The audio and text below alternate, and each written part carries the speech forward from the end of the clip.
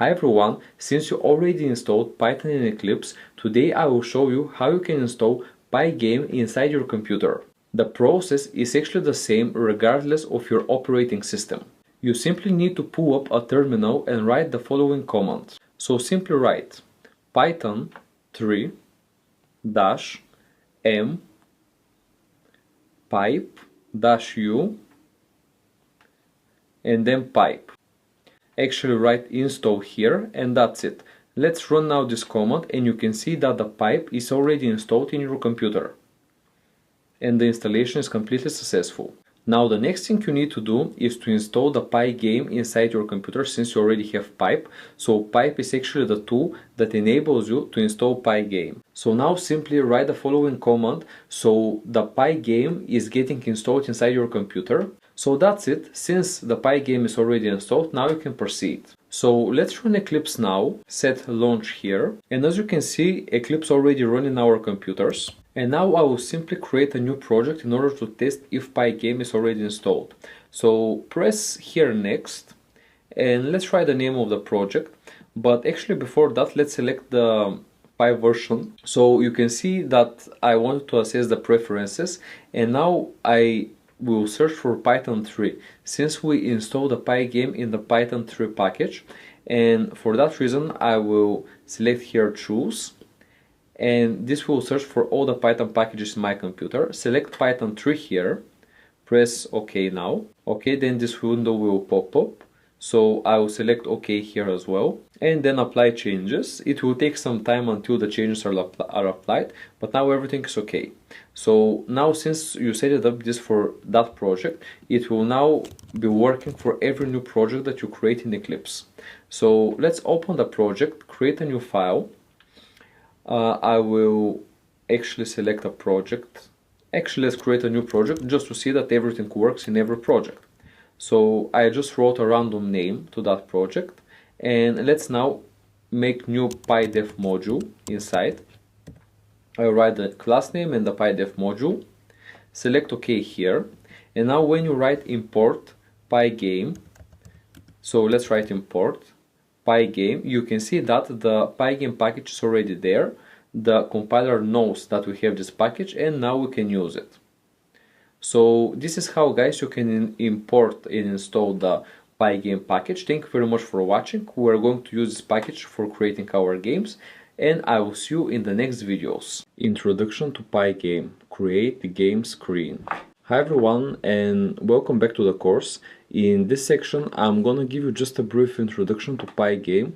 Obviously the package is not very complicated, but I thought it might be quite useful for you so you can see some of the main functions that are used within this package to create games. So let's go to the IDE and create a new project, and I will create a PyDev project and I will call the project intro.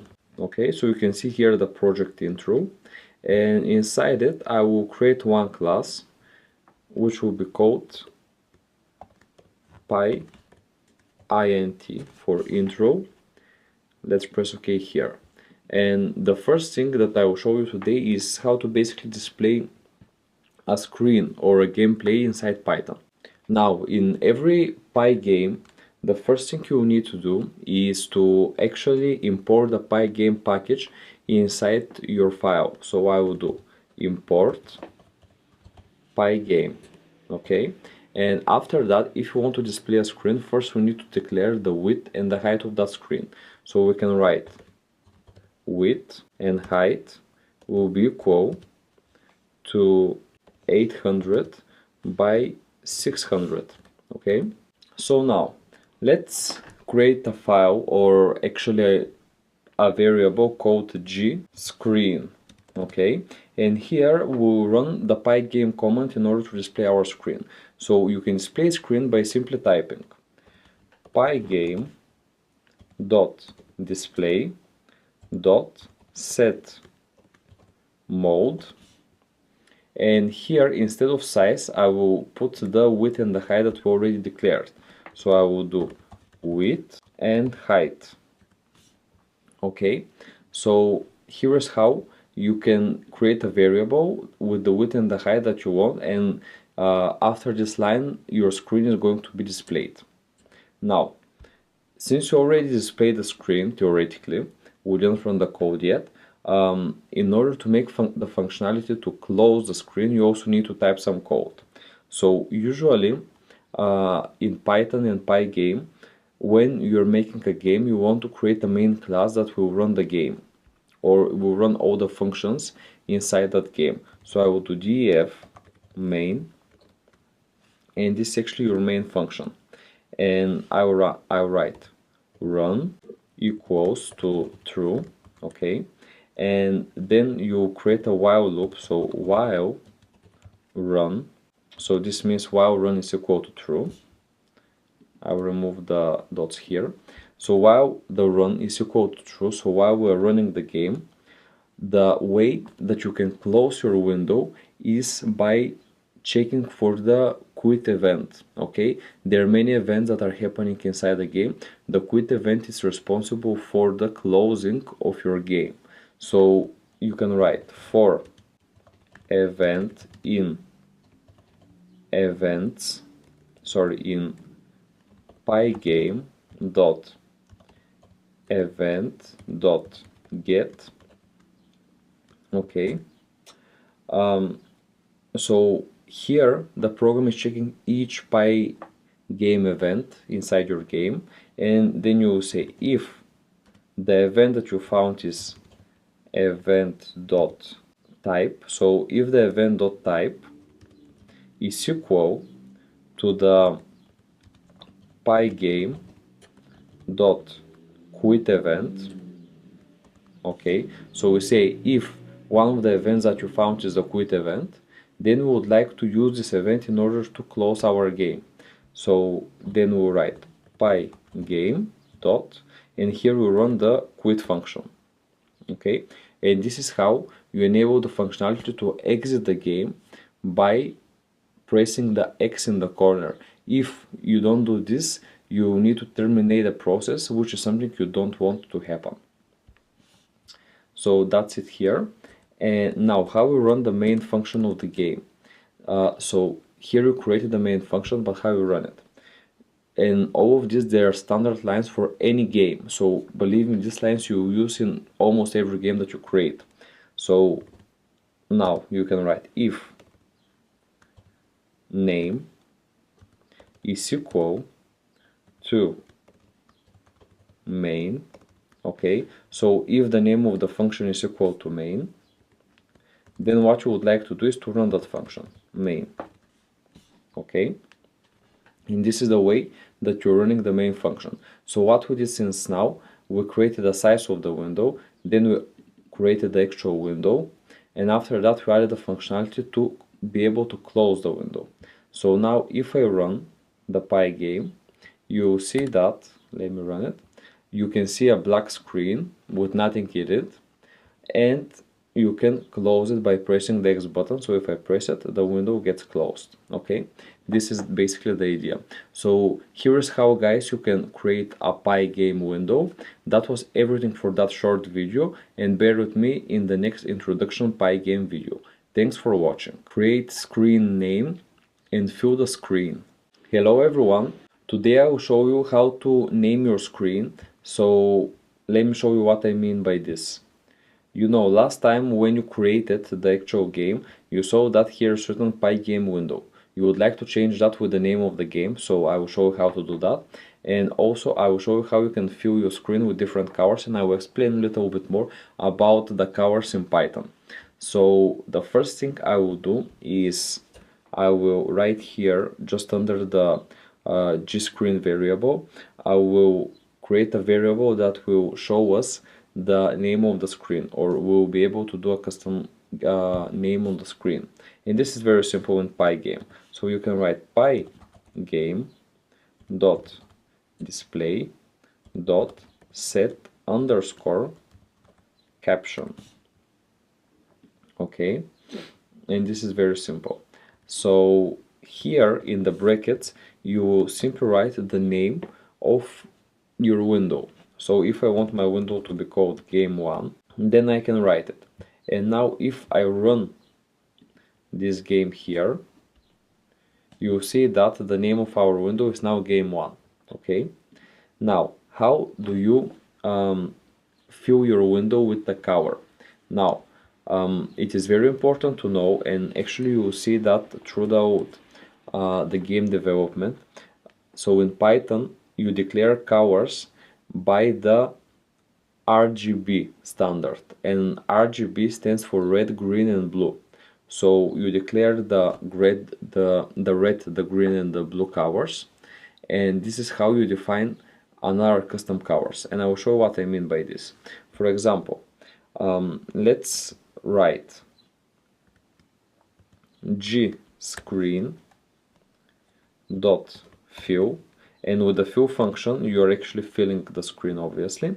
And now the fill function takes the color. So as I said, the color is RGB, and this means you need to declare the red, the green and the blue color. So I will do 255 on 255 on 255, which is the white color. You can usually put 255 or 0 here. So now if I run the game, nothing happens. But why nothing happens? Well, this is because you need to update your screen. So in Python, after you run certain lines of code, you need to write the update function in order to actually update your screen. So let's write pygame dot display dot update, and actually you don't need these things inside.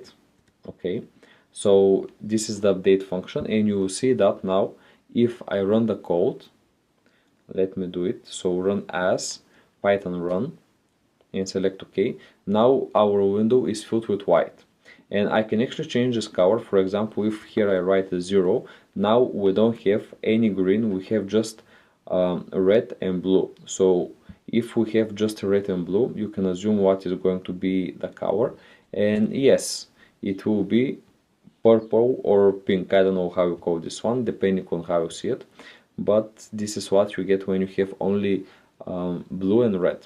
So this is how, guys, you can actually fill your window, update it and write a name on it. I hope this video was useful, and I will see you in the next one. Introduction to Pygame.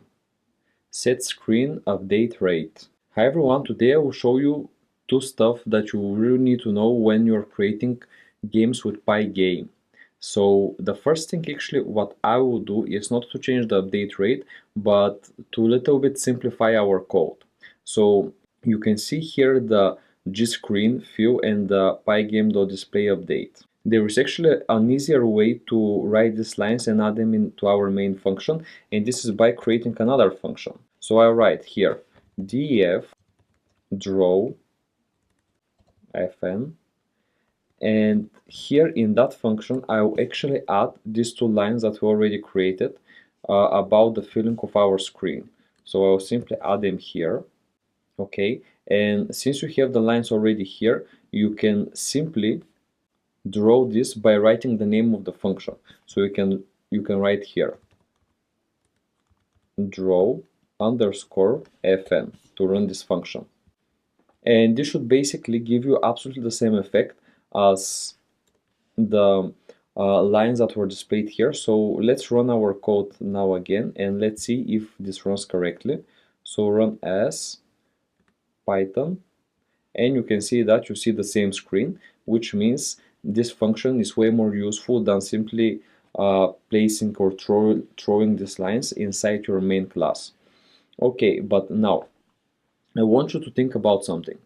Now when you create the while loop here that is displaying the game, you're actually, so the times that the game is updating depends on how many times the while loop is executing, and the times that the while loop is executing pretty much depends on your computer, on how fast is your computer. So imagine if you create a game and you distribute it to different people that have different computers. This means that on every computer the game will work differently, and definitely don't want that. So for that reason, you can define the frame rate with the clock toolkit, which is inside the Pygame toolkit. And how you do that? First of all, let's declare a variable, and this will be called FPS or frames per second, and I will make it equal to 60. So this means that our game will update with 60 frames for 1 second, okay? So now when I go here in the main loop, in order to create a clock or what is going to be ticking inside the game, you can do clock equals pygame dot time dot clock, okay? And now this is your game clock, and the next thing you need to do is to simply define how fast this clock is going to update. So I will do clock dot tick, and here inside the brackets write FPS, which is equal to 60. And this is it. This is all you need to know in order to create a clock inside your game. And when you create a clock, this means that the while loop here will be updated with 60 frames per second, no more, no less than this, which is exactly what you want. So I hope this video, guys, was useful. That was everything for today. Thank you very much for watching, and I will see you in the next video. Upload files to your game. Hello everyone. Now the last thing that I want to show you related to the Pygame is how to actually upload files, whether they are going to be pictures or music files inside your game, because this is essential part of every game, to display some pictures or playing some music. Okay, so today I will show you exactly that. Now the first thing I would like you to do is to go on web and search for a picture that you like. And in my case, I like cars, so I went to internet and I wrote cars PNG. So here is the car that I will be downloading, and I will simply take it and drag it to the desktop. So let's do that. Here's my car, and I drag it to the desktop. So you can see now I have the car here. Let's actually create a folder. Okay, so I'll create a new folder, and the folder will be called resources. Okay, very easy. Now let's drag the picture to the resources folder, and now we have a picture there, right? Now go to your folders and find some MP3 song that you really like, and also drag it to the resources folder. Here we go. So now in this folder you should have one MP3 file and one PNG file. And how you gonna display these files and play these files inside your game? Well, the first stage is very simple. Simply take the resources folder and drag it to your project. So since my project is intro, I will just drag it, and you will see that Python will automatically create a class here. So this is everything you need to do for now. And here we have our resources package. And if I open it, you see that we have the PNG file, which is this one, and this is the car, and also we're having the song. Okay, so that's it. Quite nice, isn't it? But how we're playing and displaying these files inside our game? So let's see how you can add the image inside your game. First, you will need to import the OS package as well, okay? Because this is the package that enables you to access your files. Now, let's write picture, and this will be our variable, and how we connect the picture variable to our actual picture. So as you can see, I already named the picture pic1 and the song song1 mp3, so we can little bit simplify what we're doing today.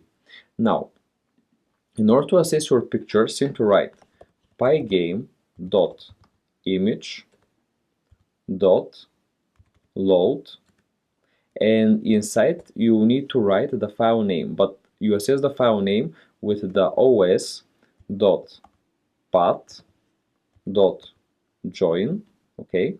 And here inside the brackets of the join you can write the folder, which is resources, and then the name of the file, which in our case is pic1.png. That's it. So here is how you access your file, and then the displaying is very easy. I will actually add this file to the game from the draw function, because we already created the functionality here and there is no point in creating it somewhere else. Now but how you display the file on your screen. So there's a function called blit, and blit is responsible for displaying a particular object to your screen. And you can write gscreen, so you first define the screen, dot blit, and inside your brackets you need to write the element and from which location you want to display it.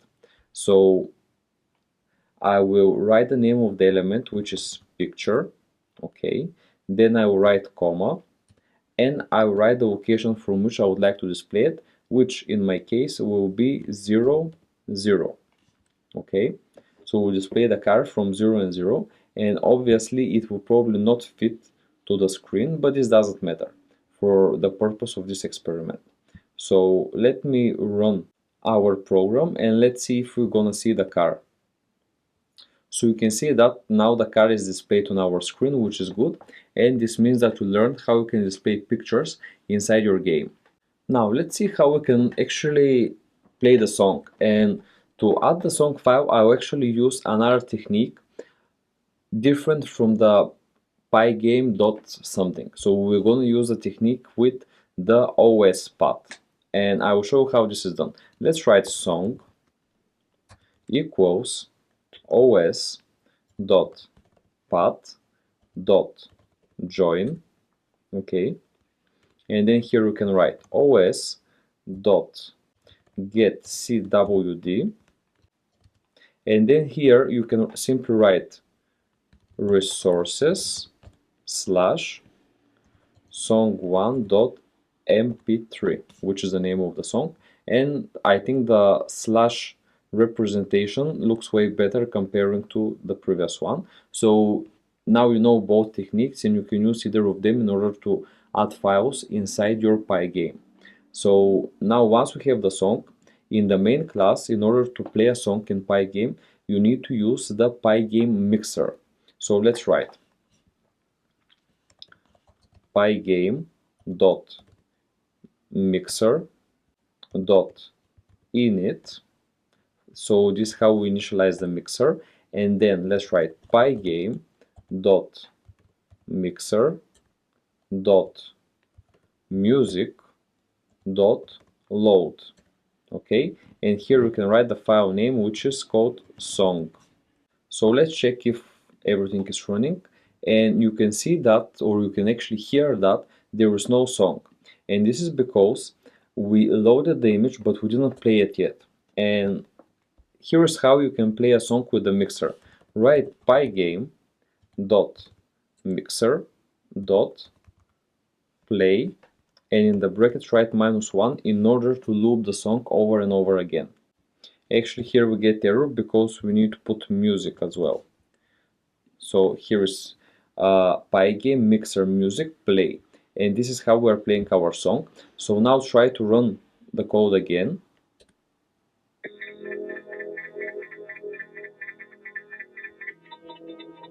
And you can see that our song is playing completely fine inside the game. So guys, this is pretty much the basics of Pygame. I hope you enjoyed this sequence of videos, and I think now you are ready to start developing your games. For now, thank you very much for watching, and I will see you in the next section. Pokemon Puzzle Game Overview and Setup. Hi everyone, welcome back to the channel. Today in this section I will show you how you can create a very interesting puzzle game that is a bit more complex than the one that you used to see. So let's run the game and I will show you what I mean by this.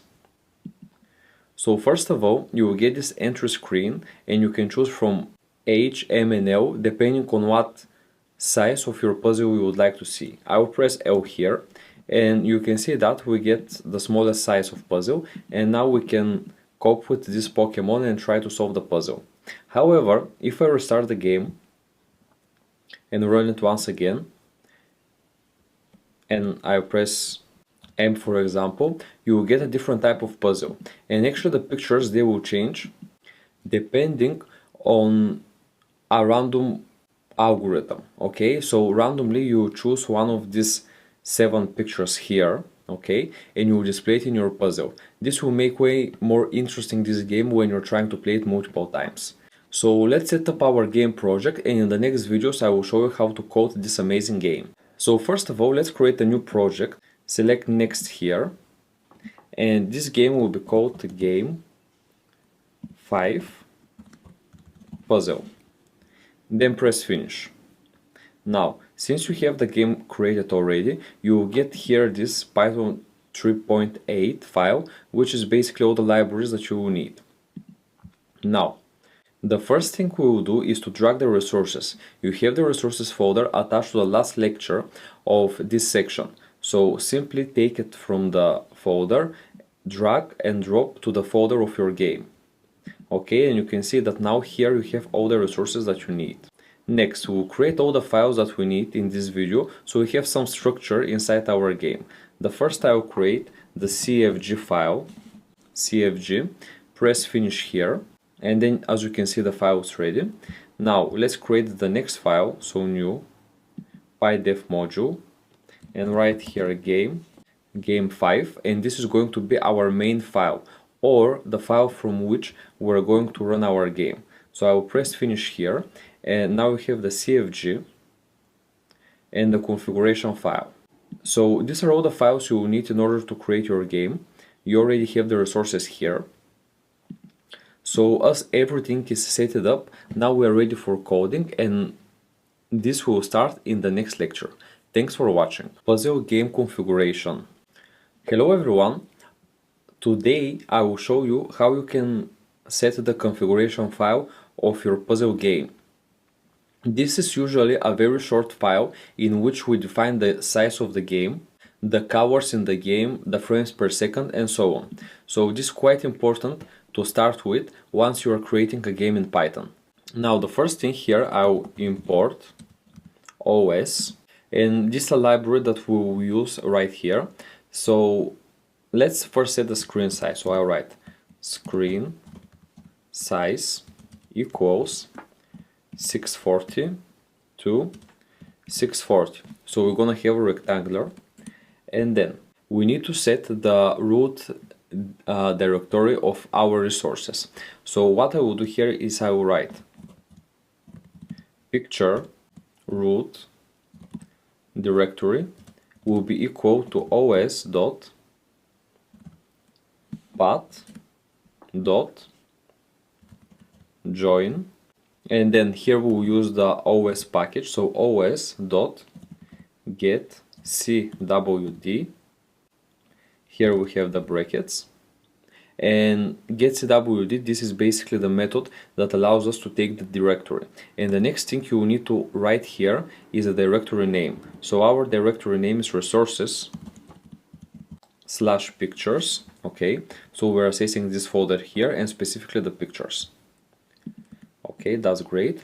And the next thing I will do is to access the fonts. So font path, and this is a local variable, so we'll assign the directory to this variable. So every time when you use the font path variable, you refer to the directory of the fonts.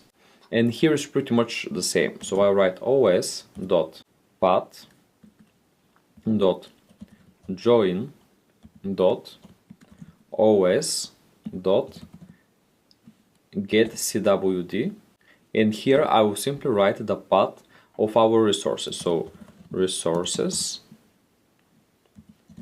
font, and let me check our font name just to be sure what it is. So here in fonts, this is our font name. If you press F2 here, you can see the name like that, and I will copy it and simply place it here. That's it. So since we're ready with the fonts and we're ready with the pictures, actually here I added an extra dot, so remove this. Let's see if the error is going to be removed. Yes, okay, so everything is fine for now. The next thing we will do is to add the colors. Now I will create a variable called background color, and this will be equal to 255 on 255. This is obviously an array or list, you can call it how you want, and you'll see how this works. So here I'll create a red color, and this will be equal to 255 0, 0. Then I will create blue, which will be equal to 0, 0, 255. And finally I will create black, which will be equal to 0, 0, and 0. That's it. And what are these numbers are? These are basically the color code of each color. So red refers to 25500, blue to 00255, and so on. You will see how this works later on when we start coding our main file. Now, then let's create the frames per second FPS, and the frames per second will be 40 for this game. And finally, we'll create a random number which will be equal to 100, and later on we are going to use this in order to refer to our pictures. So I added only 7 pictures, but you can add way more, so the player cannot expect what picture is he going to see. And for that we are going to use 100 random numbers, which means you can add to your game up to 100 pictures, which is quite amazing. So that's everything for today, guys. Thank you very much for watching. Now, after we set up the configuration file, we're going to move to the main file, but this will start in the next video. Thanks for watching. Pokemon Puzzle, move parts and end screen. Hi everyone, welcome back to the course. Today we are going to write some functions inside our main file. First of all, I want to apologize because in the last video I added the configuration code inside the main file. So this is very easy to fix. Just copy everything you wrote until now, press here Ctrl X, and simply place it inside your configuration file. So you can place it here and then press Ctrl S to save it. So now you save this. Now you have the configuration data in your CFG file, and also you have this game 5 file. So what I want you to do is to I'll close it and then reopen it. So go here to game 5, double click, and now you can start writing code inside your game 5, which is your main file. In Python, it is always better before start writing your main loop, your main game loop in your running code. It is first the most important to import all the libraries and also to write the functions that are going to drive your game. So here we're going to do few things. The first thing I will do is to write the run statement, okay, which is basically going to run your main function. So I will write if name equals to main, then run the main function. Okay, so for now we're getting error here because we need to write plenty of code in order to use this statement, and this is going to be in the bottom of our code. So forget about this for now, but it's good to have it if you want to run your game before writing the complete code. Now, the first thing we will do today is to import all the necessary libraries for our game. So I write import OS, then import sys, then import CFG, then we'll import the random numbers, and this is the way that we are going to choose from our pictures completely randomly. Then we are going to add the Pygame, of course, so we can use all the Pygame libraries and packages inside our game, which obviously simplifies the creation of the game way more. Now, since you added your packages, the next most important thing you will need to do is to write the game over function. So function in Python we define with def. So let's write is game over board and size. So this function will take as input the board and the size parameters, and once it takes these parameters we'll write assert, and here we'll run the isInstance function, and I'll write size and then int. So you will think why we run this. The first thing in this function is we want to check if the size is integer. So here in the assert statement we're checking if the size of our game is the right type. This is everything we do, and this is what you do with this isInstance function.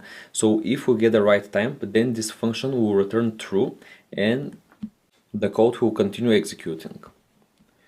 It's sometimes quite good to have these checks in order to ensure that your game will always run smoothly. Next, let's write num cells equals size multiplied by size. Okay, the ones of you who are good with math can see what is that.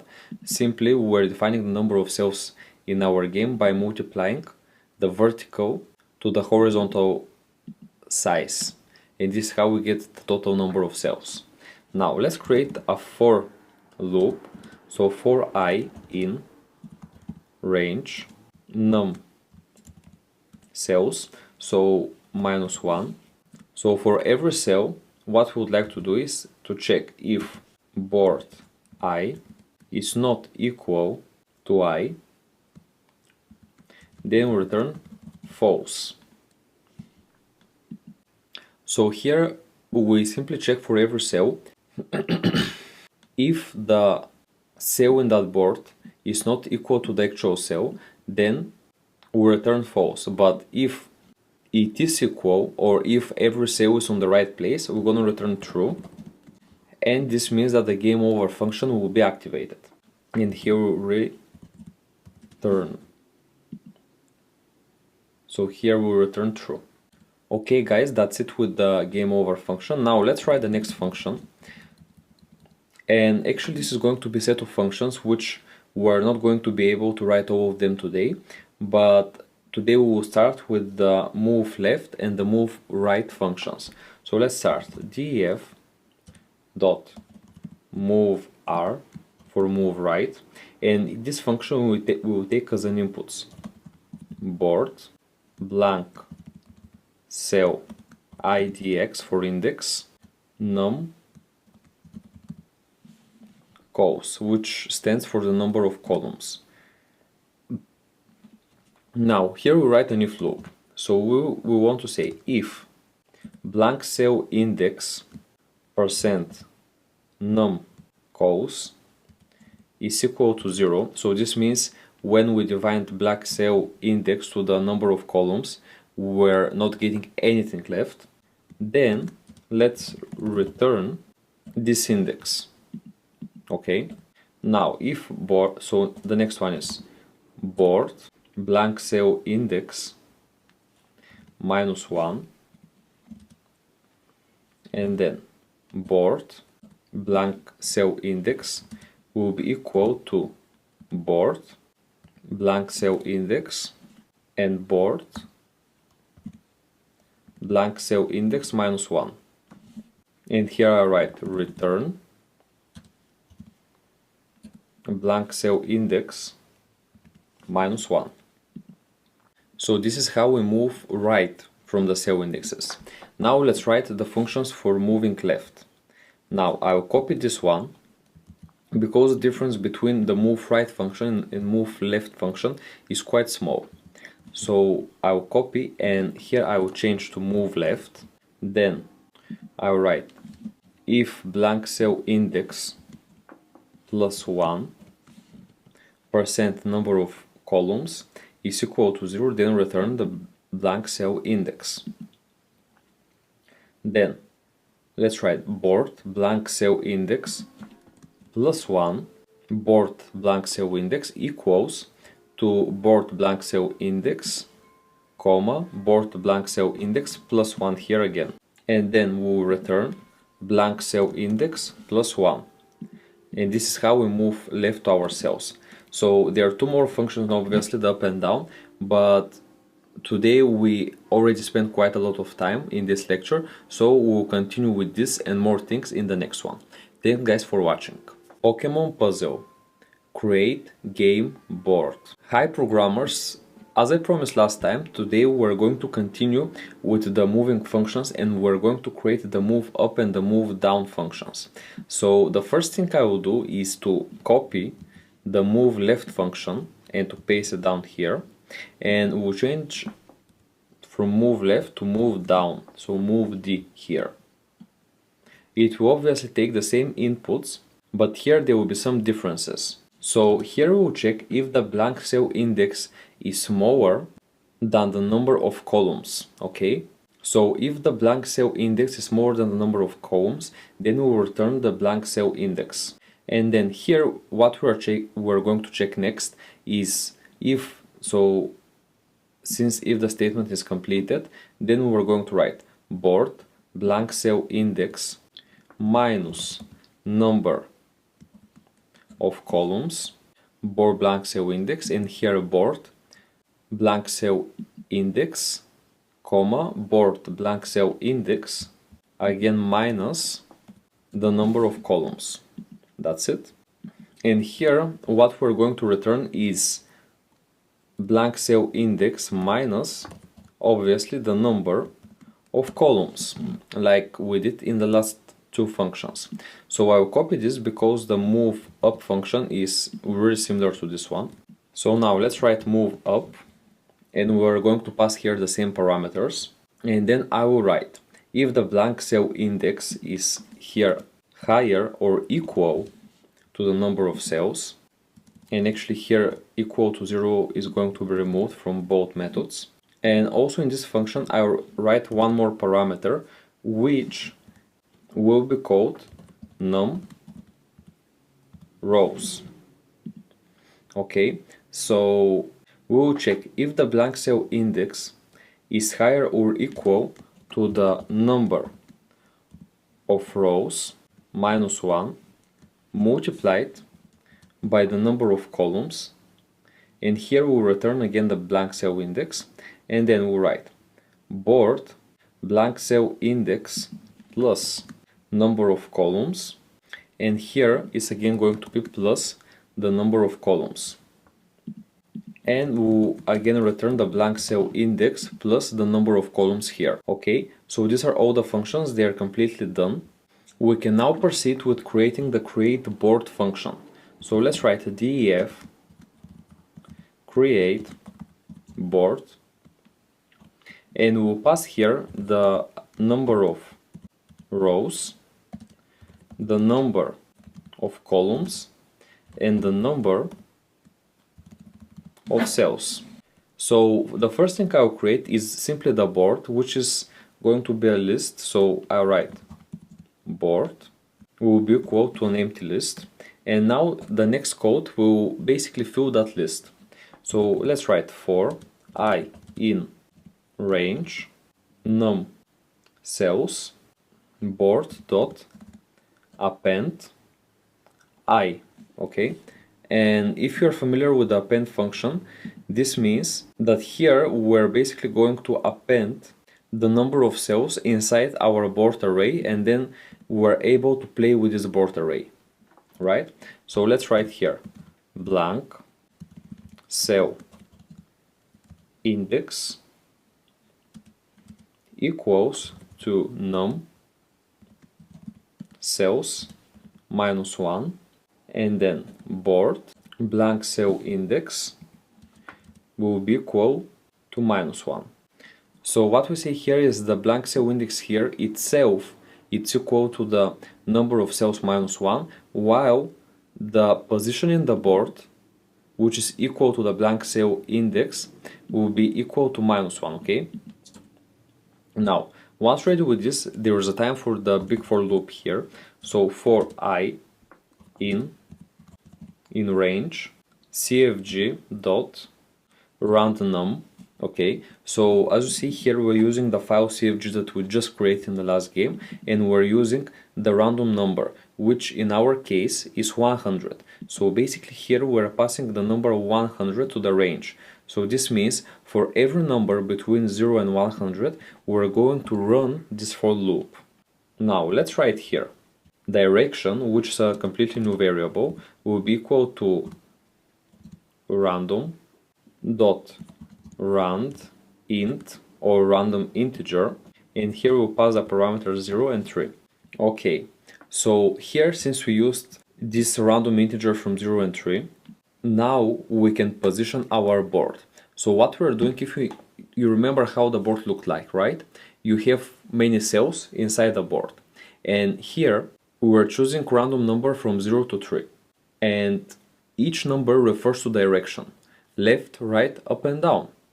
So each cell will have the option to have different coordinates on left, right, up and down. So once you launch the game and create the board, the different cells are displayed in completely random positions.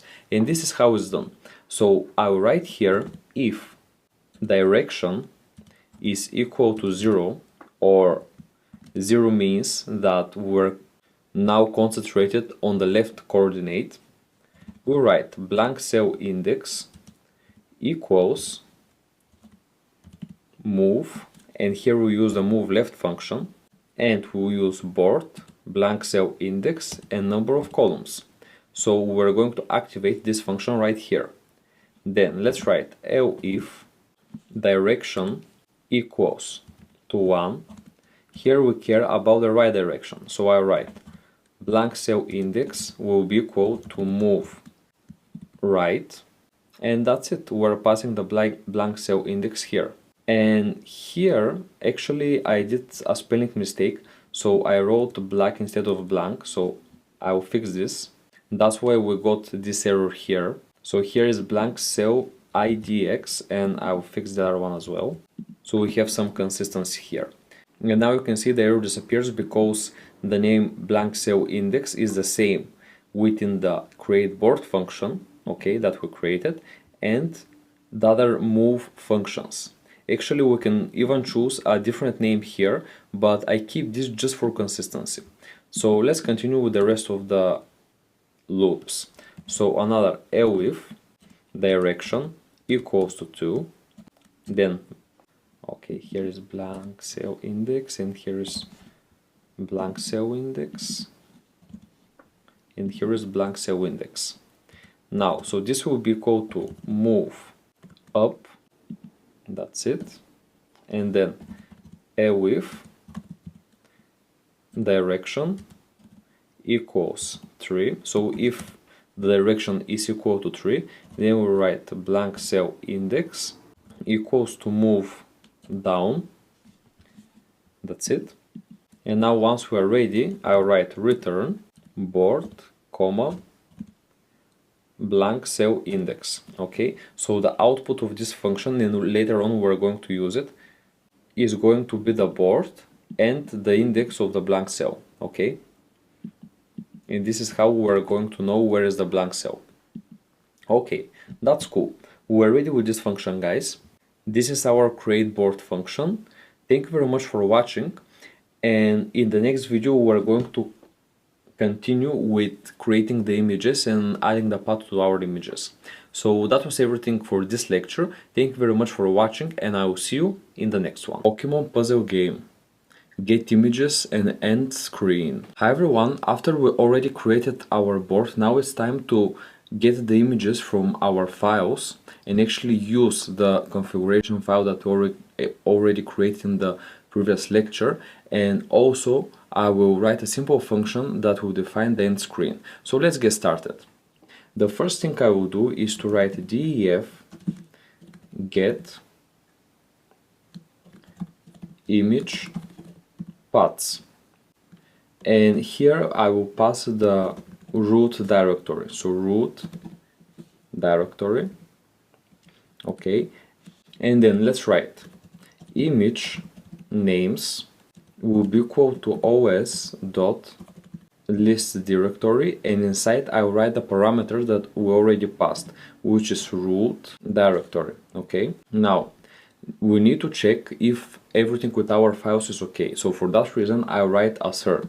So assert len image names should be higher than 0 if you want to continue with this function, and then we will return os.path.join, and here I will pass the parameters root directory, and then we'll use the random library that we already imported inside this file. So I write random.choice, and in the brackets I will write image names, the variable that we already created.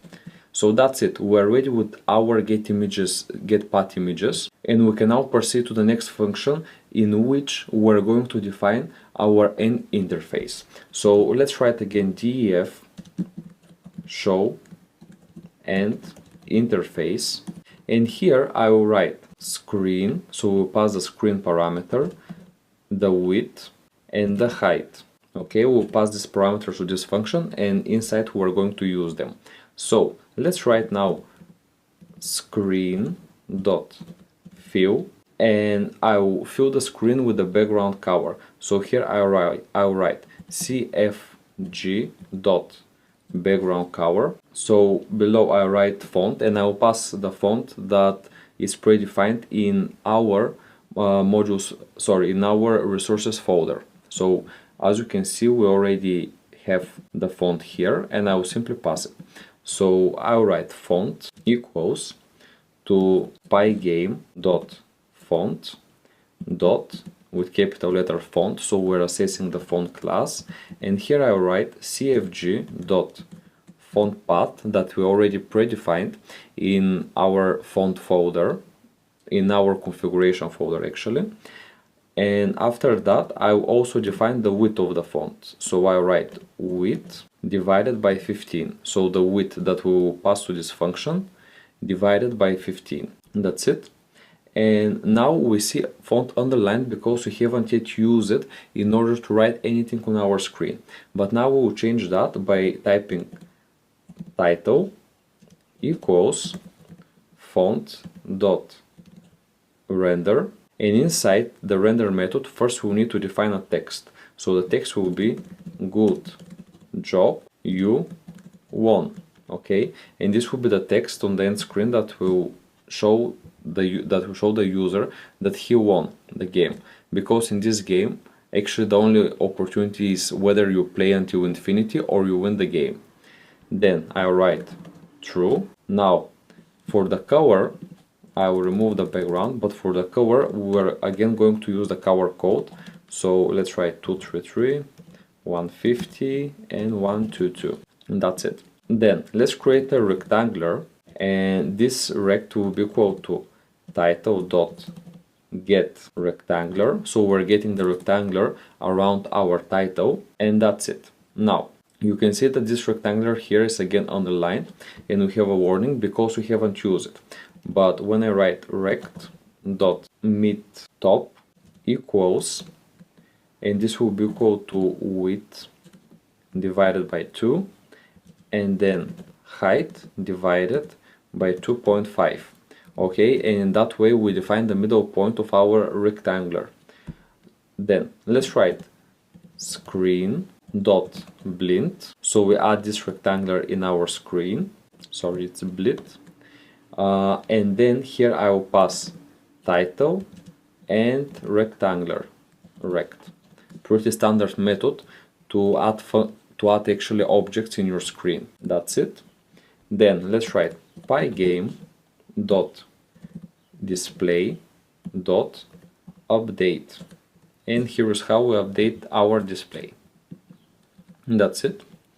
Now let's write a while loop. So while true, we would like actually to be able to quit the game from that screen.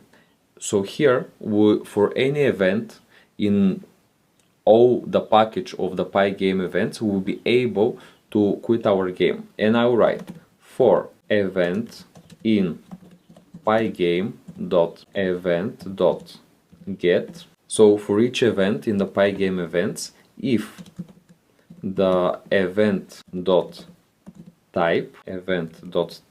is equal to pygame.quit or bracket event.type is equal to pygame.keydown and event.key equal to pygame.k underscore escape. So either we press the X button in the corner or we hold down the key down and also the escape. So in both cases we would like our game to be quitted. So in that cases pygame dot quit, and also we have to say this in the sys event. So sys dot exit, and that's it. We are ready. So here outside this for loop we'll write pygame dot display dot update, and we're ready with that function. So these were the functions, guys, that we're going to do today. The first one responsible for the images, and the second one responsible for our end screen and quit from the end screen functionality. So that was everything for this lecture, and I will see you in the next one. Pokemon puzzle initial screen setup. Hello everyone. Today we are going to create quite a long function, so for that reason it is going to be only a single one that we will basically design our initial screen. So once you run the game, this screen will automatically activate, and this is the first thing you will see from your game. So let's get started. Let's write def show start interface, and then screen width height. Then let's write screen dot fill cfg dot background color. Okay, so in the initial screen we will display the background color as well, and here t font will be equal to pygame dot font dot font, and then cfg dot font path width is going to be 4. Okay, then let's create another font. So this will be C font, and you will see how later we will use this type of fonts. So this will be equal to pygame dot font cfg dot again font path, so it is going to be the same font, but the width here will be 20, and then the title will be t font, so we use the t font here in order to create our title dot render, and here in the render method I will write the text which is going to be called puzzle, then true, and the color will be cfg dot red. Okay, so we're ready with the value for our title, and next let's write content 1 will be equal to c font dot render, and here again let's write press H M or L to choose your puzzle, then value true, and the color will be cfg dot, let's make it blue, this one, that's it.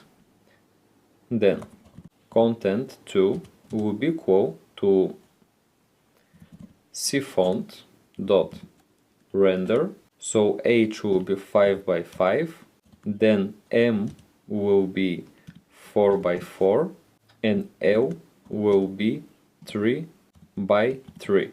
Okay, let's write here true, comma cfg dot, and this one will also be blue. Okay, we're ready with the content and with the title. So the next thing I will do is to create a rectangular. So t rect equals title dot get rect, then trect dot mid top. So here I'm trying to get the middle point on the top of this rectangular, and this will be simply equal to width divided by 2 and height divided by 10, because we would like to get on the top and get the middle of the width. Let's write it then. C rect 1 will be content 1 dot get rect, and then C rect 1 will be equal dot mid top will be equal here to width divided by 2 and height divided by 2.2, and then I will get the rectangular of the content 2. So let's write content 2 dot C rect 2 will be equal to content 2 dot get rect, and then C rect 2 dot mid top will be equal to width divided by 2 and height divided by 1.8. And here's how we get the middle points of each rectangular around our title and both contents. Now let's blend the screen. So screen dot blend title and T rect, okay. Then screen dot blend, and here will be content 1 comma C rect 1, and let's copy this and simply place it below, and here will be screen.blend content 2 and rect 2. So this is how we add the rectangulars and our contents inside our screen. But what happens if we press the keys that we propose, which means the keys H, M and L? Well, you know the answer. You start the game, right? So for that reason here I will create a while loop. So let's write while true for event in Pygame dot event dot get. So for the event we will check if event dot type is equal to Pygame dot quit, or event dot type is equal to Pygame dot key down, and event dot key is equal to Pygame dot key underscore escape. Then we would like Pygame dot quit to be run, and also Pygame sys dot exit to be run as well. So this in the case we are in the start interface, but we still for some reason want to quit the game, we have this option. And basically this while loop is absolutely the same as the show end interface while loop, right? However, here we'll add something more. So if we don't do this, so if we don't press the quit button, or we don't press the escape and key down button, there are 3 more buttons that we can press, right? We can press H, M and L button in order to start the game, and we want to define that. So we can simply write elif event dot type equal to Pygame dot key down if event dot key is equal to ORDL, then we'll return 3. Okay, and you might wonder why we use the number 3 here. Well, in every letter we're going to return a number which we will later use in order to say to the program which exact size of our screen to run. Okay, but now here in the main screen we just want to defined a separate number for each button pressed. So we have two more if statements. So if event dot key equals ord m return 4. Okay, so there is actually one more if loop. I want you to pause the video right now and try doing it yourself, and it should return 5. Okay, so try to do it. I give you exactly 30 seconds. Start right now and stop the video, take 30 seconds to write it. If you cannot, take 1 minute. If you still cannot, then put the video again and see the answer. Okay, so I hope you completed it already, but I will still write it. So it will be if event dot key equals ord, and then it's gonna be h, since we want the h letter here.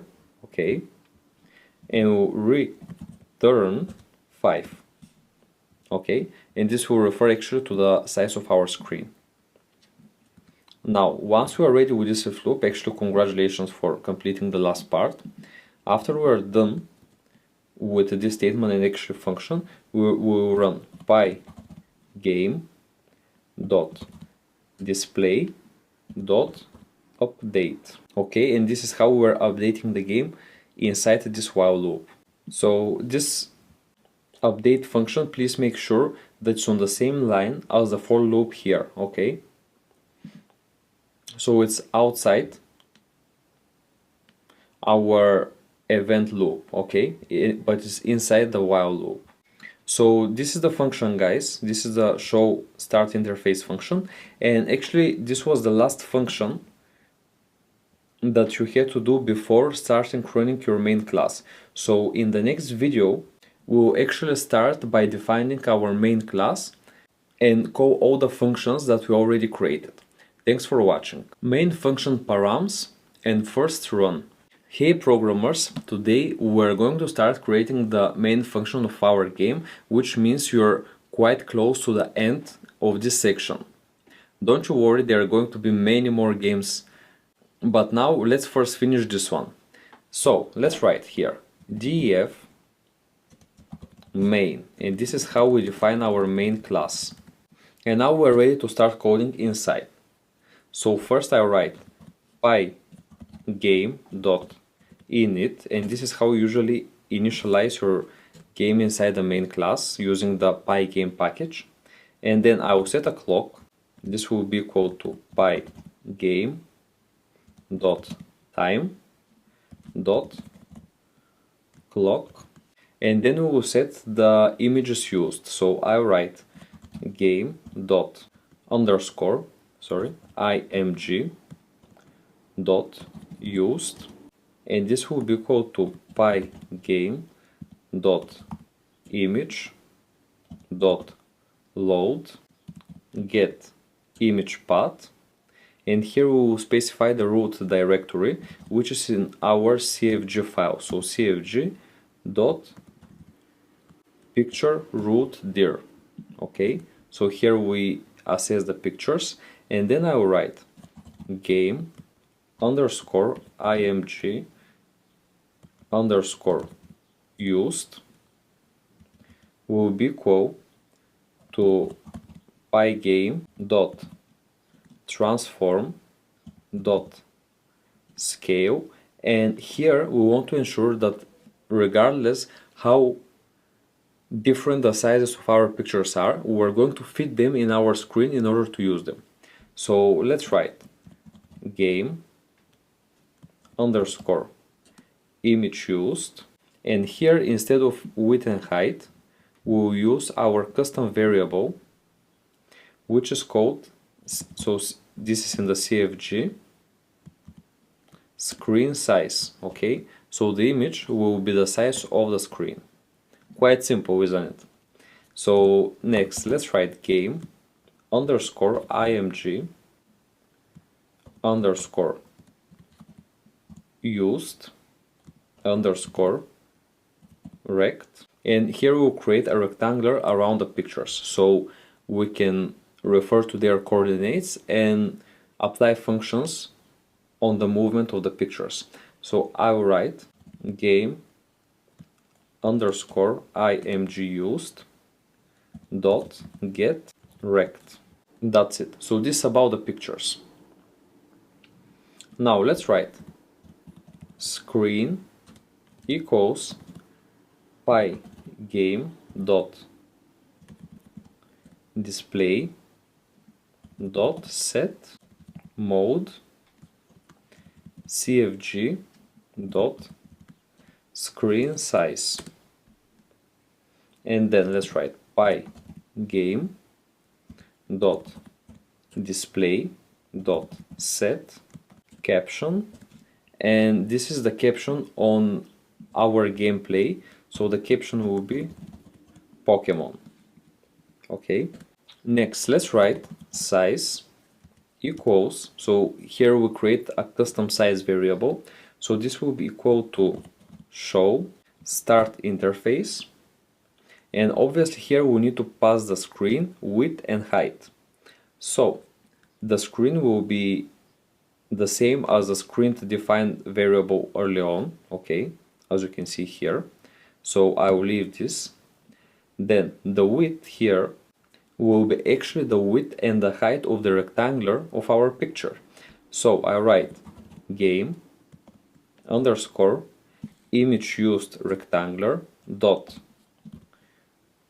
width, and then game underscore img underscore used rectangular dot height. Then we will check if the size is an integer, just in case. So I write assert is instance, and then the object will be size and the class will be int. Okay, so here we ensure that the size variable is integer, and if everything is okay, we will write num rows num columns equals size and then size. Okay, so the numbers and the columns are equal to the size variables, and obviously the number of cells, so num cells will be equal to the multiplication of the size to itself, because the number of cells is located in a square.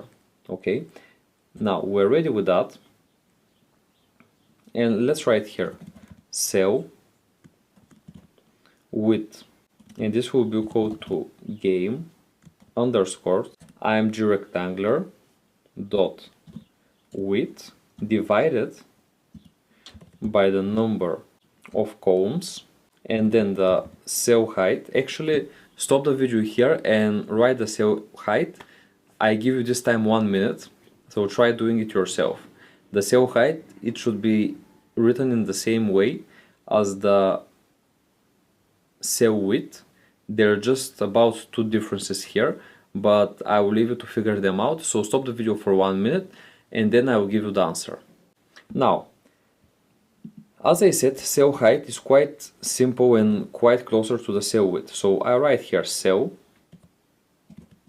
height will be equal to, again, game image rectangular, but here is dot height, and we're going to divide it by the number of rows, okay, that we predefined here.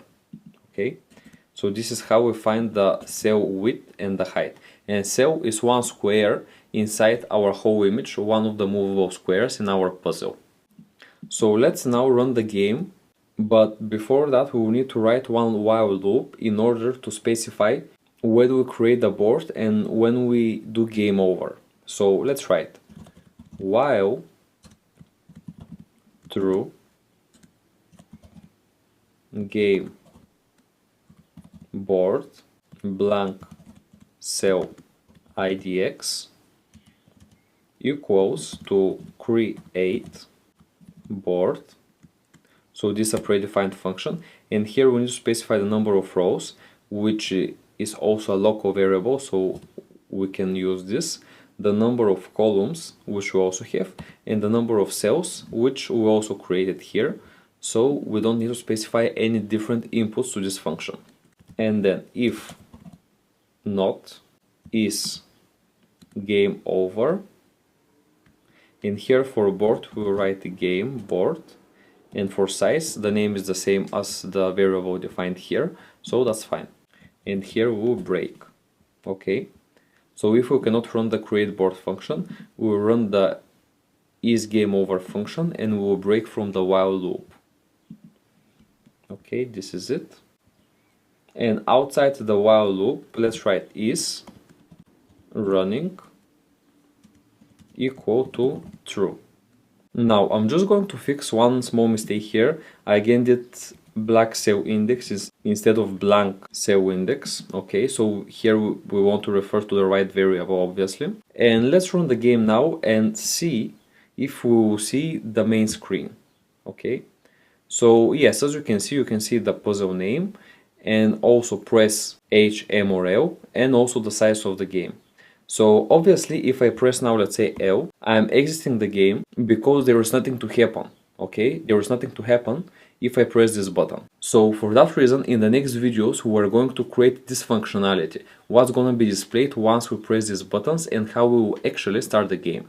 Thanks for watching. Pokemon Puzzle, mouse and keyboard controls. Hi everyone, today we are going to define what will happen once we select the mouse controls and the keyboard controls in our game.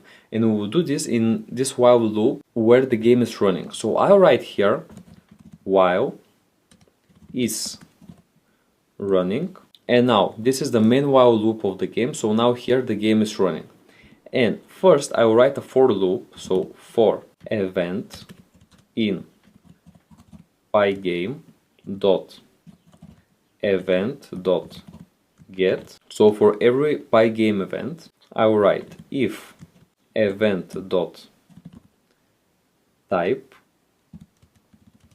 equals Pygame dot quit or event dot type equals Pygame dot key down and event dot key equals Pygame dot key escape. Okay, so again, as you can see, we are writing this statement for if we quit the game. We want to be able to quit at every stage on our code. So I write here Pygame dot quit and also sys dot exit. That's it. So once we define this, now it's time to define what is happening for the keys pressed on the keyboard. Now let's write L if event dot type equals Pygame dot key down. So for every pressed key, okay, we would like to check first if we pressed certain key. So if event dot key equals Pygame dot key left or event dot key equals ORD A. So if we either press the left key or the A key on our keyboard, what we would like to happen? Well, we would like blank cell index to be equal to obviously move left function, and to this function we will pass game board, blank cell index and number of columns, and this is how we are going to move left. Now let's write with event dot key equals Pygame dot k underscore right or event dot key equals to ORD D Okay, so either we press the right arrow or the D button, we would like to happen the following. Blank cell index to be equal to move R function, and here we will pass game underscore board, blank cell index and number of columns. That's right. Now let's write elif event dot key equals pygame dot k up or event dot key equals ord, and in the brackets I write w. So if we press either of these keys, we would like blank cell index to be equal to move up function, and here we will pass game board, blank cell index, number of rows and number of columns.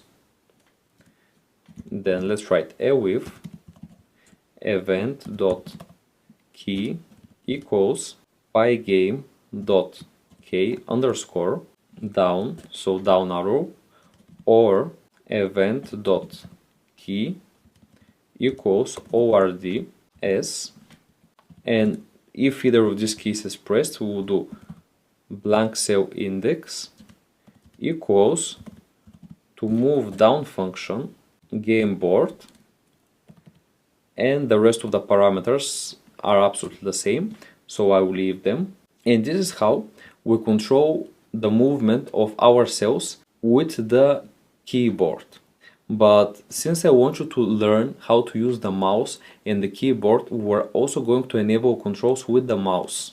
So inside this for loop, I write another elif statement. So now we have if statement for quitting the game, we have if statement for using the keyboard for controlling the game, and now we'll create another elif for using the mouse to control the game. So I write event dot type equals pygame dot mouse button down, so if you press the mouse button, and event dot button equals to 1. Now let's write here x y will be equal to pygame dot mouse dot get position, and here is how we get the position of the mouse, so we know on which place we have clicked. Very important. Now x pos will be equal to x divided by the cell width, and the y position will be equal to y divided by the cell underscore width. Sorry, here is height. That's it. And now let's create the index variable here. So idx will be equal to x pos plus y pos multiplied by the number of columns, and then we will say if idx is equal to blank cell index minus 1, then blank cell index will be equal to the move right function. Okay, and here we will pass the game board. Okay, and after that is quite similar. So I write elif idx.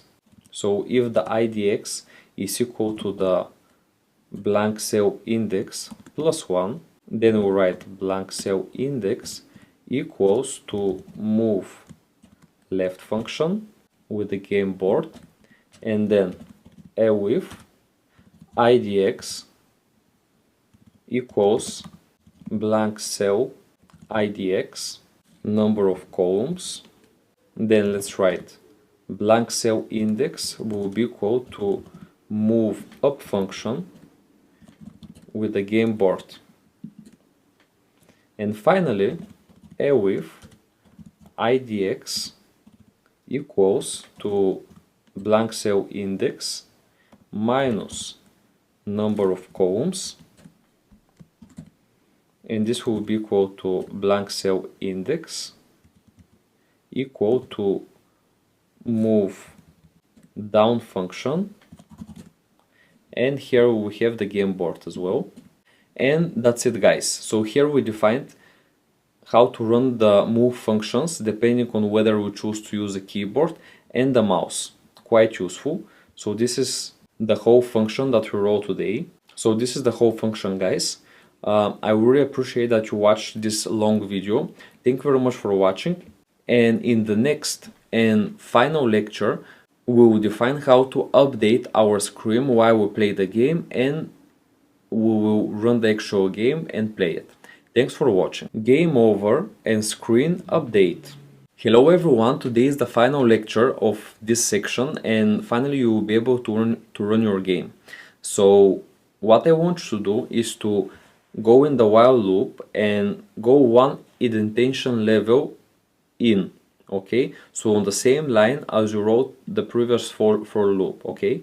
And the first thing I will do, so right here, you know in Python it's quite important to follow the indentation levels, but anyways, the first thing I will do is to determine if the game is over or not. So let's write here if is game over, game board and size. We will do game underscore board blank cell index will be equal to num cells minus 1, and also is running function now will be equal to false. And that's it. So now once we defined what happens if the game is over, let's define what happens when our screen is updated. So I write here screen dot fill cfg dot background color. Okay, so now we set the background color, and I'll write for I in range, and the range will be the number of cells obviously, and I will check if game board at position I is equal to -1, then continue. So continue means that the loop will start execute from the beginning.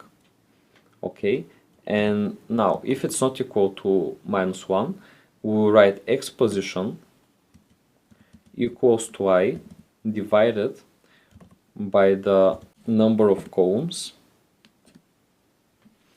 and y position will be equal to I number of columns. So when we divide I to number of columns, if there is some number left, to this we're going to assign the y position. Now let's create a rectangular. So rect will be equal to pygame dot rectangular, and here we use the y position multiplied by the cell width, then x position multiplied by the cell height and then cell width and cell height. So if you don't know what a rectangular function is doing, it's basically creating rectangular from the coordinates, which are these ones, okay, and from the width and the height, okay. It takes two coordinates and then create a rectangular with certain width and height on our gameplay. And obviously here we're going to create multiple rectangulars in our for loop, okay. For every cell we will create a rectangular. Now let's write img area equals to pygame dot rectangular game board at position I, then %,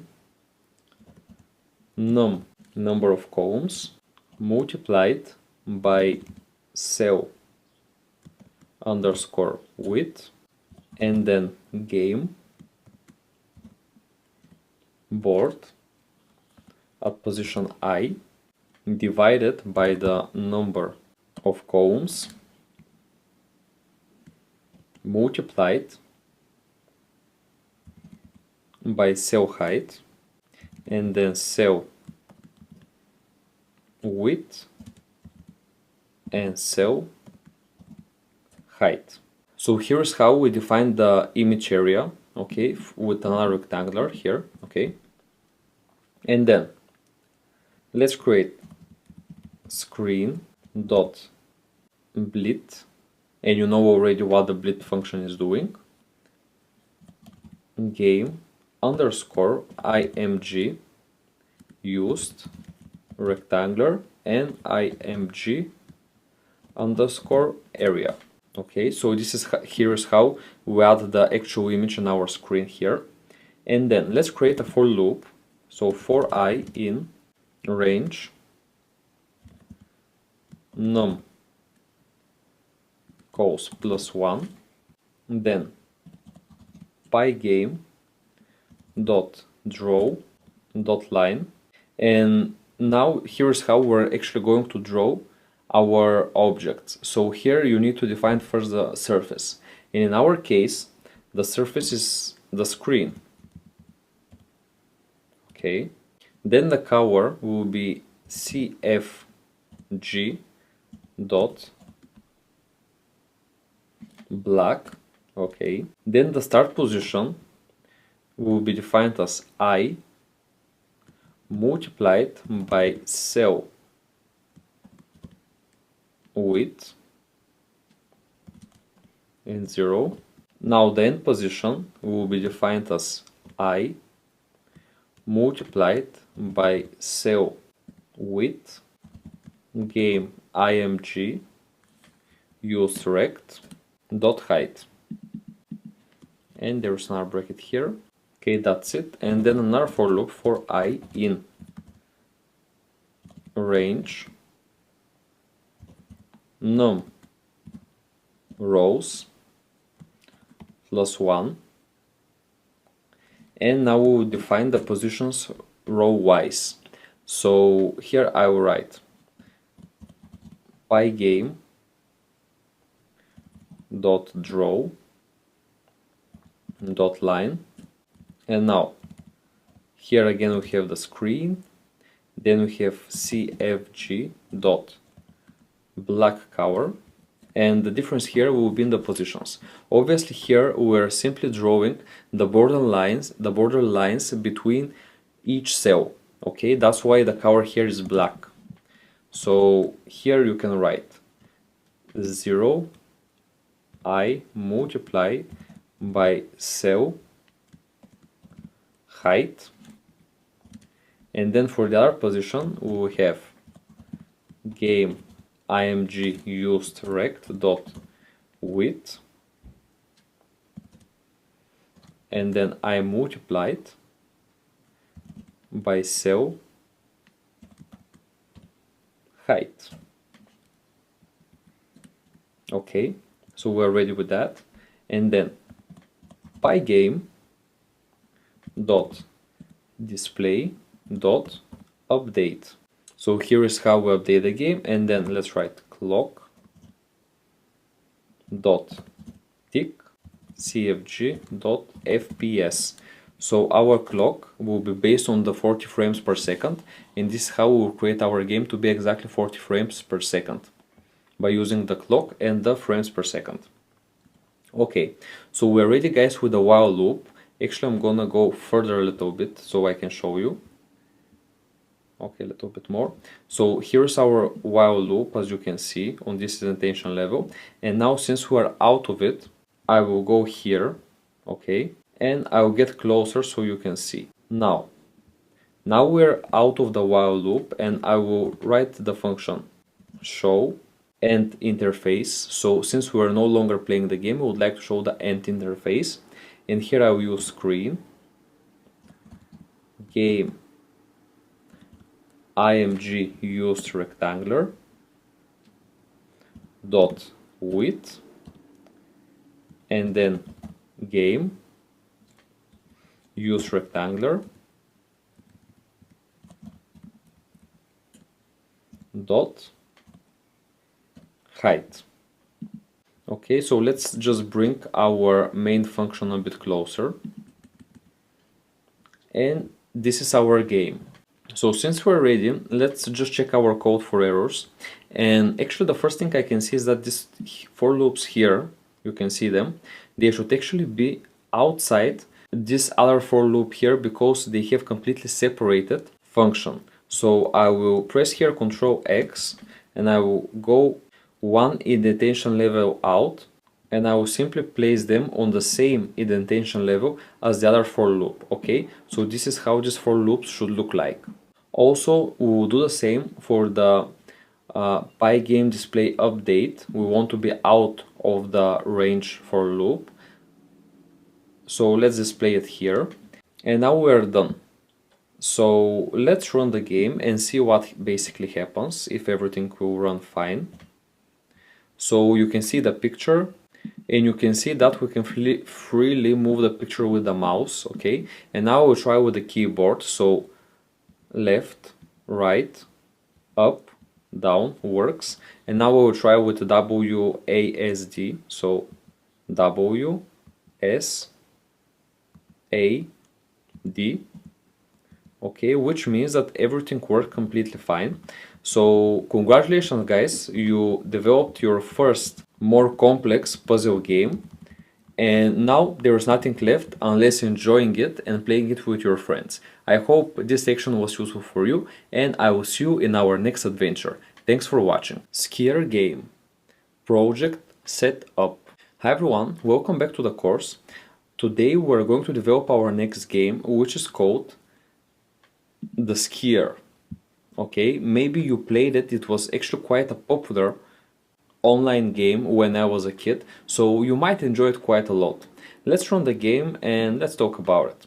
So here you press any key to start, and you can see that you have the skier, you have trees that you need to go around, and you need to take the flags. You have a few options of how fast you want to be and what turn you want to take. So you can take a sharp turn like this, or you can take a soft turn like this. Okay, and also you have score, so the score increases once you get the flags, and also you can see that your speed increases or reduces depending on whether you take a turn or not. Okay, so this is the game. Also there is a music, I don't know if you can hear it because I plugged my microphone to my laptop, but in any case you will be able to play music while playing the game, and I will show you how. So said this, let's build our game right now. So the first thing you will need to do is to access the last lecture to this section and take the resources folder. Okay, this is the one. So let's create a new project, PyDev project, and the project name will be game6 underscore skier. So press finish here, and you can see that now your project has been created here. Okay, so once you have your project, let's first set up all the resources and files that we're going to modify. So the first thing, I will take the resources and drag them into game6. Okay, so now you can see that in game6 skier we have our resources there, which is quite good. And then once we have the resources, let's create two files there. So new PyDev module, we don't want a pack, and I'll create this as game6. Okay, so this is going to be our main file, and also I will create one configuration file with which we will extract our files. So here on name, write CFG, hit OK once again, and now you have your configuration files, which is quite good. Now, since you set up your game, we are ready with that introductory video, and I will see you in the next section where you will start updating your configuration file. Thank you very much for watching. Skier game configuration. Hi guys, as I promised in the last video, today we are going to update the configuration file and basically set up the way we extract files and the screen size and the frames per second. So let's import first in the configuration file. You can see here, import OS, and once ready, let's write FPS or frames per second. They will be equal to 40. Then we'll set the screen size to be equal to 640 on 640 or squared, and then we'll set the images for the skier which are in our resources folder. So I write skier image paths, and this will be equal to a dictionary, okay? And every image will have its associated element. So let's write os dot path. Actually, I'll put this bracket below to remove the distraction. So os dot path dot join, then os dot get cwd, then the brackets, and here you need to specify the path of your image. So this will be in resources slash images slash skier. Actually, I will directly copy the image because I want to be sure that the name is correct. So it's gonna be skier forward, this one. So I will press F2 and I will copy the whole image with the PNG format, and I will place it here. Okay, so you can see forward, skier forward PNG. Okay, then press comma, and let's add the next file. So actually I will copy this and paste it so we don't lose any time. So I'll copy this and place it below, and we will have 6 images, so I will place it on 6 times, and the only thing you will need to change here is the type of image that you are selecting. So the second file will be skier right 1. Okay, so hit F2, copy skier right 1, and simply place it here. Okay, then the next one will be skier right 2. So select the skier right 2 and place it right here. Then we will do the same but with the skier left. So go to skier left 2 and select F2 here. Copy the file and again place it just below the skier right 2.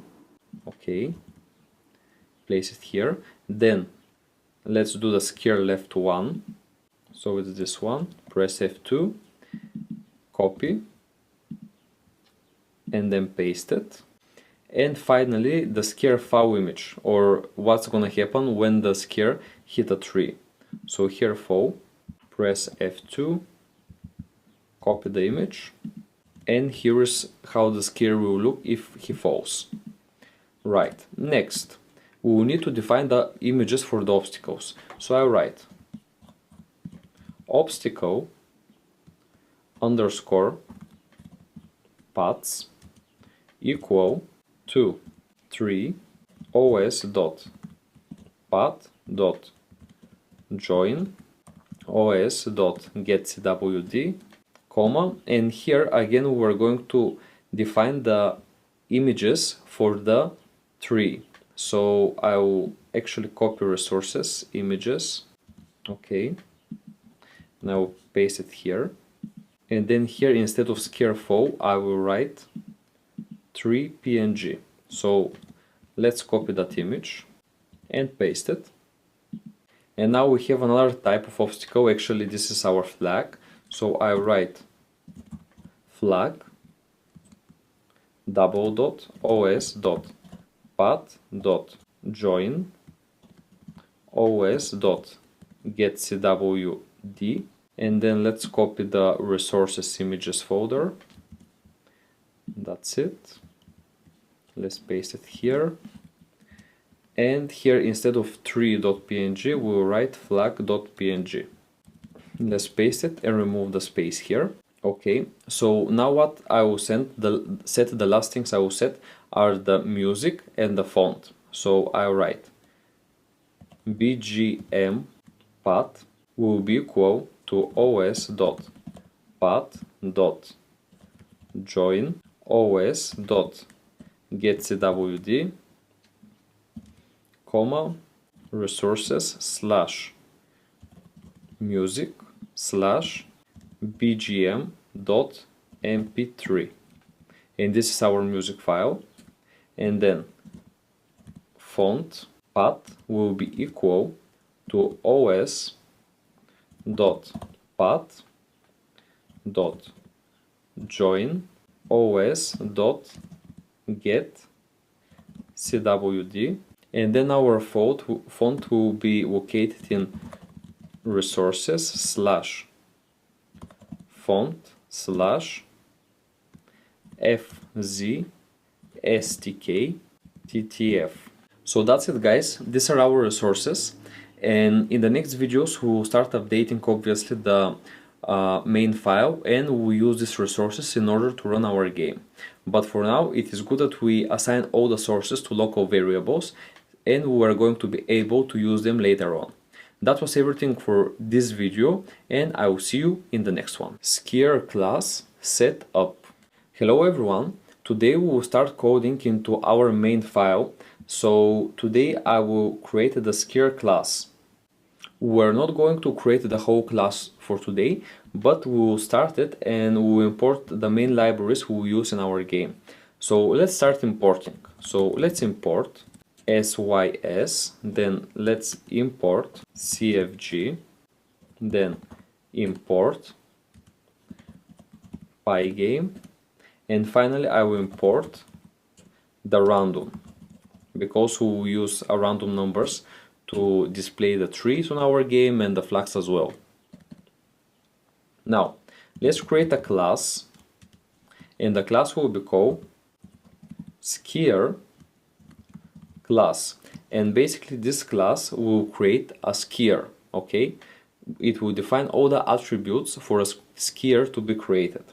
So I write Pygame dot sprite,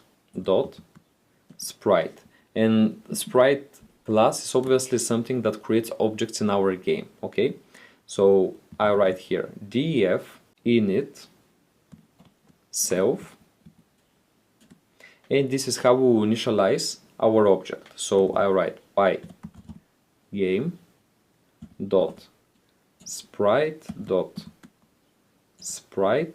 init self, and here's a dot. That's it. Now let's define some skier attributes.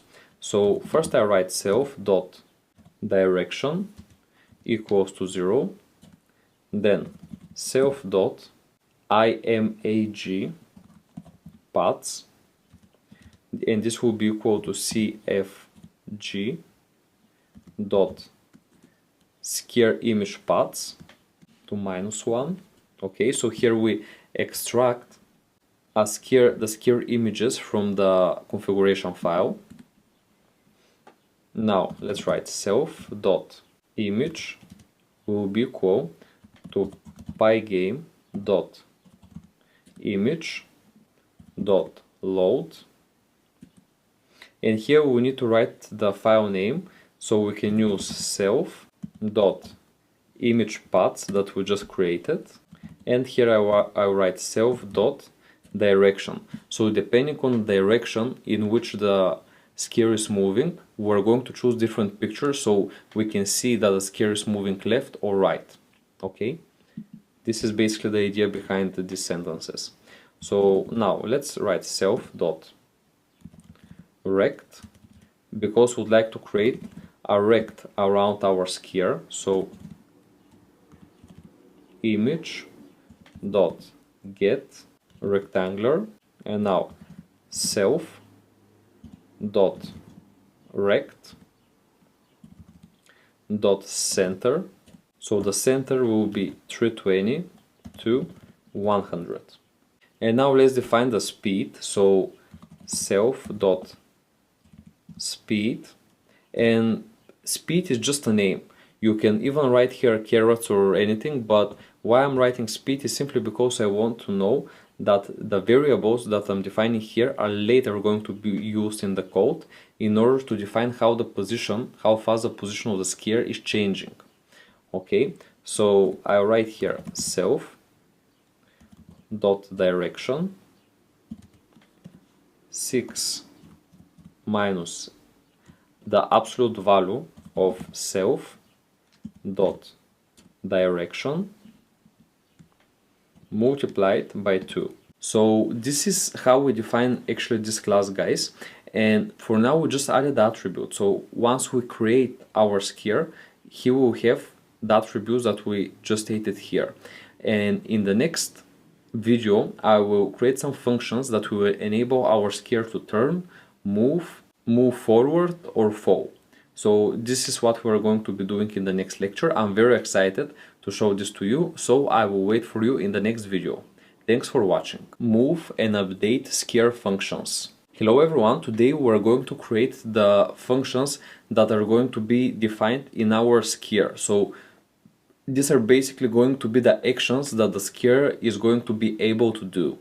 So let's first create a new function here, def turn, and we'll pass here the parameters self and num. Now we'll set self dot direction plus equals the num, and then self dot direction will be first equal to the maximum of the -2 and self dot direction, and then self dot direction will be equal to the minimum of 2 and self dot direction. Okay, here I just need to change the bracket to this one. Okay, we're done here, and then let's create a center variable. So center will be equal to self dot rect dot center, and then self dot image, and here write pygame dot image dot load, and we would like to load the image depending on the position of our skier. So I write self dot direction, self dot image paths, and inside we will choose self dot direction. So images, they will change depending on the direction of the skier. Now let's write self dot rect equals self dot image dot get rectangular. Okay, and then let's write self dot rect dot center will be equal to the predefined center that we did earlier on, so center. Okay, and now we'll not get this wording anymore here because we just used this variable. Okay, so you see that now it's removed, and we're done with that. So then let's write self dot speed equals self dot direction, comma 6 minus abs. So again we take here the absolute value of self dot direction multiplied by 2.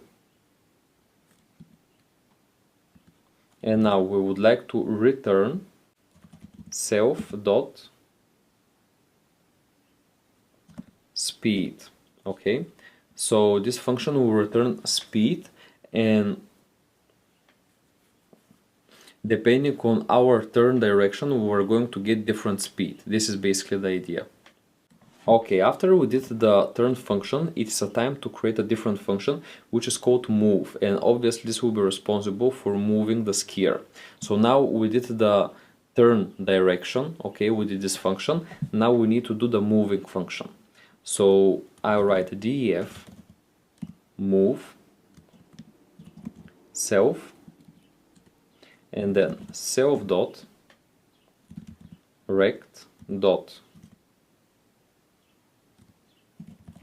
center x will be equal to self dot speed 0, and then self dot rect dot center x, and here this will be equal to either the maximum, so okay, we have max, and here let's write the maximum of 20, or self dot rect dot center x, and then let's do a similar thing, so self rect dot center x will be equal to min of 620, which is actually the border of our screen. So what we define here is actually we don't allow our skier to move out of our window.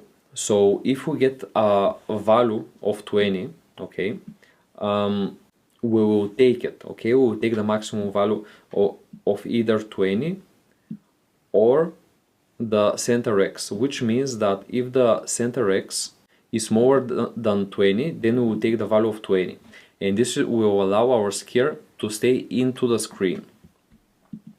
And the same accounts for the minimum function. We're gonna take the minimum of 620 or self dot rectangular dot center x. This is basically the idea behind all of these functions with the min and the max values, and we'll keep using them in other functions as well. So we're ready with the move function, and now let's set the image of falling, or when we hit the tree we would like to display another image that our character is falling. So we will set this here. I'll write def set fall, then self, and here I write self dot image equals pygame dot image dot load, and here we will load the image, but instead of file name I will use the cfg file, so cfg dot skier image paths -1. That's it. And here is how we define the set fall. And now the last function we will do is to set forward, and we're done for today. So I will do def set forward self, and then self dot image equals to pygame dot image dot load, and again here instead of file name I will write self dot image paths self dot direction, okay. And obviously for the set forward we also need to choose different picture depending on the case, and for that reason we're defining the pictures in that way, okay, so they are dynamic. But actually before that I would like to set the self dot direction to be equal to 0, so this is our starting point, okay. Now what I noticed is that all the functions we wrote since the turn function, okay, so all the functions we wrote, they need to be on a same indentation level as the init function. And that's not a problem, it's not too much work. We can simply scan the function. So you can do this very simply in Python. Now, select all the functions that we just wrote, okay, these are those, and then select Shift and hit Tab. And you can see that indentation level of all the functions has been changed, and now they are on the same indentation level as our initialization function, okay? Also, put here E because I did IMAG, so here it should be E. Yes, so here is image paths. Here will be image paths as well. You can either change it or not. It just should be everywhere written in the same way, the image paths, okay? So here we have image paths, here and here, it should be all the same. So this is the whole function completed, guys. And now since you're ready with the class skier class, you can continue with the next functions, and we're going to write them tomorrow. So what I will create next is the obstacle class, and we're going to create info in the next video. But that's enough for today. Thank you very much for watching, and I will see you in the next video. Skier game. Create and display obstacles. Hi guys, welcome back to the course. Since in the last game we created the skier class, or the class with which we are going to create skier in our game, now it's time to create the class with which we are going to create obstacles in the same game. Set this, let's move to the IDE and now start creating the obstacle class.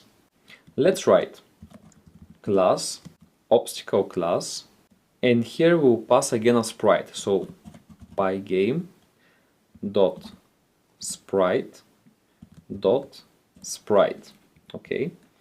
And then the first thing, obviously, as we did the last time, will be to define the initialization of our obstacles. So I will do here def init self comma img dot path location and attribute. So this is what we will pass to our initialization. So we would like our obstacle to have image path, location and attribute. Now let's write pygame dot sprite dot init self. Great. So now let's write self dot img path will be equal to img underscore path, then self dot image will be equal to pygame dot image dot load self dot img path. That's it. And then let's write self dot location equals location, then self dot rect equals self dot image dot get rect, and self dot rect dot center will be equal to self dot image, self dot location actually. Okay, so the center of our rectangle will be equal to self dot location, and then let's write self dot attribute will be equal obviously to attribute. Okay, so you can see that now this green underlining under the attribute keyword is no longer there, which is quite good. And finally I write self dot past equals false. So this will be the initialization, but once we pass our obstacle we will obviously change the self pass to true.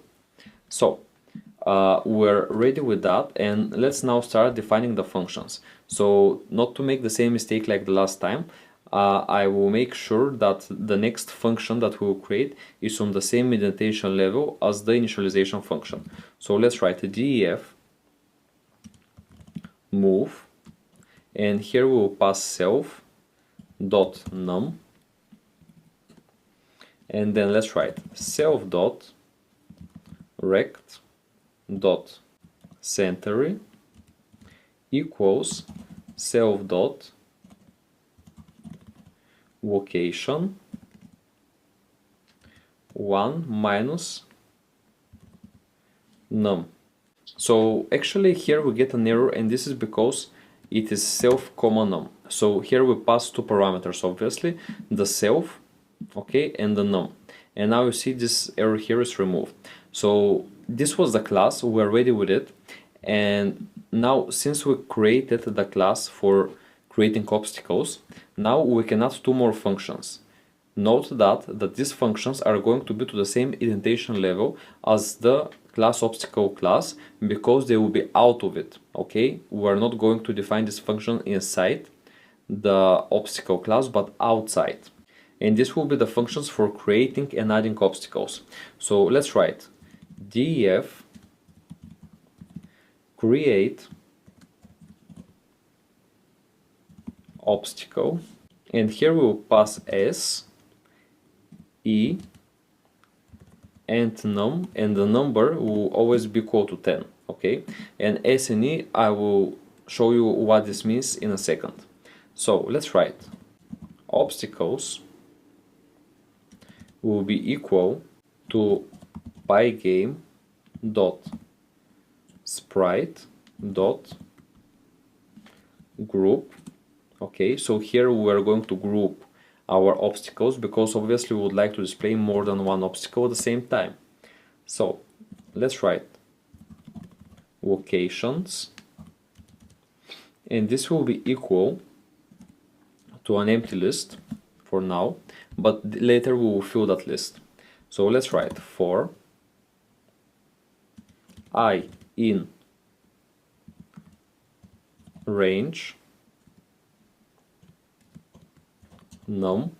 So the number here, it refers to the number of obstacles that will display on the screen at the same time. So if you change this number, you can simplify the game or make it more complex by adding or removing obstacles. Now, so in that range, we will write row equal random dot rand integer s and e, or these are the parameters that we're going to pass, okay? So s and e, they are going to be parameters that have certain values, and later on when we run the function, we'll add these parameters. So we're going to make them dependent on another game function, and then depending on that, we'll add them in order to display the number of rows here. That's it. Then the columns will be equal to random dot rand int, and then 0 and 9, okay? So here is how we create random rows and columns. And then let's do the location. So location will be equal to column multiplied by 64 plus 20, comma, row multiplied by 64 plus 20. Okay, so this will be our location. And then, since we already defined the row, the columns, and the location for our obstacles, let's now write an if statement. So if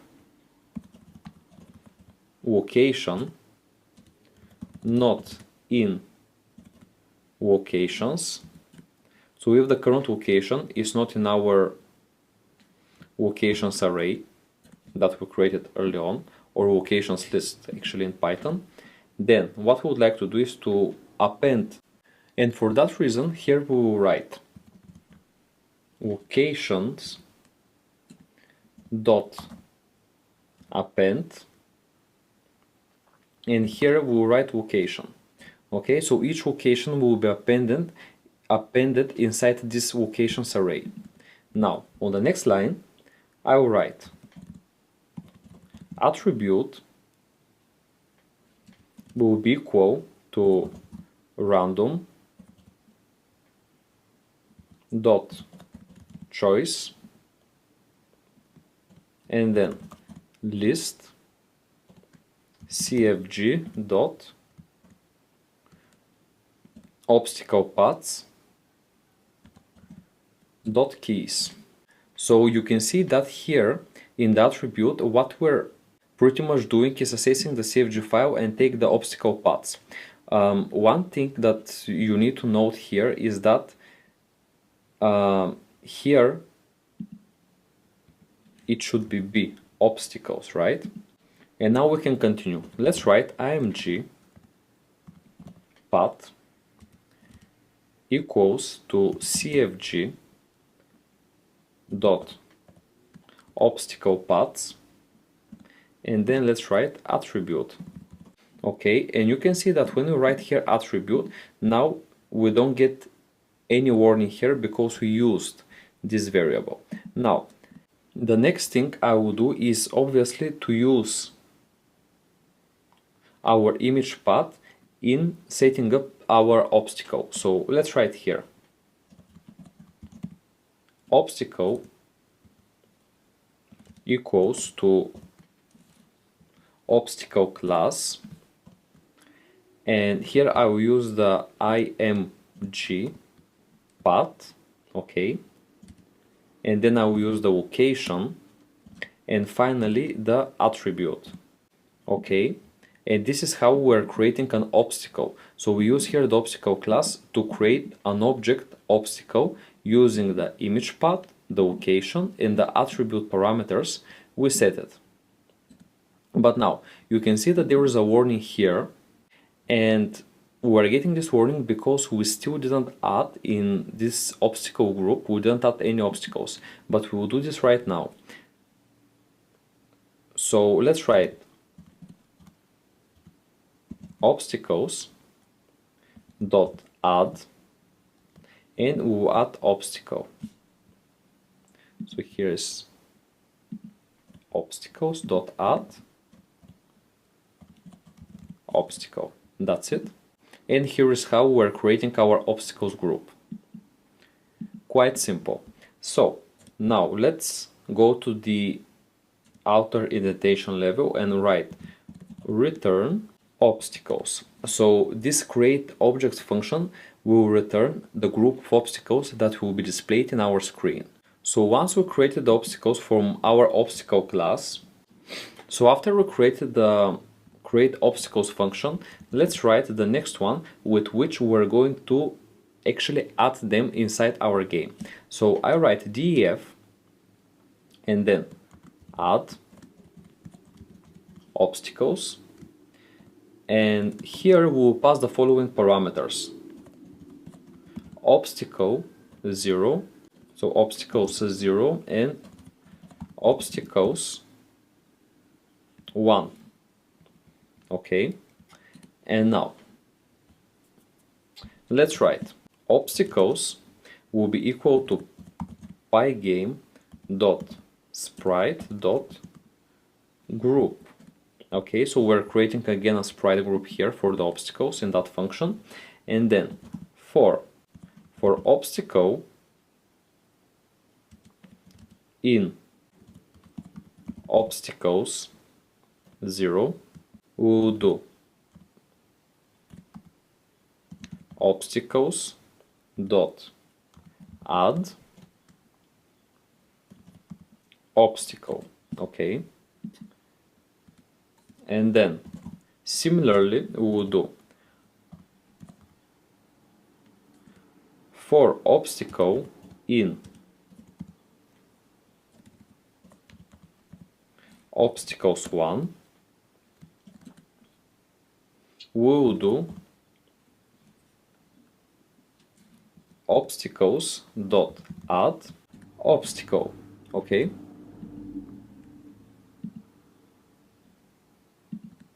and then we will return obstacles. Okay, and just here inside the group we'll obviously add parentheses, because this is going to be a sprite group, okay, of the obstacles. So that's important here, and anything else is completely ready and we're done with that. So here we have, I will little bit zoom out. So here we have the obstacle class. Here we have the two functions that are creating obstacles, and here above we have the skier class. Okay, so now we can create skier, we can create obstacle, and actually we did already in these functions which are used for creating obstacles. And in the next functions we're going to take a specific attention on creating our front interface, or the first screen that we see before starting the game, and things like updating the score and setting and updating our frame of the game. So we're going to create these functions in the next video, and after that you will be able to code your main class.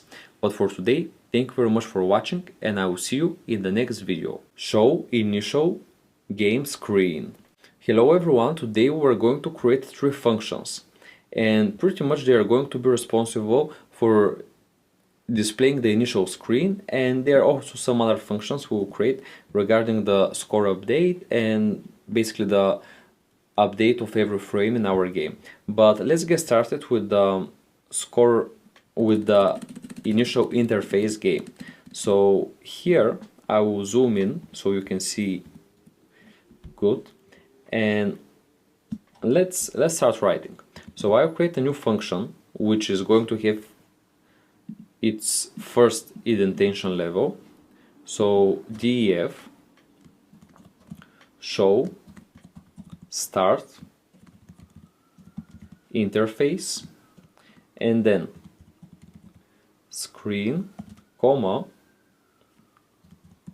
screen size, and then let's write screen dot fill 255 on 255 on 255. Okay, this is basically the color code with which we are going to fill our screen. And then let's write t font equals to pygame dot font dot font, and then cfg dot font path, and then screen size divided by 5. Then let's create the other font, which is going to be C font, and this will be equal to pygame dot font dot font, and then cfg dot font path, and then screen size 0, and then 20. Okay, so since we have already our fonts, the title and the content font, now we're going to create our title. So I'll write title equals t font, so we're drawing here with the title font, dot render, and when we render we need to add text and we need to add color and position, obviously. So let's write the text. Let's write u and then skier game. Okay, then the next attribute is true, and our color will be 255 0 0, which is the red. Okay, so here is how we draw our title. Now let's draw the content. So I write content equals to C font dot render, and then it is the same thing. So let's write here, press any key to start. So this is going to be written, then we write true, and the color will be 0 0 25, which is black.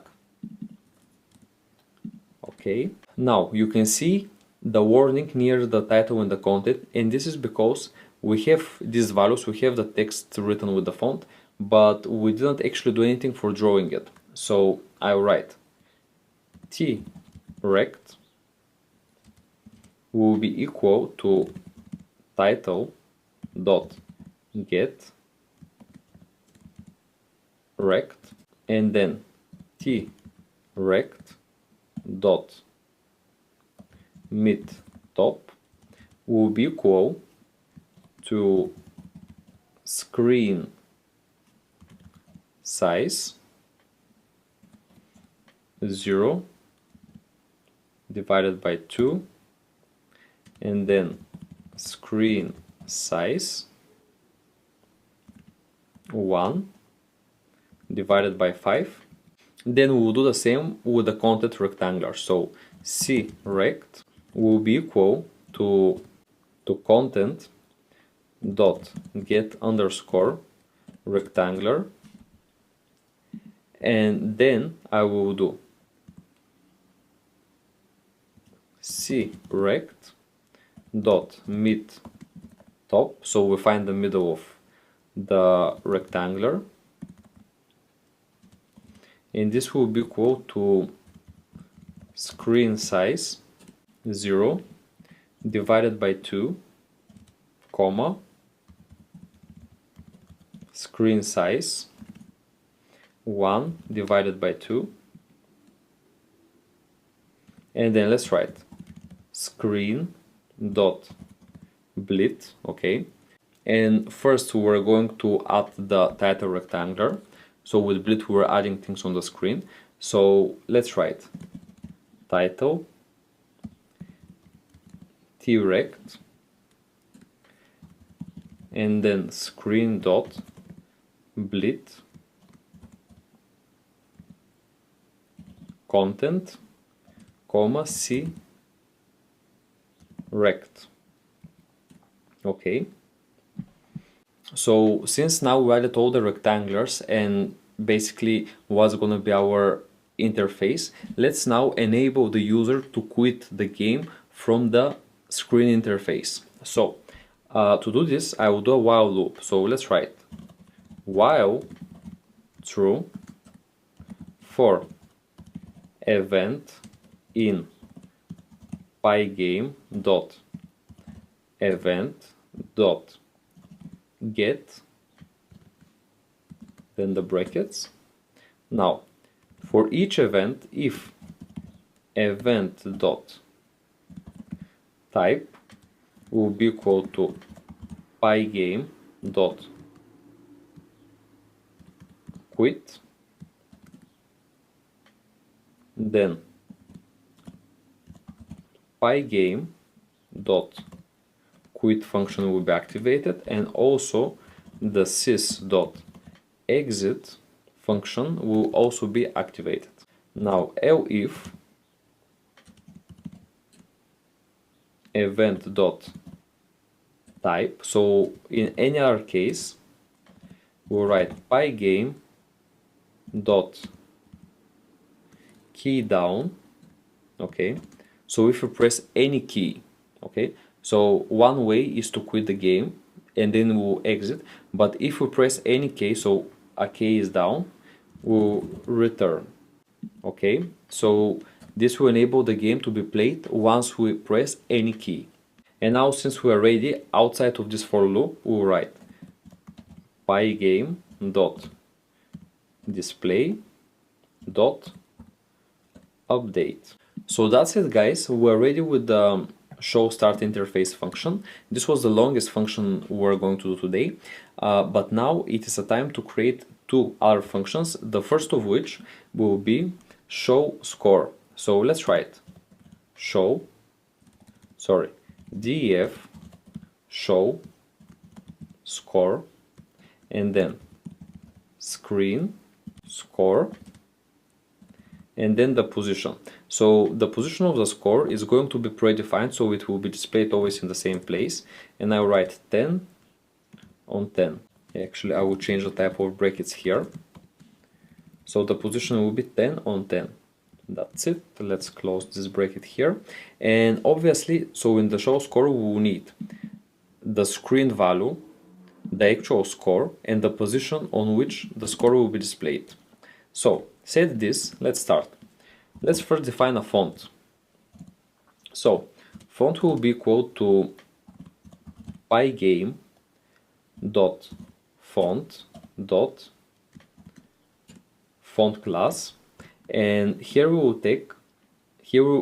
take our font from the resources folder. So I'll write cfg dot, and you can see here font path. So select this option or write it, and then select the size of the font, which is going to be 30. Now let's write the actual score on the screen. So score underscore text equals font dot render, and then we'll write the score. So this will be score, and here write %s. So %s means that we want to add certain variable after the score keyword, and obviously this is going to be the integer of our score. So out of the parentheses write % and then score, and this means we will pass the variable of the score after the score keyword. Okay, then write true and set the color, which is going to be 000 black. Then write screen dot bleed in order to add the score on our screen, and write score underscore text and the position on which we would like to add our score. That's it.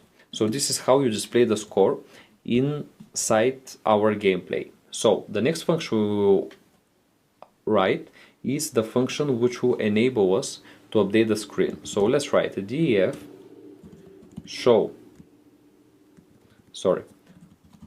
update frame, and then screen obstacles skier and score. So basically this is everything that will be displayed in our screen. So the screen or the background, the obstacles, the skier, and our score. So since we pass these parameters here, what I will do first is to set the background color. So here I will write screen dot fill, and here we will use a color code 255, 255, and 255. This is our background. Then we will draw our obstacles. So obstacles dot draw. So we'll draw them on the screen, and then let's write screen dot bleed skier dot image, comma skier dot rect. Now let's write show score, and then screen and score are the parameters that we will pass here. Okay, so obviously here we draw the image of the skier, and then we used the show score function in order to display our score by passing the screen and the actual score. And finally let's write pygame dot display dot update. And obviously here we will update the display once we are progressing with our game. So these are all the functions, guys, you need to create prior start writing your main game class. Good job, really good job. But there is more work to be done, and we'll continue in the next video with starting with the main class and defining the initial parameters for your game. It's enough for today. Thank you very much for watching, and I will see you in the next video. Main class initialization.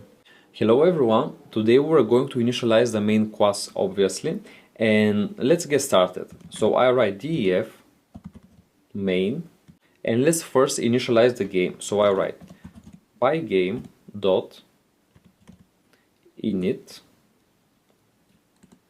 then pygame dot mixer dot init. And why we initialize mixer is in order to be able to play music inside our game.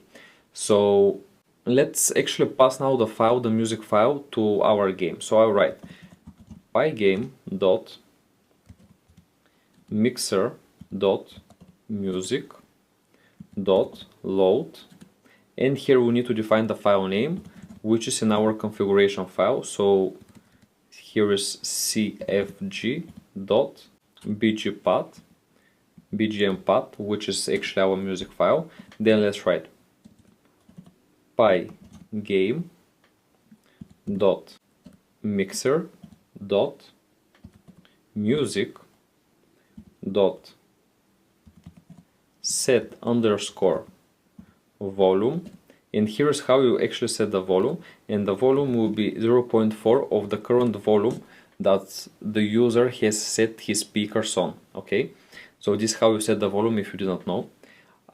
Then let's write pygame dot mixer dot music dot play, and here you can set obviously loops and so on, but I will simply set it to -1 when we play it. Now the next thing we will do after we initialize the game is to set the screen. So I write screen equals pygame dot display dot set mode, and here I will use again the cfg file, which is the screen size. So this is how we set the screen size, and then I write pygame dot display dot set caption, and here I will just use the title, which is scare game. This is basically what will be written on your window once you launch the game. Now after that we would like to display the start interface. So I write show start interface, you can see it here, and now we can pass the screen value that we already defined, and also the screen size, which in our case will be equal to the cfg dot screen size. I noticed one thing, guys, that here we're getting an error, and this is because here in the update I had to add one more bracket, and now this error here will disappear. So now if you want to check actually what you have so far, let's write the run function. So I will go out of this main class just for a second and write if name is equal to main. So if the name of the function is equal to main, then we will run the main function, right? So this is actually a standard line in Python in order to run your main class.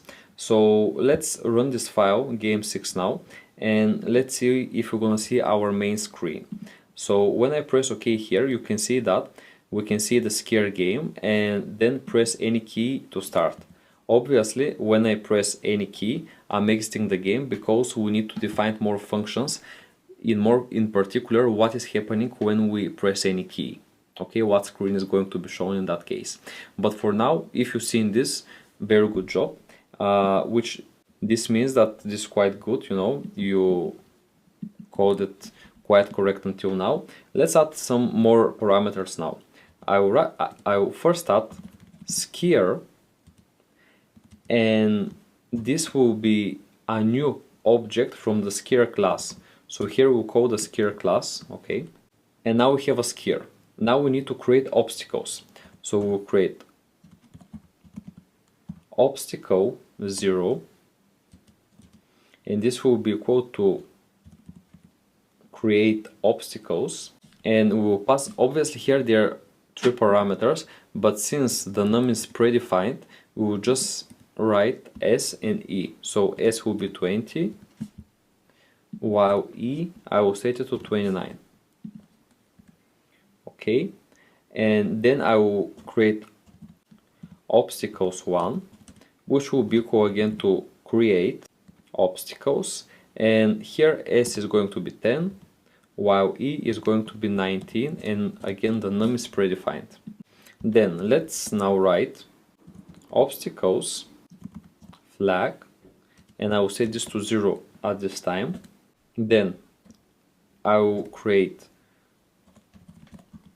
the final obstacle, so obstacles will be equal to add obstacles, and then we need to write the 0 or the X and the Y positions of our obstacles in order to add them inside our game.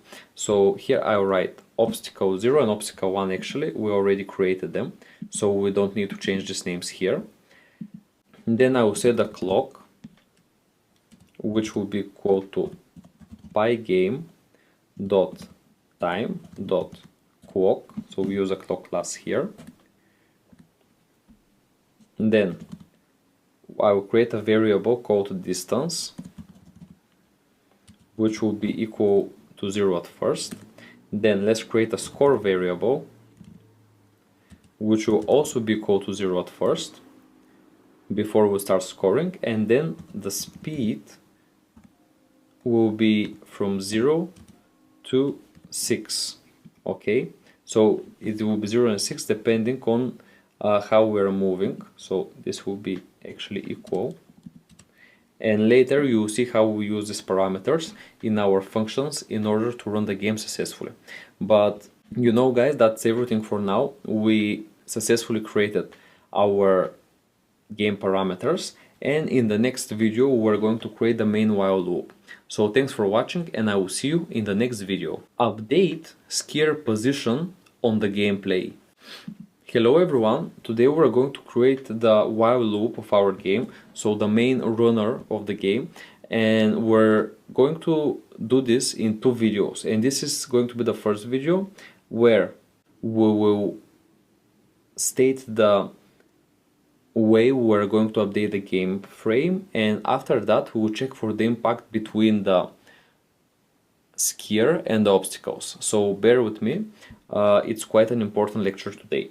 Now let's create the main while loop. So let's write while true for event in Pygame dot event dot get. So for every event, the first thing I will do is to do an if statement. So if event dot type is equal to Pygame dot quit, then we would like to quit the game. So Pygame dot quit, that's it, and then sys dot exit.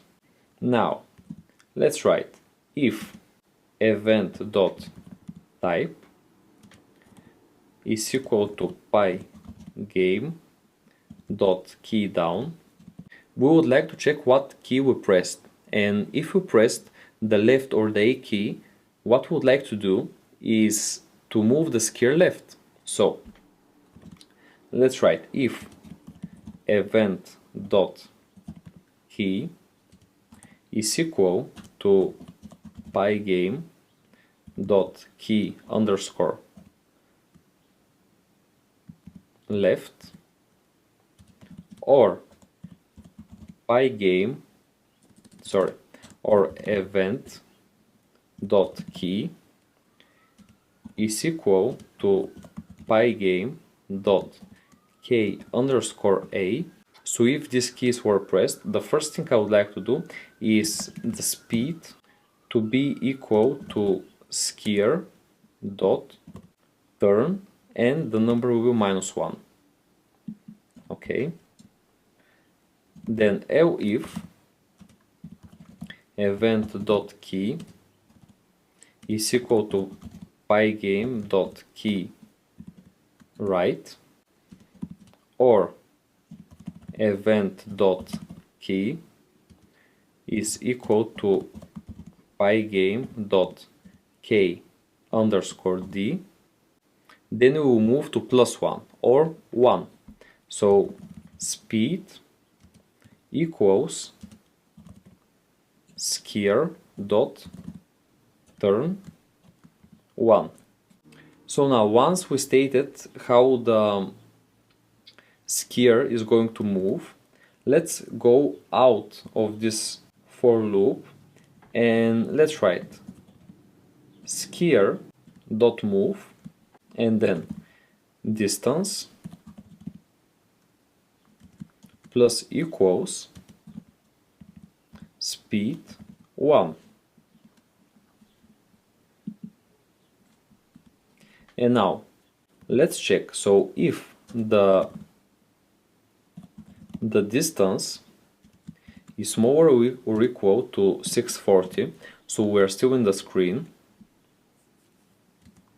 and the obstacle flag is equal to 0, okay, so we didn't hit anything, then obstacle flag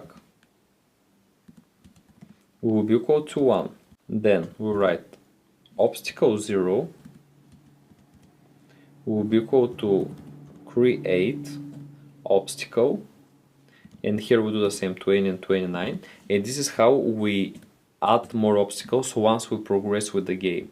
Okay, and then we'll write obstacles equals to add obstacles, obstacle 0 and obstacle 1. That's it. Now if distance is higher or equal to 1280 and the obstacle flag is equal to 1, then let's write obstacle flag will be sent back to 0 while the distance will be minus equal the same number that we checked for. Okay, and also if we have this case, we will create a for loop. So for obstacle in obstacles 0, obstacle dot location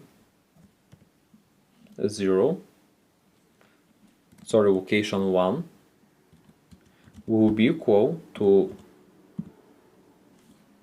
obstacle dot location 1 minus 1280. Then let's write obstacles 1 will be equal to create obstacle, so we're going to create a new one.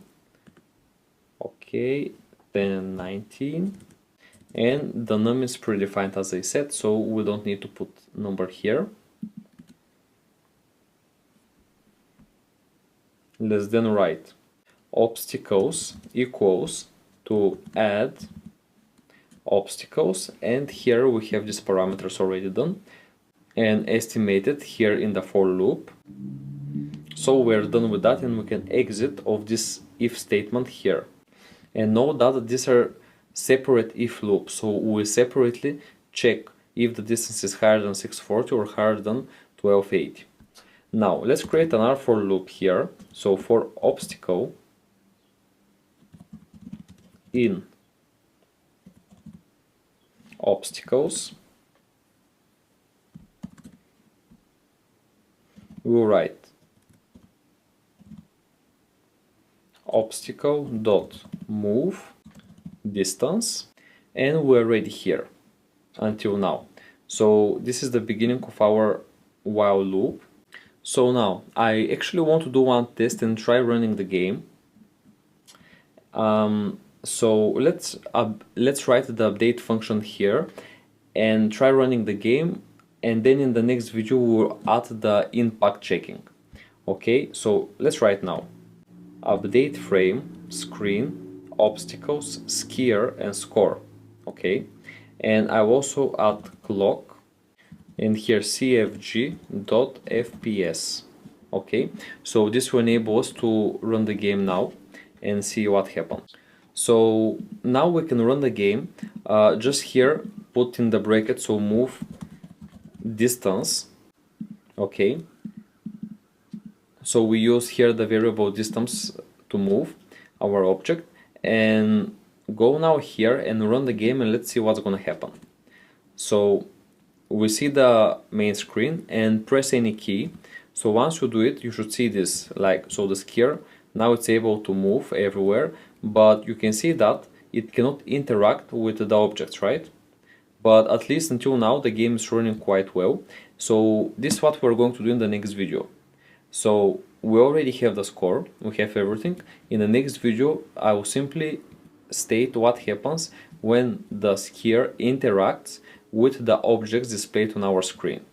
So that was everything for today, guys. Bear with me to the next and the last lecture and keep coding. Impact between the skier and the obstacles. Hi guys, welcome to this last video in which we're going to state what will happen if the skier interacts with the different obstacles, whether it's a flag or it's a tree. So now firstly I will create a variable called heated object. So I write heated obstacles, okay, and actually I will get closer here so you can see.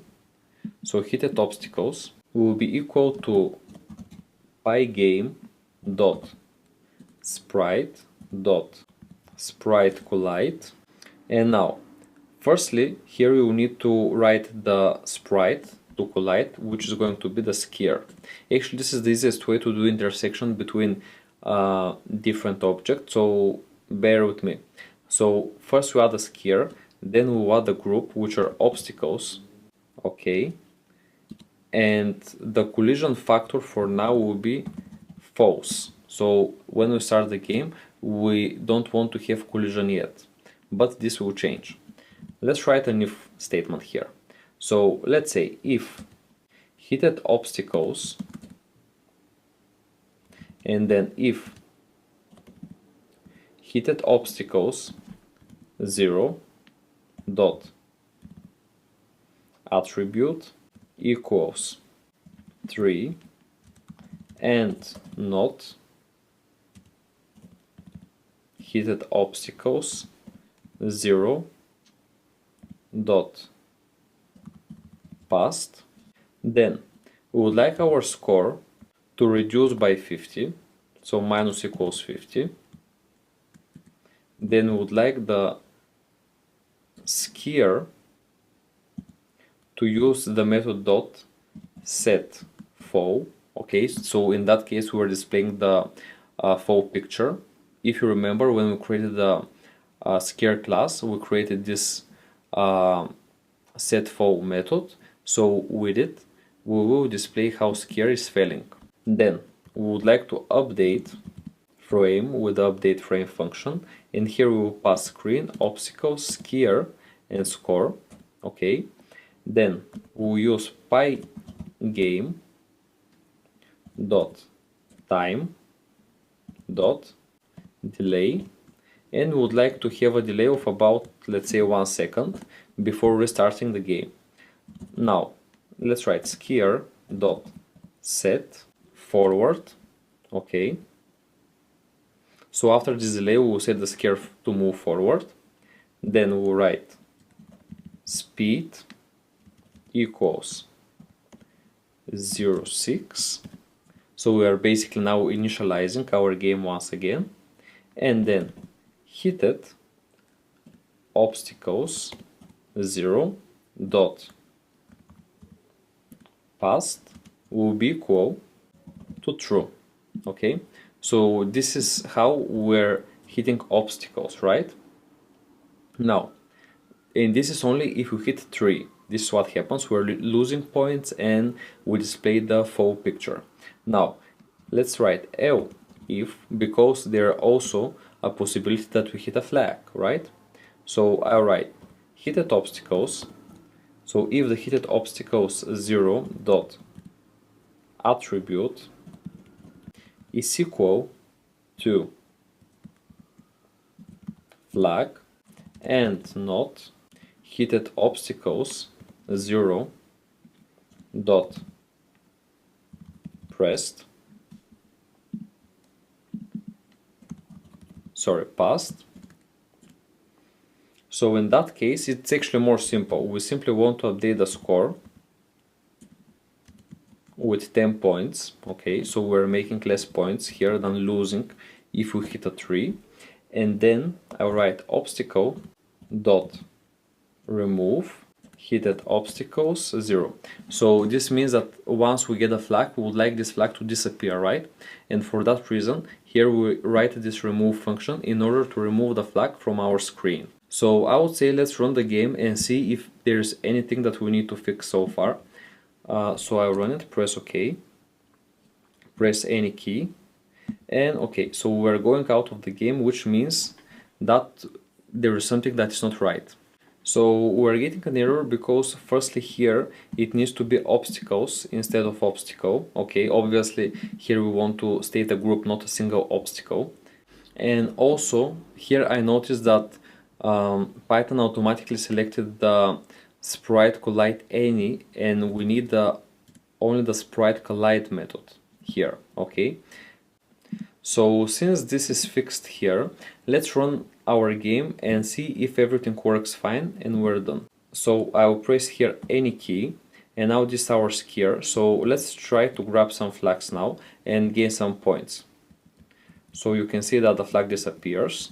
It's actually quite challenging. It's not an easy game, to be honest. So yeah, now we increase our scores with 10 for each flag, and let's see what's gonna happen if we hit a 3. So the game stops for 1 second. We see how our main character changes its shape to failing, okay, and we're losing 60 points. 50 points. So I think, guys, the game works quite fine.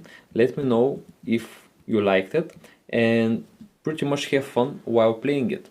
Thank you very much for watching. I really appreciate that you follow my videos and content, and I will see you in our next game. Catch the cookie. Project setup.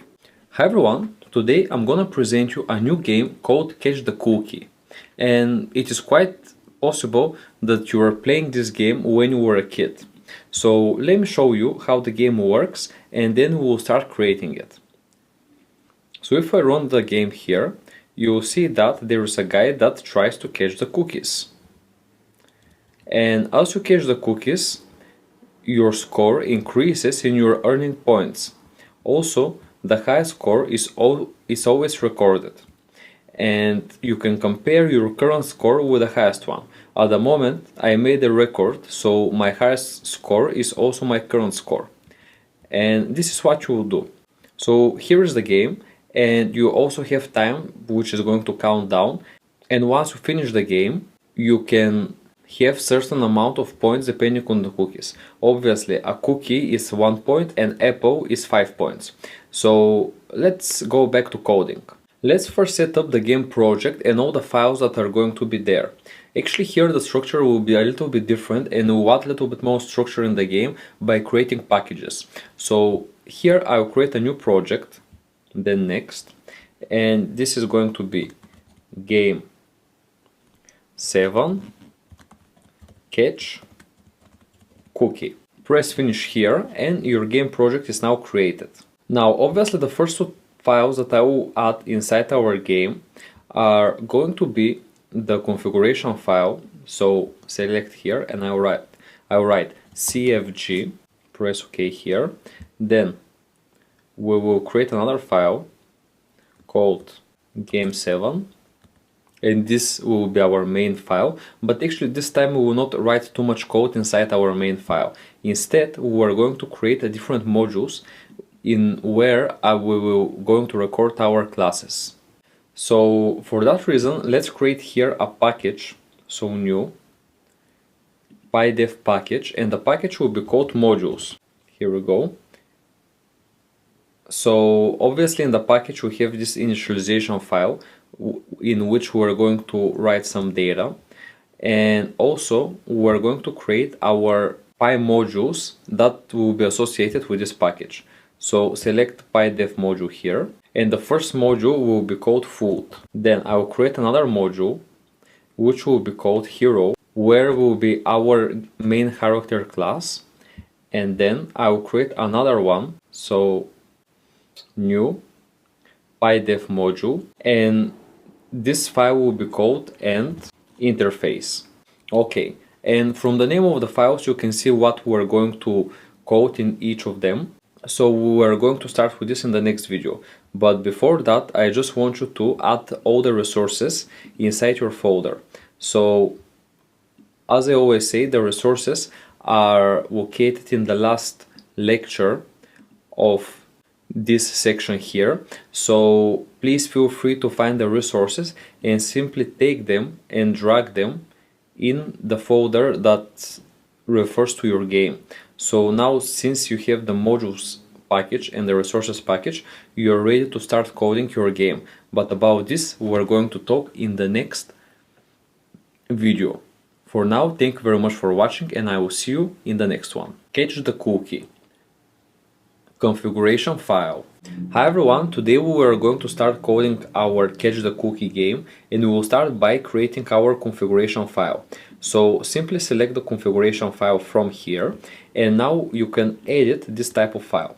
And you know, usually in the configuration file we are writing the paths to our resources. In that way we can structure our code way easier. So let's import OS. Okay, so after we import these packages, this package actually is responsible for accessing the data from our folders. Okay, so the first thing I will do is to find the paths to our images. And how I do that? I write image paths, and here I will create actually a dictionary. And in the dictionary you always have an item and a key to this item.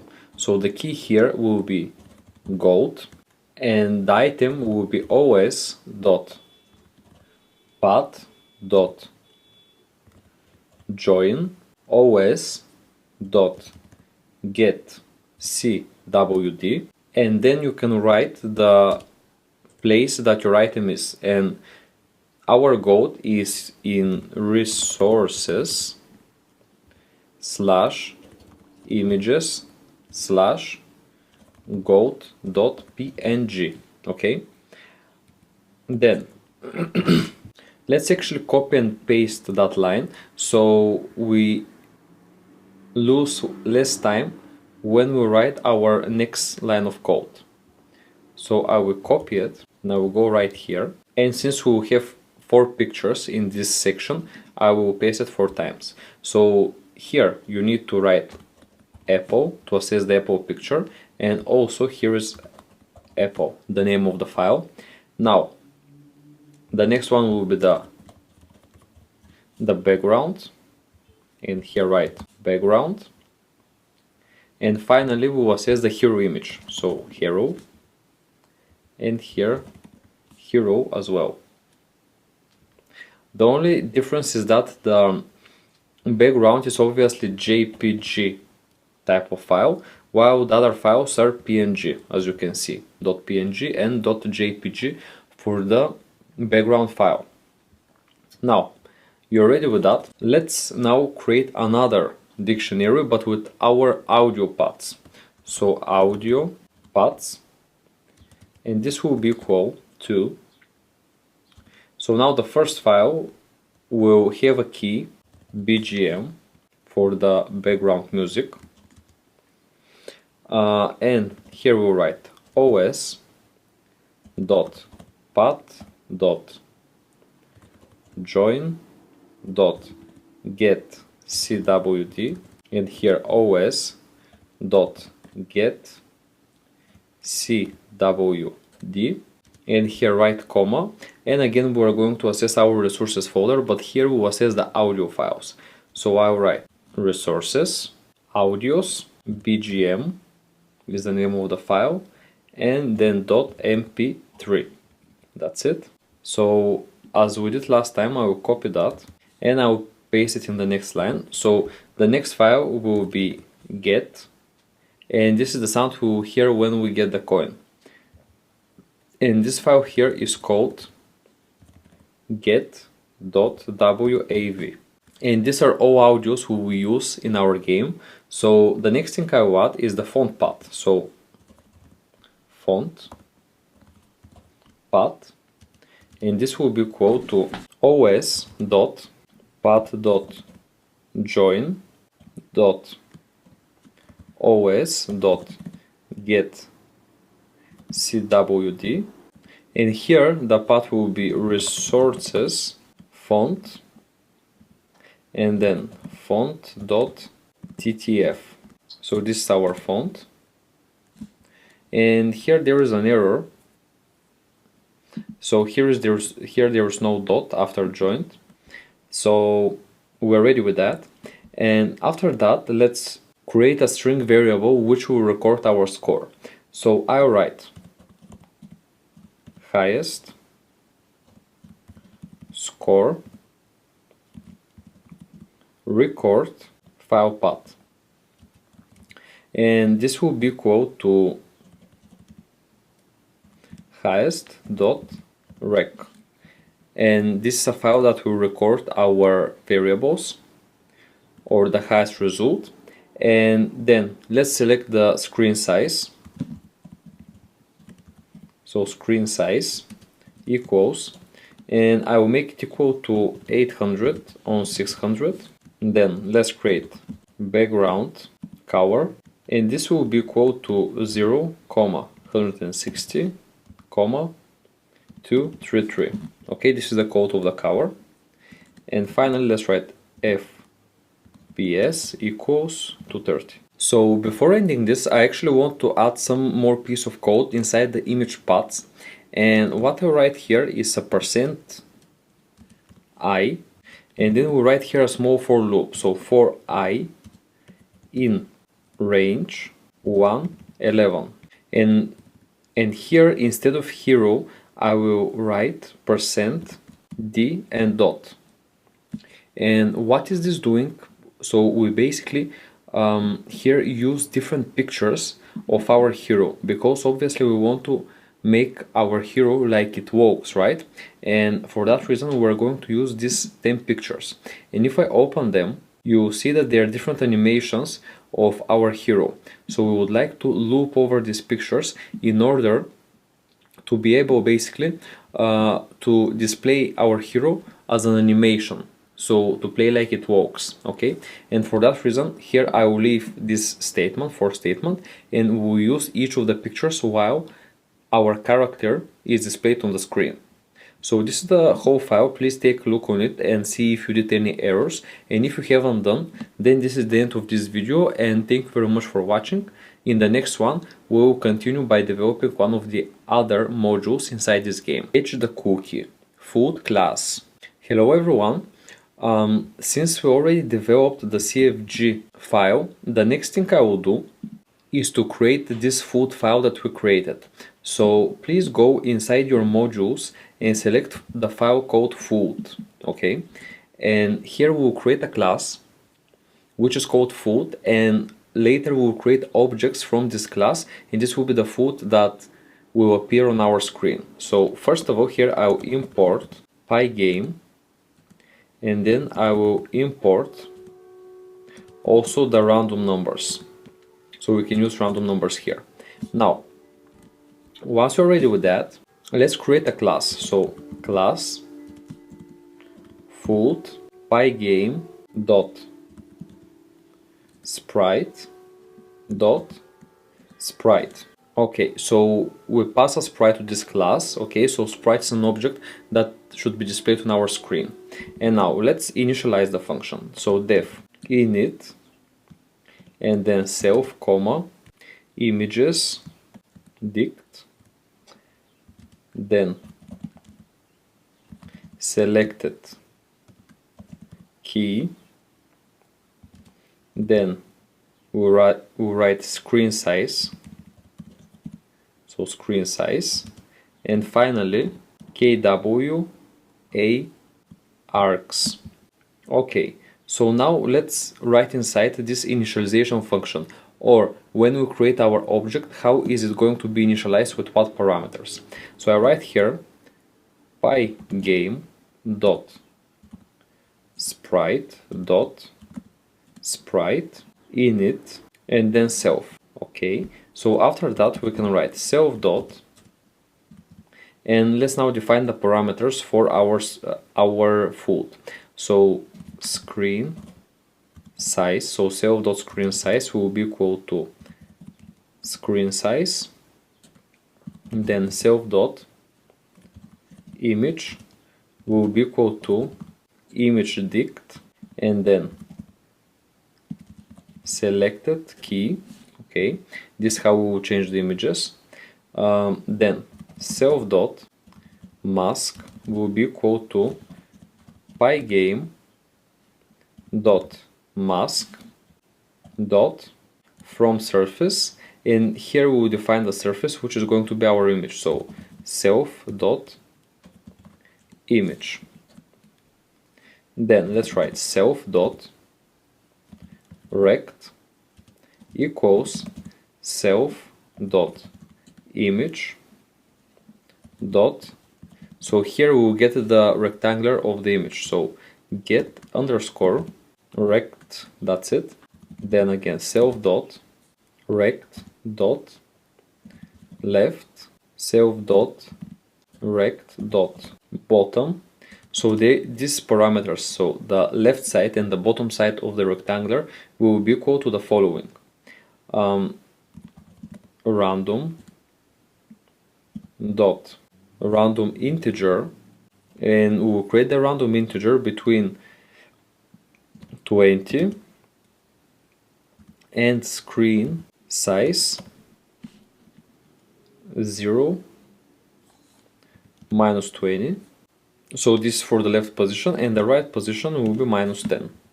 And here I misspelled screen size, so I'll write again. So screen size here. And now this error here should be removed. Okay. So after we initialized our food, now it's time to create the update function. So let's write def update self, and then let's write self dot rect dot bottom plus equals self dot speed. Then if self dot rect dot top is higher than self dot screen size 1, then we will return false. Sorry, true. So if this is the case, we will return true, and in any other case, this function we would like to return false. So the element will not be updated. That's it. And here we'll add some more stuff inside our initialization function actually. So let's write self dot speed, because obviously we would like to add speed before updating it. So speed equals random, and here I will create random speed because I want the cookies to be with random speed when they're approaching our main character. So let's write here round range between 5 and 10. Okay, and then I will also add the score. So self dot score equals to 1, and if selected key equals to gold. Okay, so our score will be updated with 1 if we are catching the gold, and else we will be catching an apple, and else will be 5. So our score will update with 5. Okay, so these were the two functions, guys, that you needed to create today. I noticed only one mistake here. So here the screen size, I misspelled R, so it should be with R, screen size. And here is the same, so screen size. So okay, make sure that the screen size is written correctly, but everything else seems to be working fine. So that was it from today, guys. Pretty much thank you very much for watching. We are ready with our full class, and in the next section we will be ready to create our hero class. Thanks for watching. Catch the cookie. Hero class. Hello everyone. This video might be a bit long because today we will create the hero class. So the first thing you need to do is to open the hero file from the modules package, and let's create a class from which we will be created every hero inside our game. So let's import Pygame here because we will be using that package, and then let's create a class called hero, and inside this class I'll write Pygame dot sprite. Okay, then let's initialize our class. So init self comma images, and then position, and position I will predefine this variable as a constant, so the position will always be 375 on 520. So this will be the initial position of every character we create, and then let's write kw args. Okay, now let's write pygame dot sprite dot init self, and we always write this for, if you notice, for every class that we are creating. It's important when you're using especially Pygame.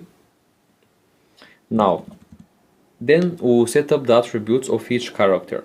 So self dot images right will be equal to images 5. Then I'll copy this for simplicity. Now paste it below, and here we have images, but in this time left, and this will be equal to 5 double dot, and this is basically a position in our list that we earlier created. And obviously we are getting warnings here just because of the fact that we didn't use these images yet, but we will soon. So here I write self dot images will be equal to self dot images underscore right dot copy. Next, self dot image, so each image will be equal to self dot images 0, then self dot, and here again we will create a mask, and the mask will be equal to pygame dot mask dot from underscore surface. You can see that this function is predefined, and here we need to define our surface, so this is going to be self dot image. Now the next one will be self dot rectangle. So here we are creating a rectangle around our image, and this will be self dot image dot get rect. So since we got the rectangular, let's do self dot rect dot left comma self dot rect dot top, and this will be our position. Okay, so we will assign this value to our position, which is here. Okay, so when we say left and top of our rectangular, this will refer to the coordinates of the initialization function, so the coordinates that our character is initially located in. Let's write then self dot direction. So here I will write direction equals right, then self dot speed will be equal to 8, then self dot switch frame count will be equal in that case to 0, as you can see. And I know there are quite a lot of parameters actually, but we need to set them now in order to be easier later. So here I'm writing self dot, and again here will be switch frame, but here will be frequency, and this will be initially 1, and then self dot frame index, and this will be 0. Okay, so few mistakes that we need to address here. The first one is here is just a single equal, that's why we got a warning, and now it should be removed once we change this. Then here is frame with a single A. Okay, and also I noticed that in direction I also misspelled it, so it's actually it is quite correct, so now it's direction. Okay, and that's it for the initialization, and let's now continue and create some functions that will basically control our character on the map. Obviously the first function will be called move, so let's do self, comma, screen size and direction. So these are the parameters we will pass to the move function. And now we have screen size and direction, and the first thing I would like to do is to simply check the direction. So I will do assert direction in, so the direction should be either left or right. Okay, if it is not, then we would have a problem in this function. Now I'll write if direction is not equal to self dot direction, then self dot images will be equal to self dot images left dot copy. Direction will be equal to left. So what we simply say that if the direction is equal to left, then self.images will be equal to the self.images left copy, and we will do here else.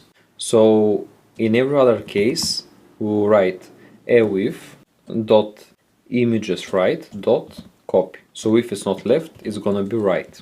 Now under this we will write self dot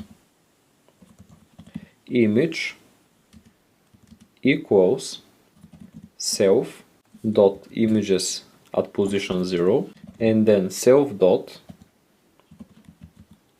direction will be equal to direction.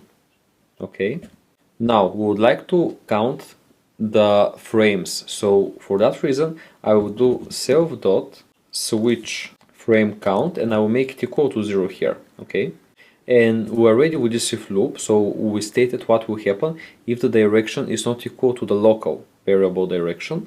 And now the next thing I will do is I will write self dot switch frame count, so we'll switch the frame count out of this function and we'll add 1 to it, so plus equals 1, and then let's write if self dot switch frame count divided by self dot switch frame frequency doesn't have leftover, or there's nothing left when you divide these two parameters, then we would like self dot switch frame count to be equal to 0, and then self dot frame index will be equal to self dot frame index plus 1.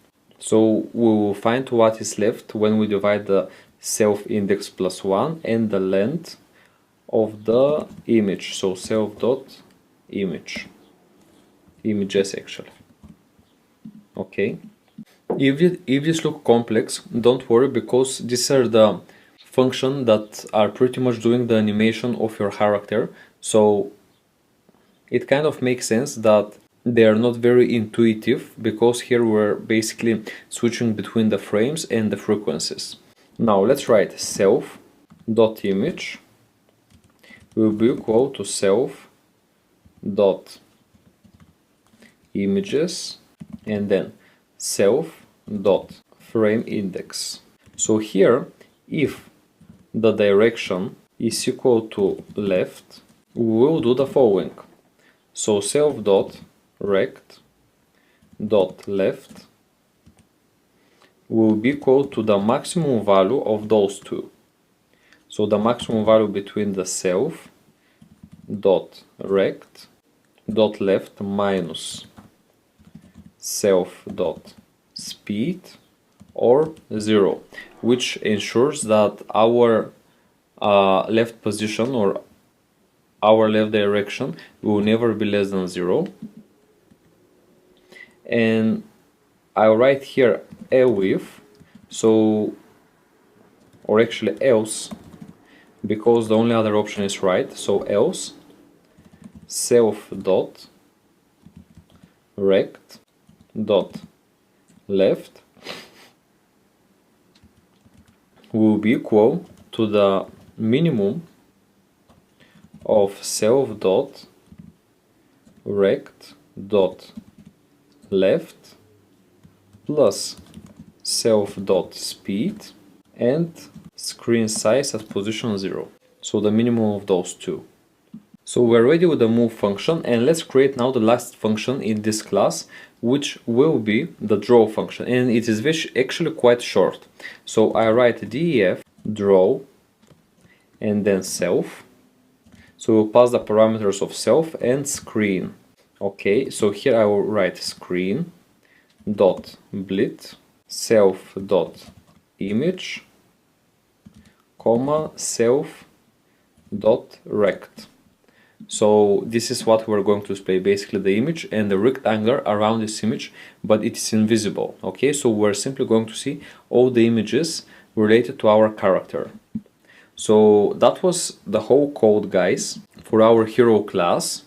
And now we're going to do one more class which will control our end screen interface, or the interface once the game finish. And once we're done with that, we will be able to start coding our main game class. But anyways, that was it for today. Thank you very much for watching, and I will see you in the next video. Catch the cookie. End screen class. Hello everyone, today we're going to update the end screen class, and for that reason I am pressing the end screen interface here. And let's write now the code for our end screen, which will basically be displayed once the time on our game finishes. So first let's import the important libraries. So I'll import sys, and also I'll import the Pygame. And since we have these libraries, now we're ready to write the rest of the code. So let's first define our show and interface function. So def show and interface. And here let's write screen cfg score highest score, or basically everything we want to display in our end screen. So now we will need to define some parameters. The first thing I will do is to define the fonts. So I write font underscore big equals Pygame dot font with capital letter, and here cfg dot font path. So actually here I also import the cfg file. So it recognizes the font path. So cfg comma 60, and this is going to be the type and the size of our font.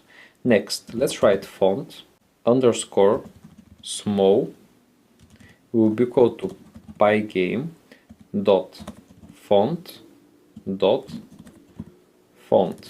and here again cfg dot font path, So we will use the same font, but the size here will be only 40. Next, text underscore title will be equal to font big, so we'll use the big font for the title. Then let's write render, and here I will define the text, which will be time is up, then true, and the color I want the code color 255 0 and 0. Now you can see that the warning from the font big removed because we use it already here. And now let's write text underscore title underscore rect. So we'll create imaginary rectangle around our title. It will be equal to text underscore title dot get rect. So here's how we are getting the rectangle of our title.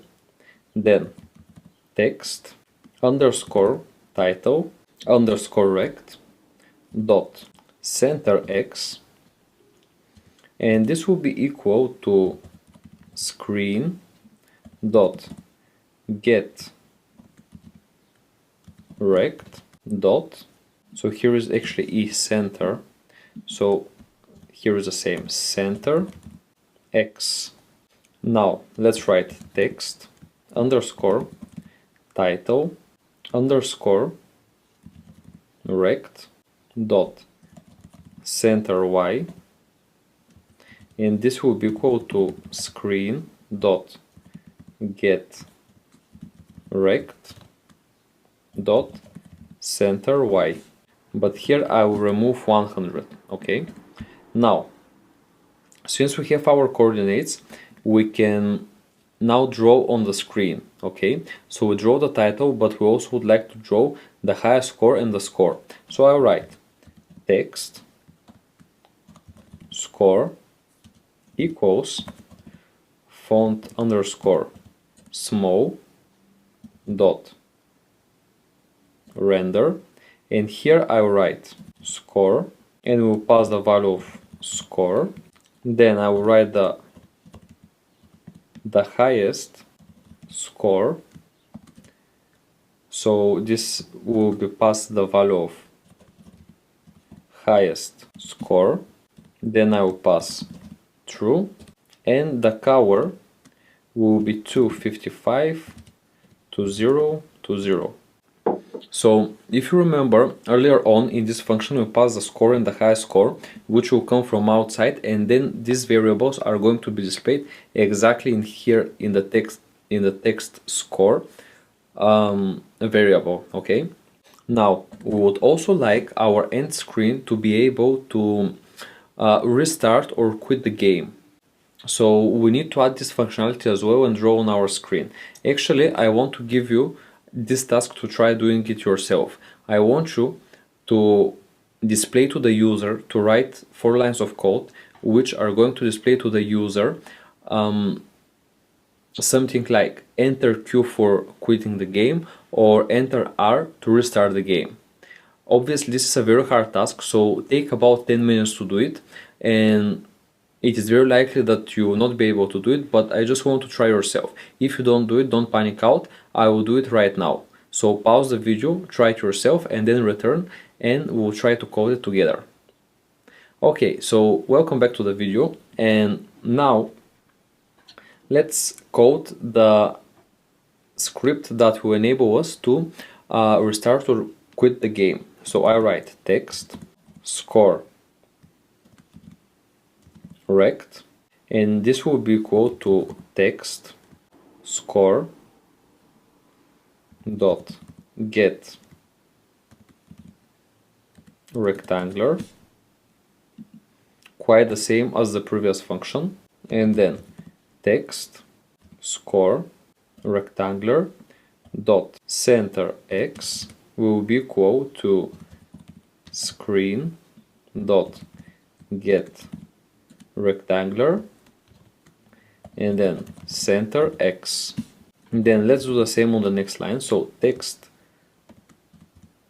score rectangular dot center y equals to screen dot get rectangular dot center y minus 10. Okay, so as we set the variables for displaying our text, now we can write the text. So I write text underscore tip equals font underscore small, so we're using the small text, and now we're gonna render our text. So the text will say enter Q to quit the game, or R to restart it, then true, and then I will write the cover code, which will be the same as the previous one, 255 on 0 on 0. So next we'll create some variables that will record the count and the frequency. So I write text underscore tip underscore rect will be equal to text underscore tip dot get rect, and then text underscore tip underscore rect dot center x will be equal to screen dot get rect dot center x, and below we will set the y coordinate. So text underscore tip underscore rect dot center y will be equal to screen dot get rect dot center y plus 60. Okay, then text underscore tip underscore count will be equal to 0, and text underscore tip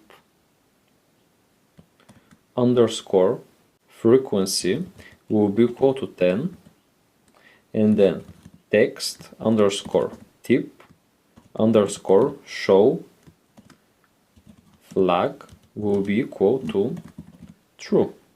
And obviously here you are getting warnings on these parameters because we haven't used them anywhere else in the code, but now we will have to. So let's write here text tip rect. Actually I will delete this and I will write actually the clock. Okay, so here we'll create a new variable called clock, and let's write pygame dot time dot clock. So we are accessing here this class clock in order to start the clock for our game. And here we'll create the main while loop of the end interface. So I write while true screen dot fill 0. Okay, and let's create a for loop. So for each event in pygame dot event dot get, we will check. So if the event dot type is equal to pygame dot quit, so this means if the event is for quitting the game, then we would like to do pygame dot quit, and also I would like to call the sys dot exit, and that's it. This is how we will exit the game. Now let's create an elif, so another else statement. So let's write elif event dot type. So if the event type is equal to pygame dot key down, so if we press like any other key, okay, then we would like to restart the game, right? So I would actually specify specific keys for the actions we would like to do. So I write event, so if event dot key is equal to pygame dot Okay, and what was the okay? So we are going to use Q for quitting the game. So that for that reason I write KQ, right? So so if we press the Q button, then return false. So we're quitting the game. However, if we use if the event dot key is equal to Pygame dot key R, so if we press the R key, then we'll return true.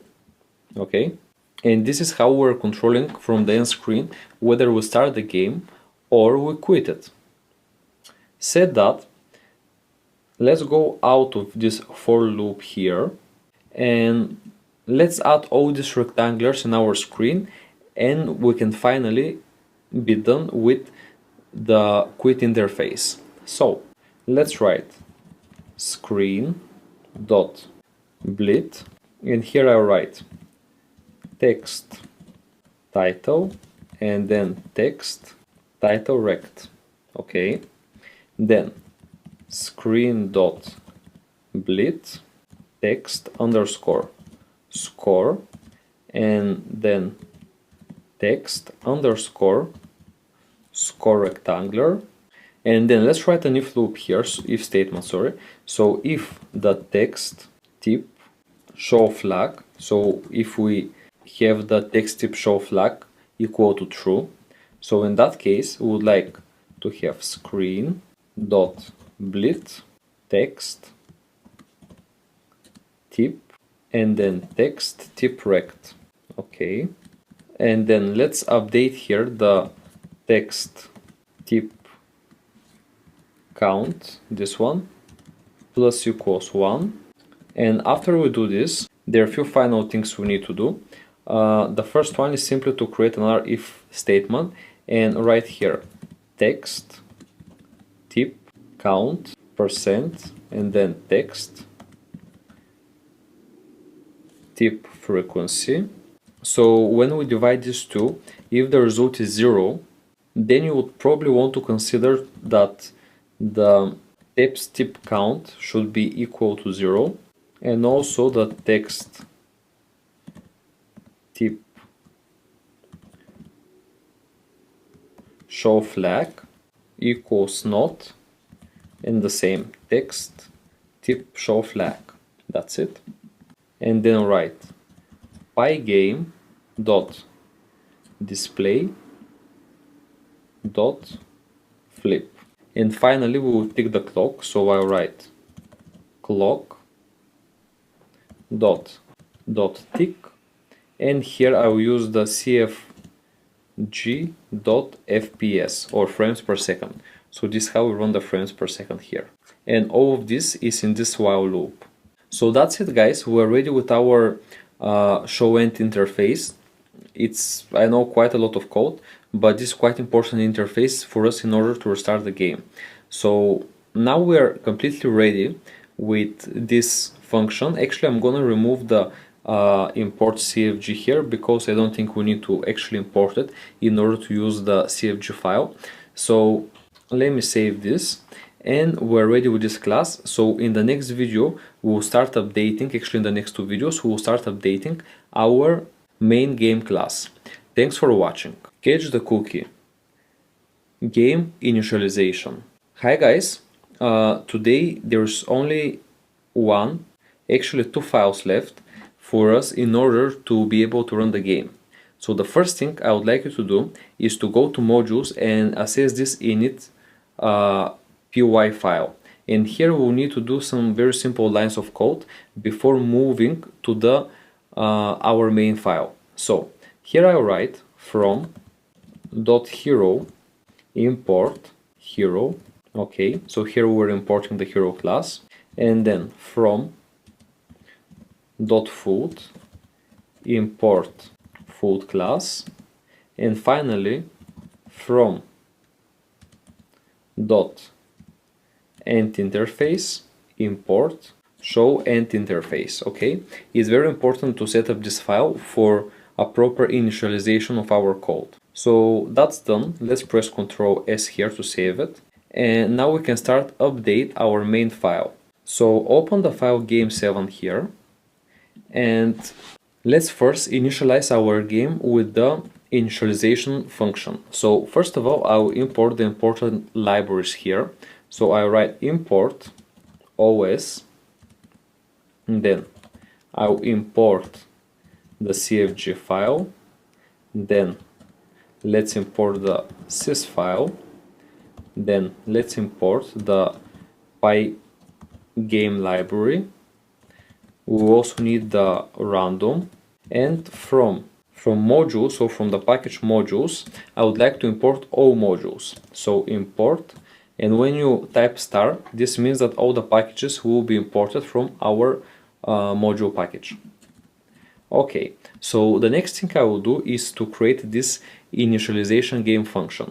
So I'll write def init game, and I'll write here pygame dot init, so the system knows that now we're initializing, then screen equals pygame dot display dot set mode, and in the set mode we'll access the CFG file and we use the screen size. Okay, so here we're basically setting our screen size in that line of code, and next I'll write pygame dot display dot set, so set caption, and actually here I will remove the default parameters and I will simply select what I would like to be displayed on the top of the game. So I will write catch coins. Okay, so let's now run the game images. So I'll write game images, and I will initialize this as an empty list. So let's create a for loop here in order to run our images. So I'll write for key and value in CFG dot image paths dot items. So for you remember that our main character is described by 10 images in order for us to create a good animation. For that reason, we will need to run the images in a for loop in order to access all of them. We created our images in a dictionary, so the dictionary has a key and has a value, and for that reason here we want to access for each key and value the different images. So I'll write if is instance, so here I'll write value and list.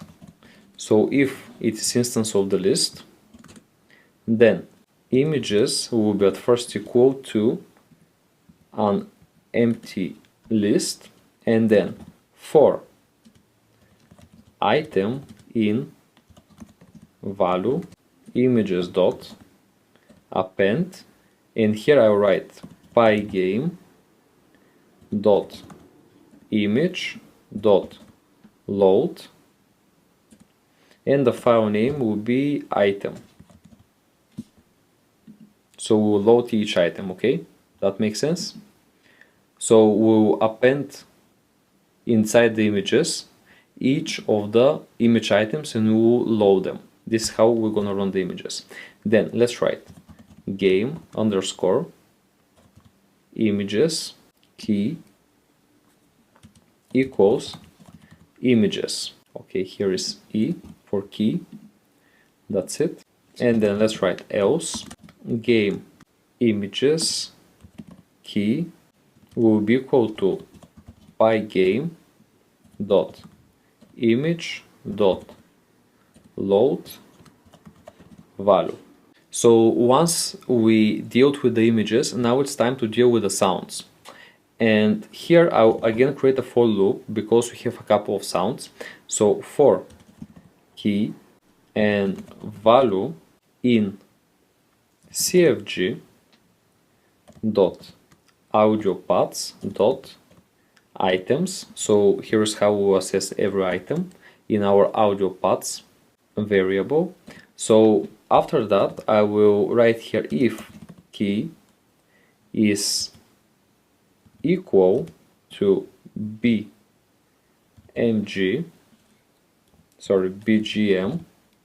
as a background music, then we want to continue, and then game underscore sounds key.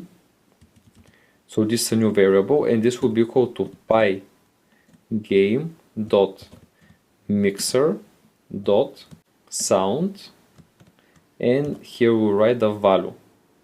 So the value is the actual song, okay? The key is the tag and the value is the actual song, so we're going to play the song. So here we don't recognize this game sounds because I had to initialize it beforewards.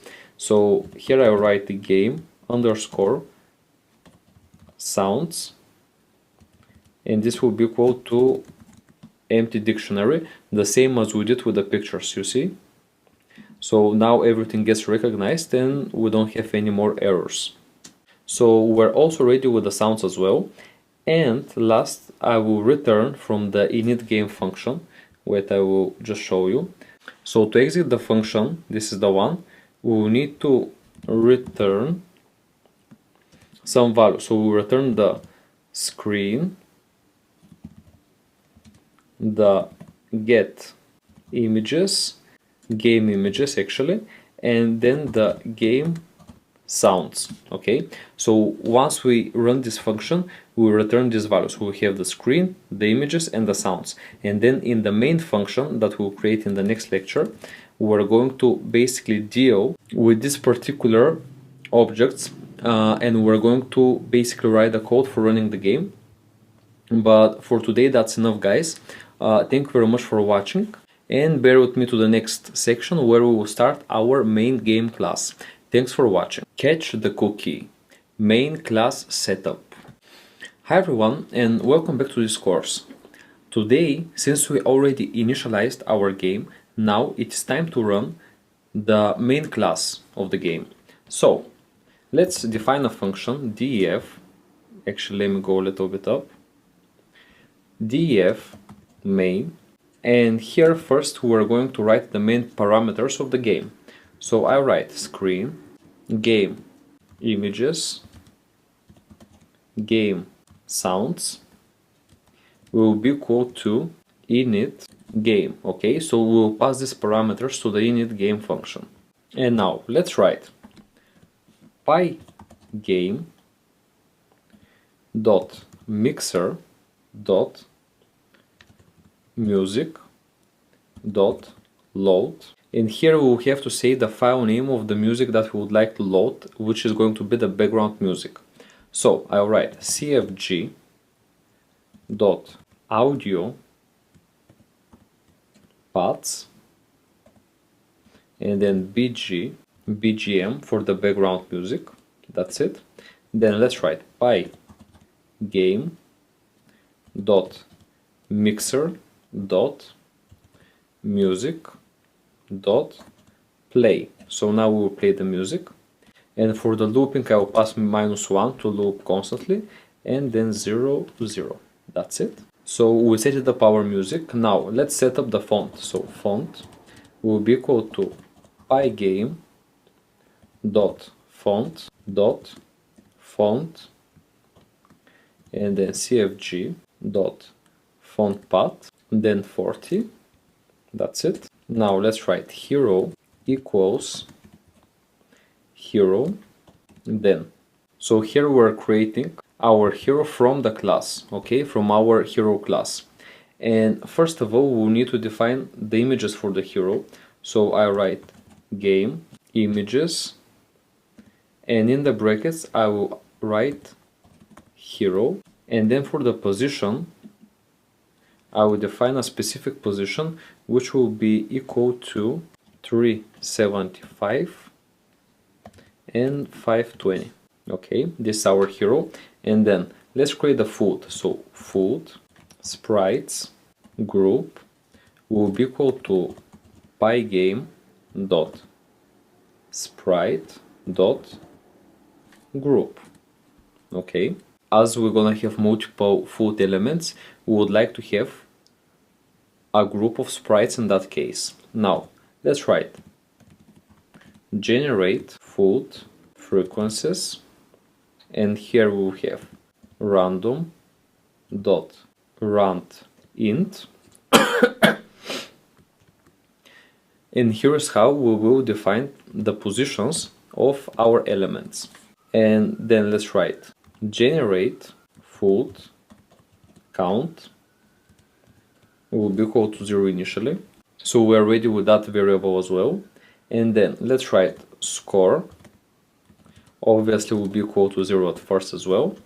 And finally let's write highest score will be equal to 0 if not os dot path dot exists, and here we'll refer actually to our highest score file that we record our score in. So this file will always be inside the game, and even if we turn off, it will still record our highest score. It is very important. So here I write path, actually cfg dot, and highest score record file path. That's it. Else int open cfg dot highest path, actually let me go further, dot read. Okay, so this is how we ensure that we open this file with two methods. Okay, so if the highest score is not 0, we check these files, right? Now the last thing I will do is to initialize our clock. So let's write clock equals pygame dot time dot clock, and this is our clock here. So that's it, guys. These are the first steps on completing our main class. Thank you very much for watching, and in the next video we are going to start assigning the buttons to different actions that we can complete inside our game. Thank you for watching, and I will see you in the next video. Catch the cookie button and impact detection. Hi everyone, as the header of this video says, today we are going to detect the actions completed from the user in order to control the main character of the game. So let's start by writing our while loop.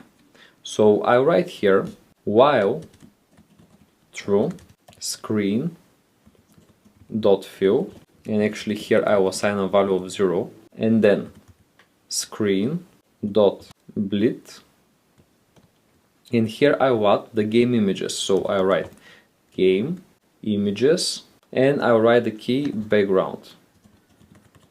Okay, so I call the background image inside this dictionary, and then we will position it on 0 and 0 coordinates, so we have full background displayed on our screen. Now let's write the countdown text that will be displayed on our screen, and will show us the time. So I write countdown text will be equal to, now I would like to display countdown, so I write countdown. Okay, and after the countdown string has been displayed, I would like to add the actual variable. So we'll do this by writing a string, so str for building a string. This is why we use this function. And how we're gonna build a string?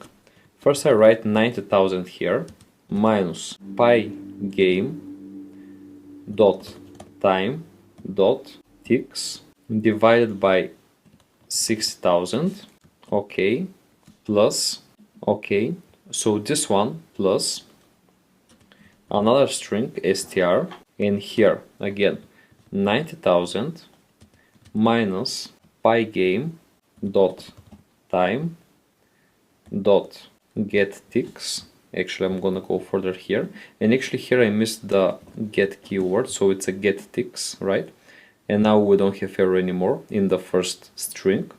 So also here I'm gonna write plus, and I would like to have a double dot between the times. Okay, so I will do something like that. That's right. And now, so let's also do the division sign here, and let's write 1060. And this is actually an interesting way of displaying our minutes and seconds in our screen. And then I will do zfill too. And zfill, don't worry, it's not a complex function. It basically ensures that, for example, if we have 1 minute, let's say, either we have 1 or 10 minutes, or either we have 1 second or 60 seconds, they are also always going to be displayed two numbers. So if we have 1, it will not be displayed just 1 second, it will display the 0, 1. So ensure we always have two numbers here, right? That's quite important. Okay, so once we've got that, let's get a bit closer so you can see good. Now, the next thing I will write is I will actually create the countdown text render. Okay, so I will write here countdown underscore text will be equal to font dot render, and here in the render method we are going to first write the countdown text, then true, and then the cover, which will be a cover code of zeros. And I will remove this. Okay. And now let's create a rectangle around our text so we can play with it. So I will do countdown text, actually countdown rect will be equal to countdown text dot get rect, and then countdown rect dot top right will be equal to cfg dot screen size 0 minus 30 and then 5. Okay, now let's add all this into our screen. So I write screen dot blit countdown text, and also we'll add the countdown rectangular. That is it. Now okay, here is our screen. That's it. So the next thing we will do is basically to detect our buttons, the buttons that we use in the game. So I write for event in Pygame dot event dot get. Actually, you should be now quite familiar on how we're getting events from the keyboard, because we're pretty much doing it in every game and it's always the same. So here for every event we first will check if event dot type equals Pygame dot quit. Actually, I would like to advise you now stop the video and write this whole function. It is really simple.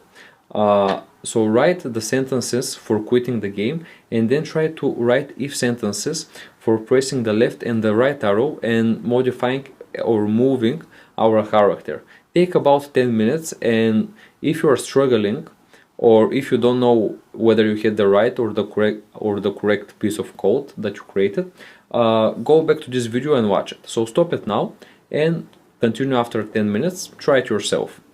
Okay, now if you tried it and you succeeded, good job. If not, thanks for trying.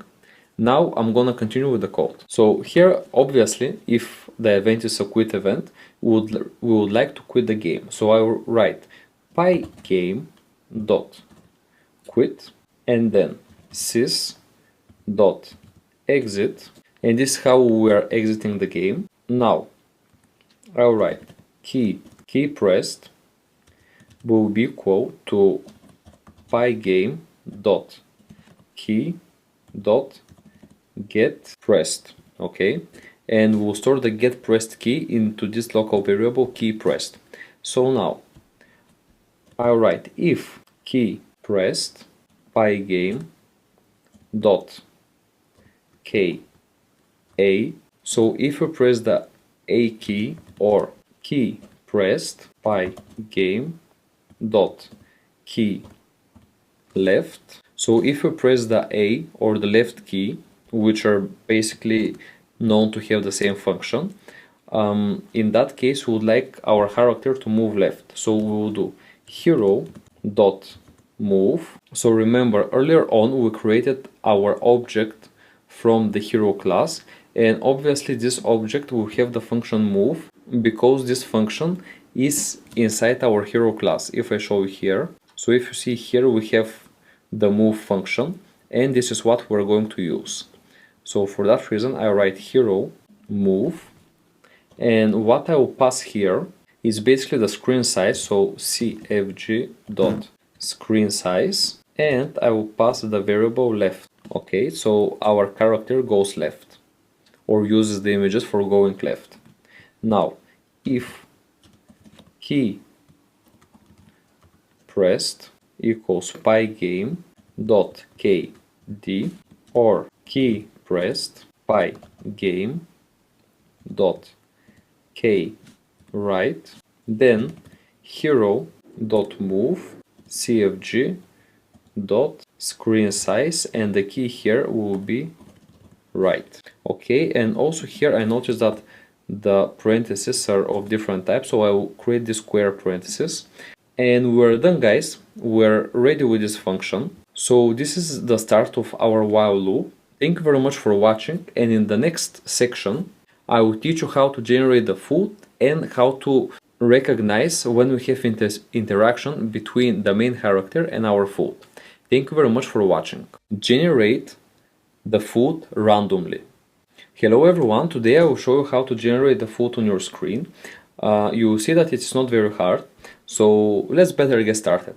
Now first I write here, let me get a bit closer, and let's write generate food count plus equals 1. So here is you. Okay, so let's write an if loop here, and let's write generate food. So if the generate food count is higher than the generate food frequency, we'll write generate food frequency will be equal to random dot rand int, and here we'll pass the numbers between 10 and 20. Okay, then let's write generate food count equal to 0, and then let's write food will be equal, so here we use the class food, and let's pass the necessary parameters. So first of all we have game images, then random dot choice, and our random choice will be with the key gold and then comma multiplied by 10 plus apple, and this will actually ensure that our gold is 10 times more than the apple, so the apples will be very rare, and if you catch an apple you will get 5 points. So I write now cfg dot screen size. Okay, and these are all the input parameters we need to create a food. So now we created the food from our food class that we defined in a different file, and now we can play with it. So let's write food underscore sprites group dot add, and here we add food. Okay, so in that way we will have multiple food elements stored in the food sprite group. Now let's renew the food, so I write for food in food sprite group. So for each element in this group I write if pygame dot sprite dot collide mask. Okay, and here in the collide mask function, so we basically check if our food has collided. So we'll write here food, and we would like to check if the food has collided with the hero. Okay, so if that's the case, we'll write game underscore sounds, and here we use a key for the get sound, so get dot play. Okay, so here we will play the get sound. Also would like to remove this particular sprite, so I write food sprite group dot remove food. So if the food collides with the hero, the food will be removed from the screen immediately. And then finally I would like to update the score, so score plus equals food dot score. That's it. And then if score is higher than the highest score, I would like to change the highest score to be equal to score.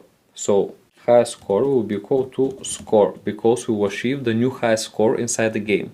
And just above this for loop that we just created, I'd like you to create another for loop for adding obviously the food inside our food sprite group. So I write for food in food sprites group if food dot update, then food sprites group dot remove food sprites group dot remove food. Okay, so this will ensure that once the food disappears, or it's on the coordinates that is leaving the screen, it will actually disappear and be removed as well. So that's it, guys. You're ready with this section of the code. Actually, very little is left. In the next section, we'll enable to show the score and we'll basically run the game and you will see how it works in the real world. Thank you very much for watching for today and I will see you in the next video. Show score and game over. Okay, today is the final lecture of this game, and before be able to run the game, you will need to actually add your score and also be able to restart the game, right? So this is what we're going to do today. Now, just under this for loop that we created, I will write the draw function for our hero. So let's write hero.draw and we would like to draw it on the screen. So I write here screen. Okay, then the same we will do with our food. So I write food sprites group dot draw, and here I write again screen. That's it. Next, let's create our score. So I will create score text will be equal to score, and then we'll pass the variables of score, then highest, and then highest score. Okay, so this is how we're going to display the score and the highest score in our screen. Okay. And then let's render this we created, because for now we just create the score text variable, but now we need to display it. So I write score underscore text equals to font dot render score text comma true, and then the color will be the zeros, so black. Okay, now let's write score rect, and here obviously we'll draw rectangular around our score variable. Sorry. So here score text dot get rectangular, so get rect, and that's it here. And in the next line we'll write score rect dot top left, and we'll draw it on 5 and 5. That's it. Then nothing is left except adding the score that we rendered already in our screen, and we usually do this with the blit function. So I write screen dot blit, and here I write score text and score rectangular, so score rect as well.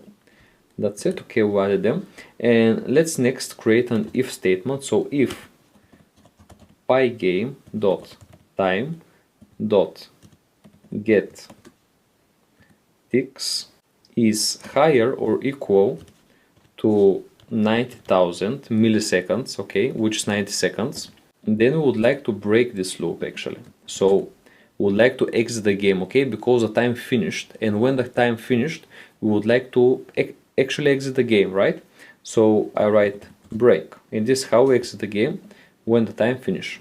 So let's write here pygame dot display dot flip, and then we'll run the clock with the required frame per second. So clock dot tick dot brackets, and here I write cfg dot fps. That's it.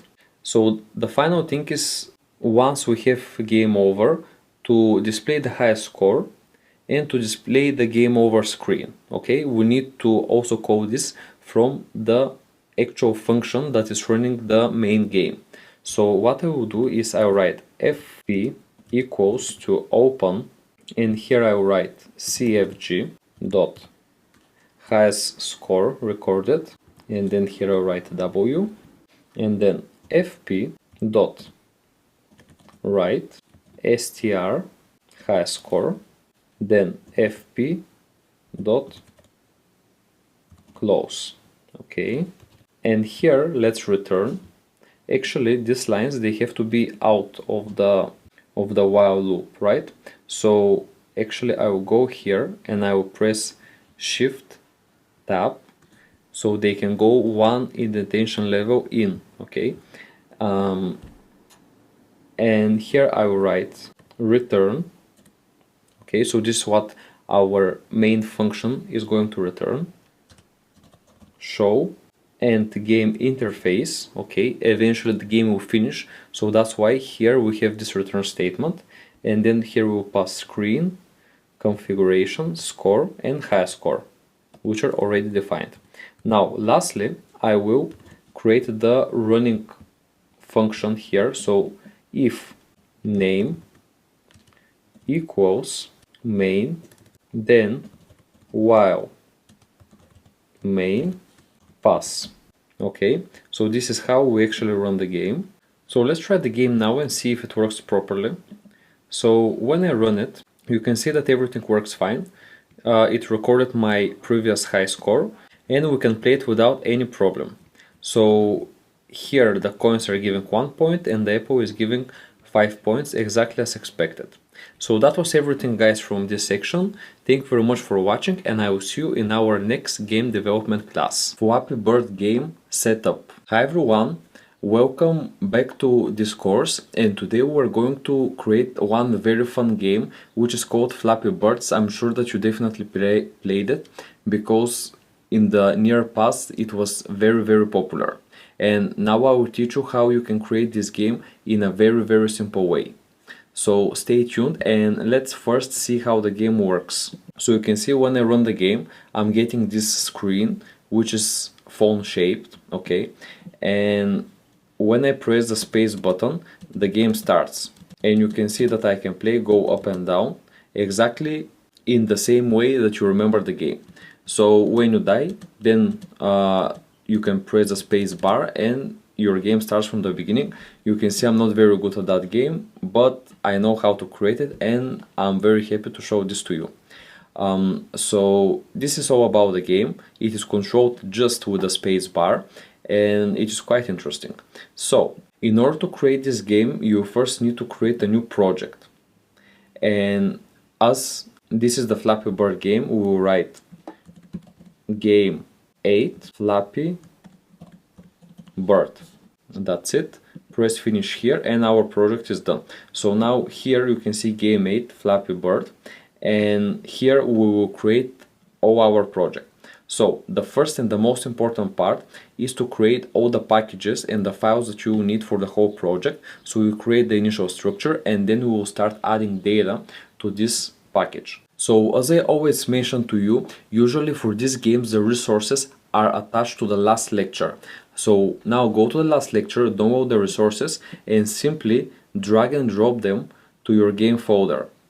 So I will drag the resources here, and you can see that we have a new package with all the resources, with the audio files and with the image files. You can see that there are quite a lot of images, so it is very important that you have the right resources in your folder. Now that's it. So since you added the resources, it is time now to create all of our packages, and this is actually quite simple. So the first package I will create will be the modules package. So go here and select PyDev package, and this will be called modules. Select finish here, and inside this package you need to create two more packages. So create a new one within the modules package, and the new package will be called interface, and there we'll add the start and the end interface of our game. Actually, as you can see, this package was created outside of my modules package, and I will simply drag and drop it to the modules package so it gets inside. You can see now. That's it. And then I'll create another package within the modules package, and this will be called sprites. Or by sprites, what I mean is that all the different components of our game, like the bird, the tubes, and so on. So I write here sprites, and I will again take this package and drag it inside our modules folder. Firstly, go to the interfaces package and let's create a new PyDev module. And the PyDev module will be called start screen. That's it. Press OK here. And also we need to create end screen, so when the game ends. And here I will again select PyDev module and I will write end screen. Okay, that's it. Select OK. And now you have the files for your start and your end screen. Actually, here I have them as start and end game, but it doesn't matter how you call these packages. Still, the information that you add inside, it's relevant and is going to be the same. So after you created your start and end game, let's create our sprites. So the sprites obviously will be the bird sprite and the pipe sprite, because these are mainly all our objects that are displayed on the screen when removing the background. So I write here bird. We're just trying to keep it as simple as possible. So bird, and then I will add new PyDev module and I write pipe. That's it. So here we'll add all information for the bird and then for the pipe. Now, since we are ready with our packages within the modules class, let's now create a new PyDev file in our folder. So this file will be not within any package and it will be called CFG. And in the CFG, as you probably know from the rest of the games, we will simply add the paths to our other games, or actually to our resources. So here in the CFG we will add links to the resources that we'll later be able to easily access from our main game file. So I'll create here a new file, PyDev module, and I'll create the main file, which is going to be called game 8. And I will press finish. So you have here the game 8 file, the configuration file, the resources file, and the modules file. Now, what I want you to do in your modules package, and it's very important to do it by the end of this video, is here to add links to the rest of your packages and sprites. So first of all, go to modules and init.py file, and let's add some information here. So I will type from sprites import star, and what star means that I would like to import all information from the sprites class, and also I write from interfaces import and then star. That's it. So now after you're done with this, go to interfaces and select again the init.py file and do a similar thing. Write from endgame import endgame, and then from start game import start game. For now you get error here because we haven't yet created the end and the start game functions within our end and start game py files, but that's fine for now. It is good that you created this now, so later on you don't forget it and it is there. Now after you're ready with this, the last thing you need to do in this video is to select the sprites package and again init py, and here we will do a similar thing. I'll write from bird import bird and from pipe import pipe, and you will see what are the pipe and the bird functions later on when we make them inside these Python files. So here with dot you refer the Python file, and without a dot you're referring the actual function that is inside this file. Anyways, Let's save all this by hitting Ctrl S, and we're ready. So this is how you set up your project, guys. Bear with me in the next lecture where we will start configuring our files, and we're going to define the paths to our files that we will later on use in the game. Thanks for watching. Flappy Bird game configuration. Hi everyone, welcome back to the course, and today we're going to do the game configuration file here in our Flappy Bird project. So what you will need to do is to simply go to the cfg.py file, and let's start adding data inside it. So the first thing I will do, I will write here FPS, because here we want the frames per second that we will use within our game, and this is actually a separated variable. So write FPS equals 60, then we will add the screen width and the screen height. So I write screen width equals to 288, and then the screen height will be equal to 512. Okay, screen height, that's it, it's correct. Then we'll choose the gap between the pipes, and this will be another variable. So I write pipe underscore gap underscore size, and this will be equal to 100. This is going to be a variable that later on we will use in order to control the gap between the different pipes. That's it. So now the next thing I will do is a dictionary, and if you've seen my other videos, I like to use the dictionary in order to refer to the different pictures from our game, and this will be quite a simple dictionary. I write number, image, paths, and here I will write equal sign and then curly bracket. Now I want you to see something. If you go to the resources, you see this picture from 0 to 9, and this is what we are going to refer in this dictionary. So if I press 0 here, you can see that I'm getting a result. So this will actually refer to our result numbers that we display on our screen. So we use pictures in order to display these numbers to make our game look way better. And now for the number 0, so I write quotes 0, then the double dot os dot path dot join, and inside the brackets I write os dot get cwd. Okay, so this function actually gets our image, and after that I will simply write the path to the file that we need to have.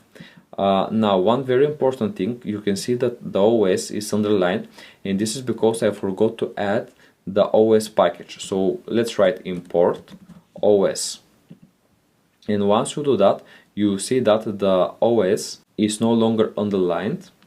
And here actually I did another mistake, because I don't need to write test, just get cwd. So now we're error free, and let's write the path to our first image. So I write here resources, which is our package, then slash images. Okay, you can see the folder images, and then another slash 0.png. Okay, this is the first file that I refer to, and then comma.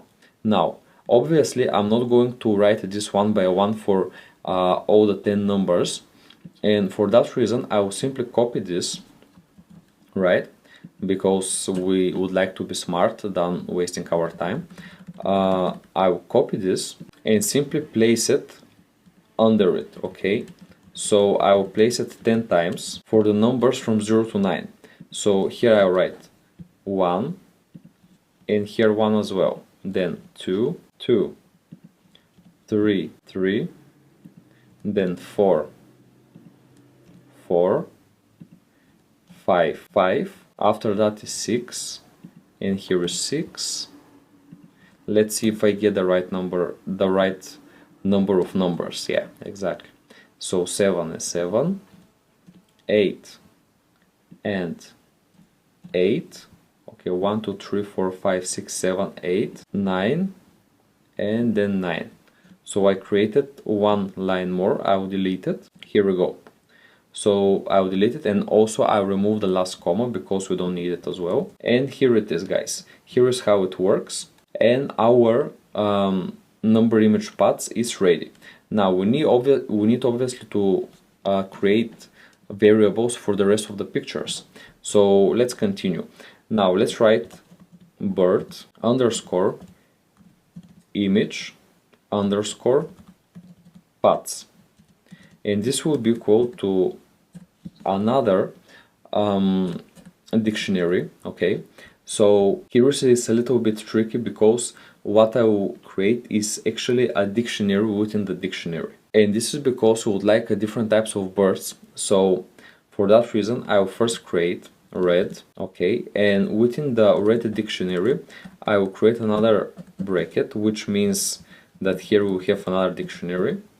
Okay, and I will write up, and this is how we will look the bird if it moves up. So os dot path dot join, and then os dot get cwd, and then we'll write the location of the folder, and again resources slash images slash, and let's copy actually where it is. So we need the red bird, right? So usually if you press F2, you can directly copy the whole name of the red bird down flip. Okay, so I will copy and paste it here. Okay, and actually here for the up we would like to have the up flip. Okay, so red bird up flip png will pass to the up variable. Then let's write comma, and obviously I will copy this because there is very small difference between the different flips. So here we go, and here up I will change it with down, and in the previous line with the mid.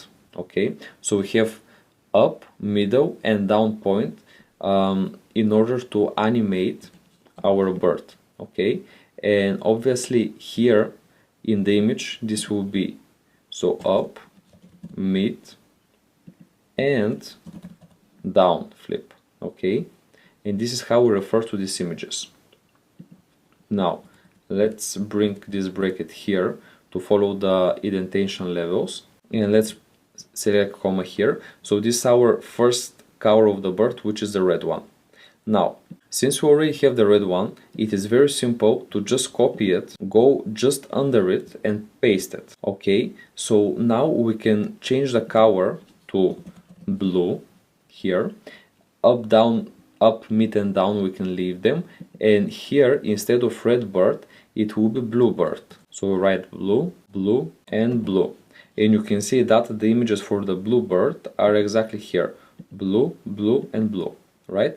Okay, so we're ready with the blue bird. Obviously it is way better to do it like this so we can save time. Now the next one will be the yellow, so I write yellow. Here we go. So this is the yellow bird, and obviously here I will change everything to yellow. This is why it is very important usually to name your files with very similar names, so you can simply change one small variable and then the whole number of pictures can be simply copied and pasted. And here I'll write yellow. That's it. And here we go, guys. We're ready with the bird image paths with this variable here, and we can later use it. So let's continue now, because we need to add some other stuff. So we need to add now the background image paths. And how we do that? Now let's write background image paths, and this will be equal to another dictionary. So in that dictionary, as we have two different types of background, which are day and night here, you can see them in our folder here. So we're searching for background day and background night. So I will pass these pictures here, and the key here will be first day, and today we'll refer to the os dot path dot join dot bracket os dot get cwd, and inside the brackets we write nothing, then comma, and as we did in the previous times we write resources slash images slash background day dot png. Okay, and just to be sure, I will go to background day png, press F2, copy it, okay, and paste it here, so I'm sure that the name is exactly the same. Okay, then you can simply type comma and copy this and paste on the next line, and here day I will change with night, and then this will be in resources, images, background, dash, night. Okay, I will then remove the comma, okay, and we're ready to close our list. That's it. So we're ready with the background image paths. And also, actually in this game, as you can see, I want to show you that the game can be updated every time with different types of background and different types of pictures and colors. So we'll do similar thing for the pipe. We'll have two types of pipes, and we'll also have some dictionaries with the other images like game over, and also with the points, with the hit sign, and so on. So let's write them. First I'll write here other images, other image actually, paths. Okay, and this will be equal to another dictionary, and the first other image will be called game over, and this will be os dot path dot join, and here in the brackets I write os dot get cwd, that's it, then comma, and here I write resources slash images slash game over dot png, which is the name of this file, game over png, that's it. Then let's copy this again, and I will obviously copy it under it 2 times because we have 2 more images to pass. So the next one will be message, and the file will be message.png, and finally we will have the base, and the file will be base.png.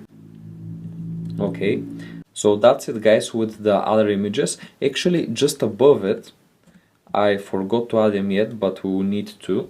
We'll add the different pipe images. So I write pipe image paths, that's it, and this will be equal to bracket, and here we'll write green for the green pipe. Okay, so green double dot, and then os dot path dot join, and here in the brackets I write as always os dot get cwd, and then we will simply pass the path, and the path will be again resources slash images slash, let's see where is the pipe. So we have pipe green and pipe red. I will select F2 and copy the name of this file, pipe green, okay, and I will paste it here. So now we have the pipe green. Let's copy this one and I will paste it under it, but I will change the color here to red. So red, and here will be pipe red. That's it. So we have the 2 types of the pipes that we will be using within this game. And lastly, we will need also to set parameters for the audio files. Obviously we cannot forget these audio files, because with them we're gonna create some very nice impression within the users by playing the music while playing the game. So I will create audio paths, and this will be equal to bracket, and then here I will write die. So this is going to be the die music. It's gonna be a sad one, trust me. So I write os dot path dot join, and then inside os dot get cwd, comma, and here we will access resources slash audios slash die.wav, and this refers to resources, audios, as you can see, and here's our file die.wav. That's it. Let's write a comma here and let's copy that because we will have a few more sound files. So let's paste them here, and there will be 5 files, so I will need to do one more and I will remove the last comma. Let's make this a little bit more representable. That's it. So the next file will be hit. Okay, so here is hit. Then when we score a point, we would like to hear another sound, so it will be point, and here again point. Then let's write swoosh, the swoosh sound, and here you can see the swoosh sound file. Actually, this is how it will sound. I don't know if you can hear it because my microphone is actually attached to my monitor, but even if you cannot hear it, once you try to run it from your folder, I'm sure that you will be able to do it. So these are the files here. The last one will be, let me mark it, okay, the wing, okay, or the wing flapping. We'll hear it in a certain way. So there we go, wing. That's it. So that's it, guys. These are all the files that you need to run in your game. Actually, quite a long, I would say, configuration file with a lot of files here. Very unusual for the games we usually do, but you know, you have to improve yourself and make more complex things. So that was it for today. This was the configuration file.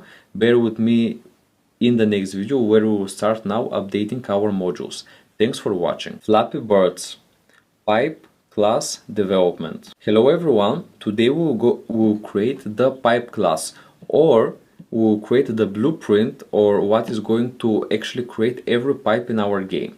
And obviously this will be done once we go here in modules and then select sprites. So in the sprites you will see a class called pipe that we created in the last game. Now I will go here and let's write our sprite class, or this will be what will create every pipe in our game. In order to do this, you first need to import the random package. So I will import random, that's it. And also you need to import obviously the Pygame package, that's it. Now let's create a class called pipe, and to this class we will pass the Pygame dot sprite. So we will pass the sprite class here. So our current class will be an instance, or it will take the variables from the sprite class, which is predefined in the Pygame package. Now let's first write the initialization function. So you can write def init and then self. Actually it was already written, so self comma, and we'll pass image. Okay, then we'll pass position, and we'll also pass the kw args. Okay, and this is all we need in order to create a pipe. So we need an image, we need a position, where to position this image, and also the arguments. Now let's write first Pygame dot sprite dot init, and actually this is a standard statement for initializing any class. So that's normal that we write this init statement here, and then we need to define some of the variables that we will use. So I write self dot image will be equal to image, then self dot rect will be equal to self dot image, and we will get the rectangular from this image. So get rect, that's it. Now self dot mask will be equal to Pygame dot mask dot, and we'll extract this mask from the surface. So I write from surface, okay, and then self dot image, that's it. And after we created the mask, I write self dot rectangular dot left and self dot rectangular dot top will be equal to position, okay, which means the top left corner will be actually the location of our position, right? So if the position has two parameters, the x and the y, then the top left corner of the rectangular we just created for our pipe will be the actual position of this pipe. And we will later use this when we interact between the pipe and the bird to determine whether the bird is dead or not. Now let's try the next variable. So self dot used for score will be equal to false, okay? So here we define this variable inside this class, and here we will need to create something called static method, okay? So this method will be used for only this class, and this will generate random pipe. So I write def, okay, random pipe, then cfg, comma, image. That's it. And now let's write base, and here actually we get an error because static method. That's it. This is the class we needed. So now once this is ready, let's write here base y will be equal to 0.79, and don't worry about these numbers because this is something that I estimated before creating the game. Then cfg dot screen height, okay, and the screen height is something that was already defined in our cfg file, so this is how we assess it. And then let's write up underscore y will be equal to int and then base underscore y multiplied by 0.2, okay, plus random dot random, actually rand range, okay, and here we'll initialize our rand range, so it will be from 0 to int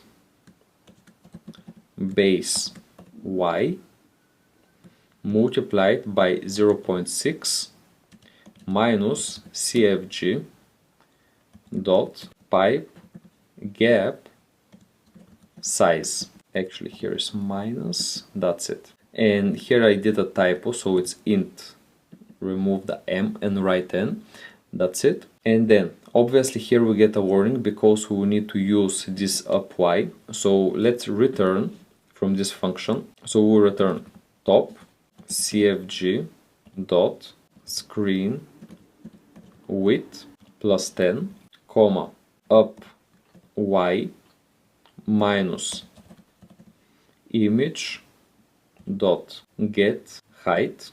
So here is how we get height of the image, okay.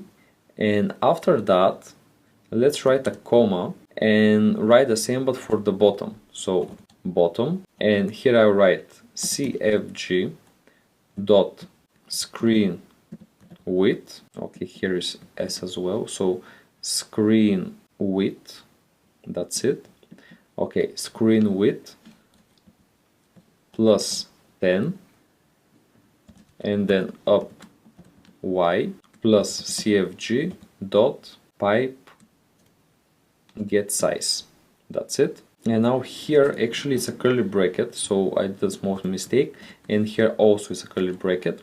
So now we should get to remove this error here, yes, that's right.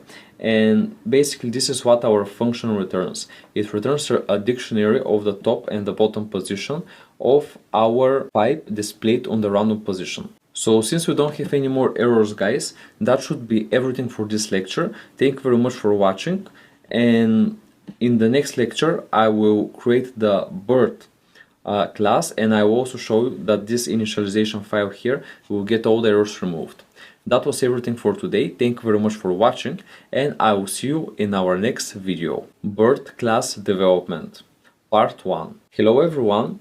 Today, since as you can see we already created the pipe and it was actually quite a short class, now I will show you how you can create the birth class, and as you can see here, there is still no data in our birth class, so we need to do something about it, right? So today I will start to creating the birth class, and in the next video we will continue it because it is not a short class, so let's better get started.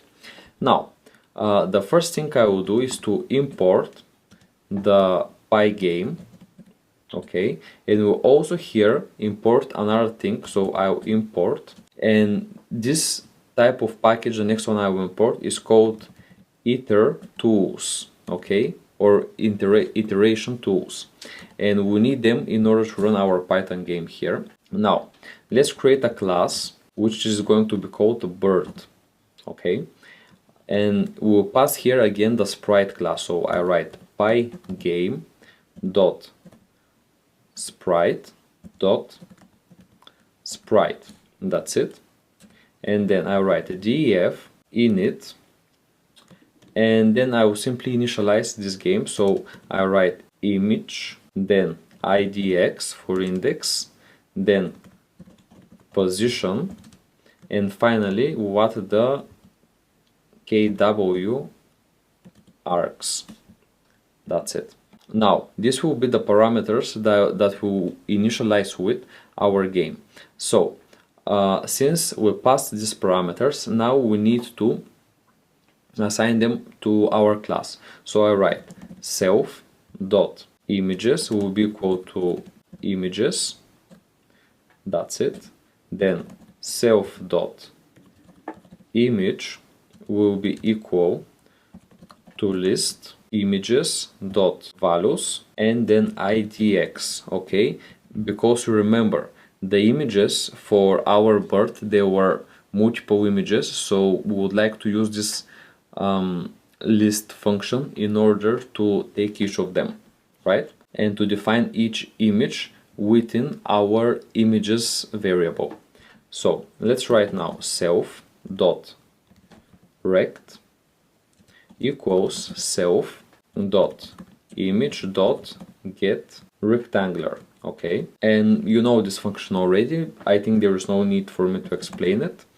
Then I will write self dot mask will be equal to pygame dot mask dot from surface, okay, so we'll take the mask from the surface, and our surface will be self dot image, okay, we'll take the mask from the image, that's it.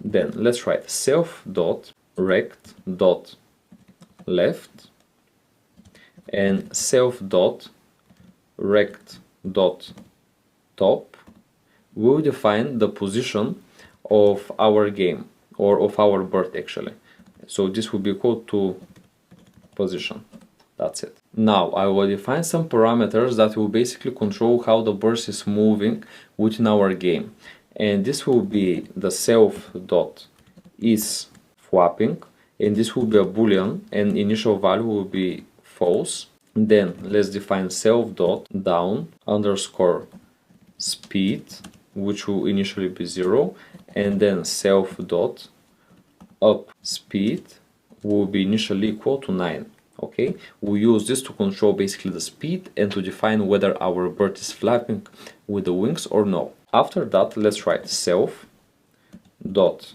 bird idx, and this will be equal to idx for index. Then self dot bird underscore idx cycle will be equal to, and here we use the iteration tools, so iter tools dot cycle, and I'll write here 0 1 2 1, that's it. And finally I write self dot bird underscore idx underscore change underscore count, and this will be equal to 0. So if you don't know what the cycle of the iteration tools package is, so basically the cycle defines these numbers 0 1 2 1, and the iterator iterates, so it loops over these numbers, okay, So it first makes the birth index cycle equal to 0, then to 1, then to 2, and then it iterates again. Okay, this is something like if you would have a for loop or a while loop, but just this is like very way shorter version that you just need to write iter2 cycle and then pass a list over which we will loop and change the value for the birth index cycle. It is quite useful sometimes, and you will see later on how we will use it. So that was, guys, the initialization of our function. In the next video we'll continue to write all the functions from the bird class, because we're not done yet, so they will be part 2. But I think for today everything was completed, so you don't need to worry for now, and I will see you in the next video where we'll create our functions. Thanks for watching. Bird class development part 2. Hi everyone, today we're going to start with the part 2 of the bird class development. So just to recap, we're currently building our blueprint of the bird, and later on we will use this class in our main Python file in order to create birds and displaying them on our gameplay. So now what we already created was the initialization of our bird, and now I will continue by making the next function. So we already created the initialization function, and now I'll create the next function, which will be called update, and will be responsible for updating the bird image and animation on our gameplay. So here I write def update, and we'll pass the parameter self, then boundary values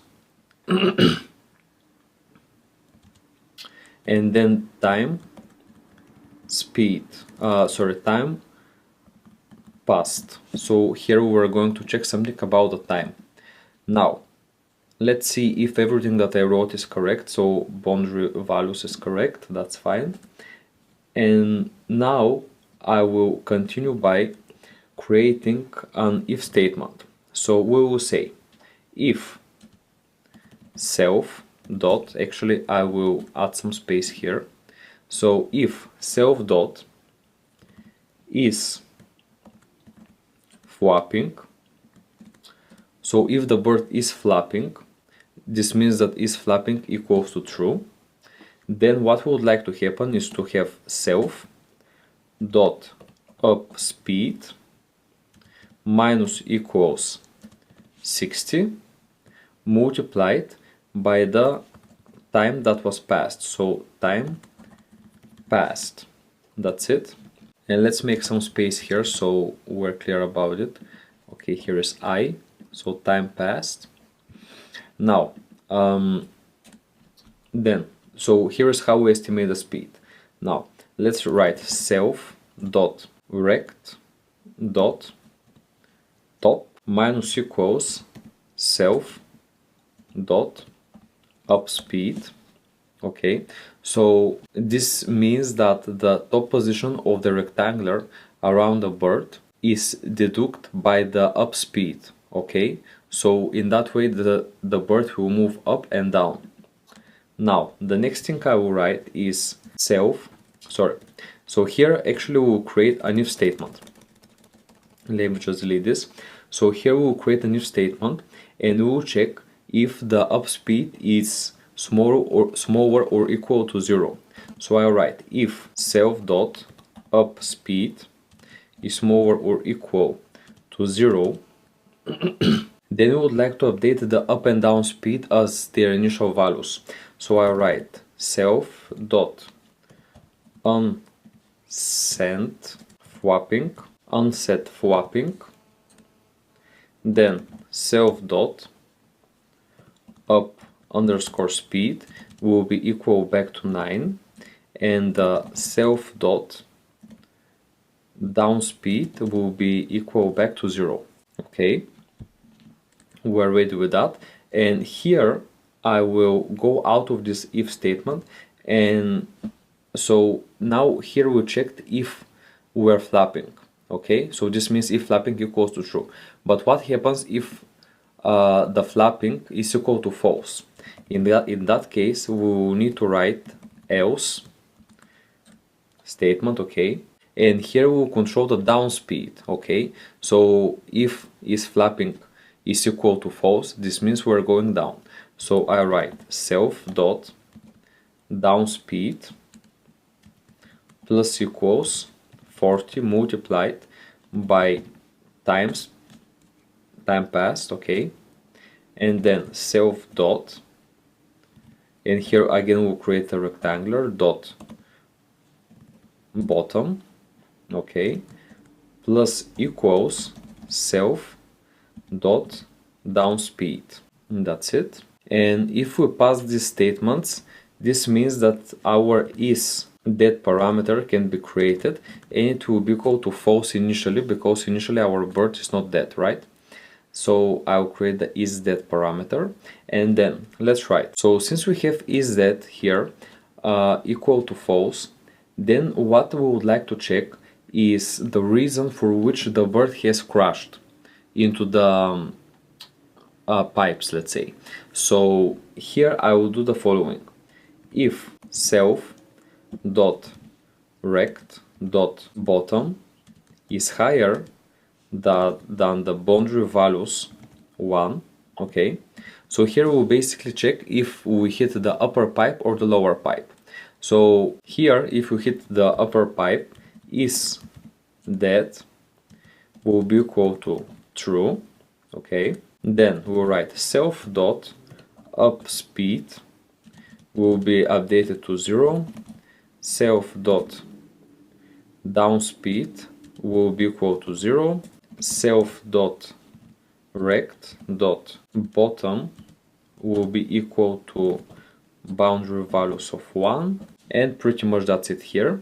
And now we will check, so we'll create another if loop. So if self dot rectangular dot top is smaller than the boundary values 0, then we will do the following: is that will again be equal to true in that case. Then again the self dot up speed will be equal to 0, then the self dot down speed again will be equal to 0, and finally self dot rect, and this time we will do top will be equal to boundary values of, in that case, will be 0 here. Okay, here we had 1, now here we have 0, and this is if we hit the top, and the first one is if we hit the bottom.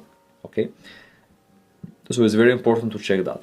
Now, since we determined how the bird is going to die and what's happening, now we would like to imitate the effect of the flapping wings, and we will do this with the following. So I write self dot bird index change count. Actually here should be count, so I maybe misspell it. Let's find this parameter here. So index, there we go. So bird index change count, that's it. And also here in the initialization I noticed one quite significant issue. It is that here above images and under the initialization function, obviously we need to initialize our sprite. So let's write pygame dot sprite class dot init self. Okay, it's very important that we call this function, so we initialize our sprite before creating the rest of the parameters. So I believe we're fine now. Check all the initialization and see if you have any errors, but if not, let's continue with the code. So obviously here, let's go back to the tasks that we were performing. So here, as I said, we need first to do self dot bird change count. Okay, now it's count and it's fine. So if the bird, so this firstly we will increment it with 1, and then we're going to do a simple check. So if self dot bird index count divided by 5 gives us nothing left, so it's equal to 0. So this means that if the bird index change count is divisible by 5, then we will do self dot bird index.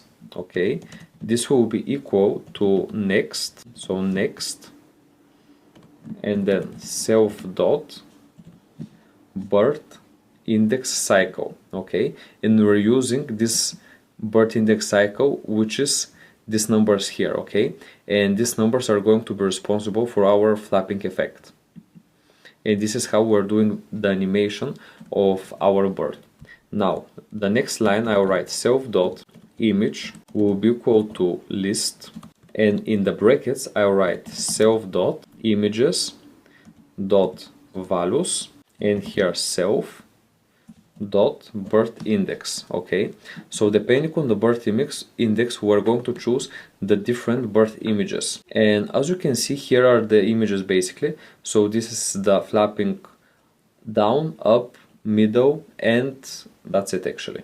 Yeah, so this is what we're going to use for the flapping with the wings, and these images we already defined in our images. Okay, so we're going to use them from the configuration folder in the future. Now the last thing I will write here is self dot birth index count, and I will make this equal to 0. Okay, and that's it. And from this function, from the update function, I will return. So the only way to exit from this function is if our birth has the isDead parameter, whether it is true or false.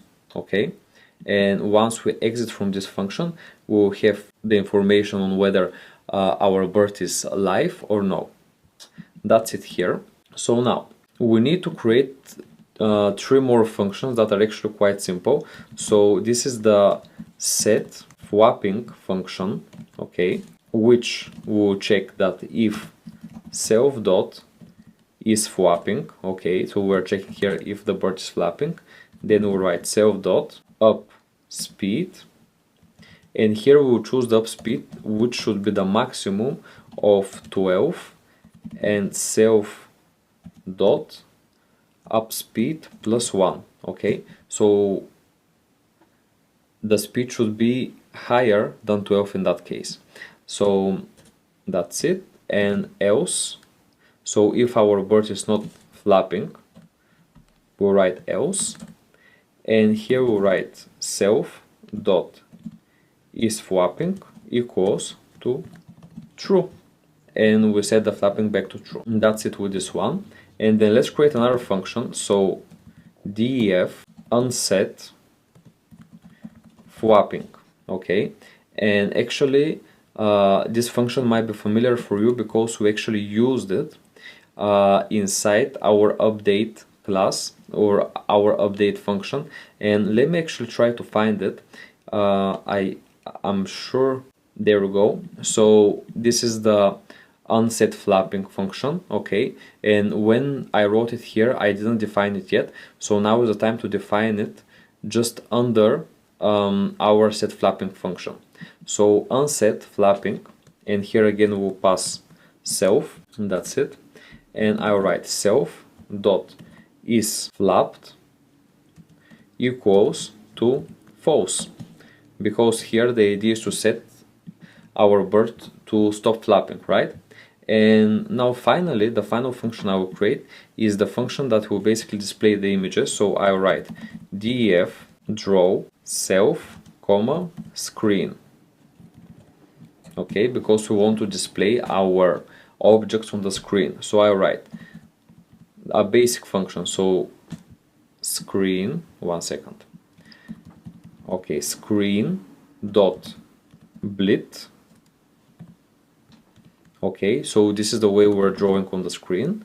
So self image, comma, self, and also the rectangular for that image, self rect. That's it. So the last thing I will actually do here is, instead of flapping, I write flapped, because this is how we wrote it before. So set flapped and unset flapped, and that's it. This is how the functions look like. And let me go back to our function here. So here's unset flapped. Okay, that's fine. So here's how the functions look like, guys. Actually I will minimize this. So as you can see, first we import our libraries. Actually I will delete this one.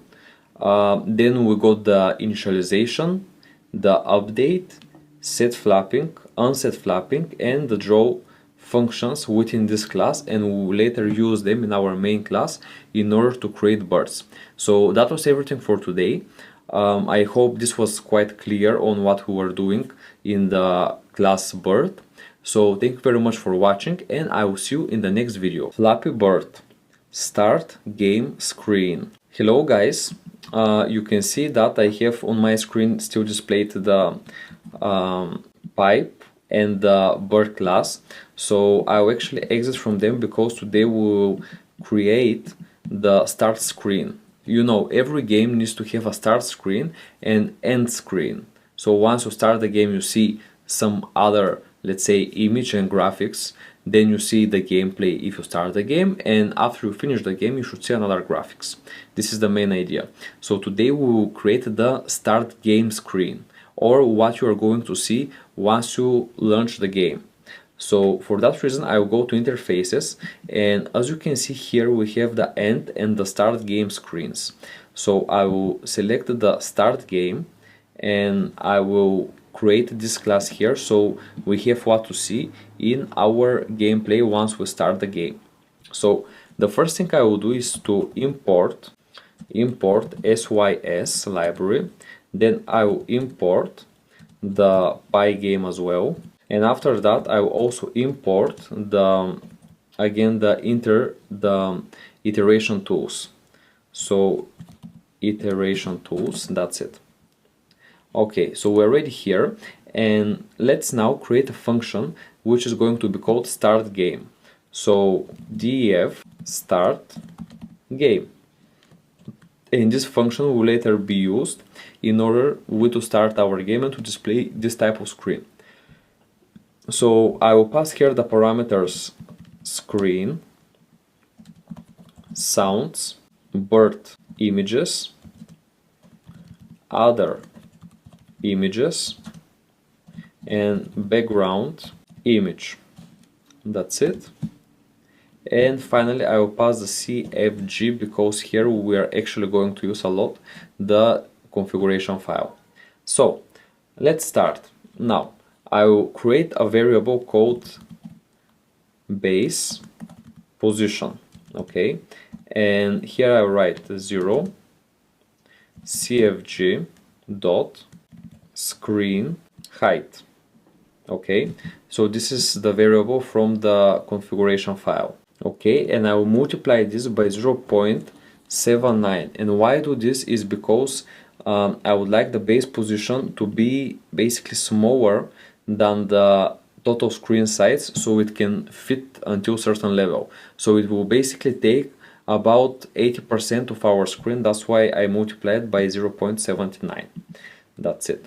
So let's then create the base diff dot underscore bg, or this is going to be the base difference of the background, and here I write other images, and I write base dot get width minus the background image. Okay, here is the image dot, here again get, and width.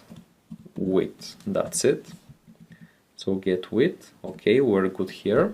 And then I write msg for message position. Okay, so this will be the position of our message. If you remember, we created a picture like this.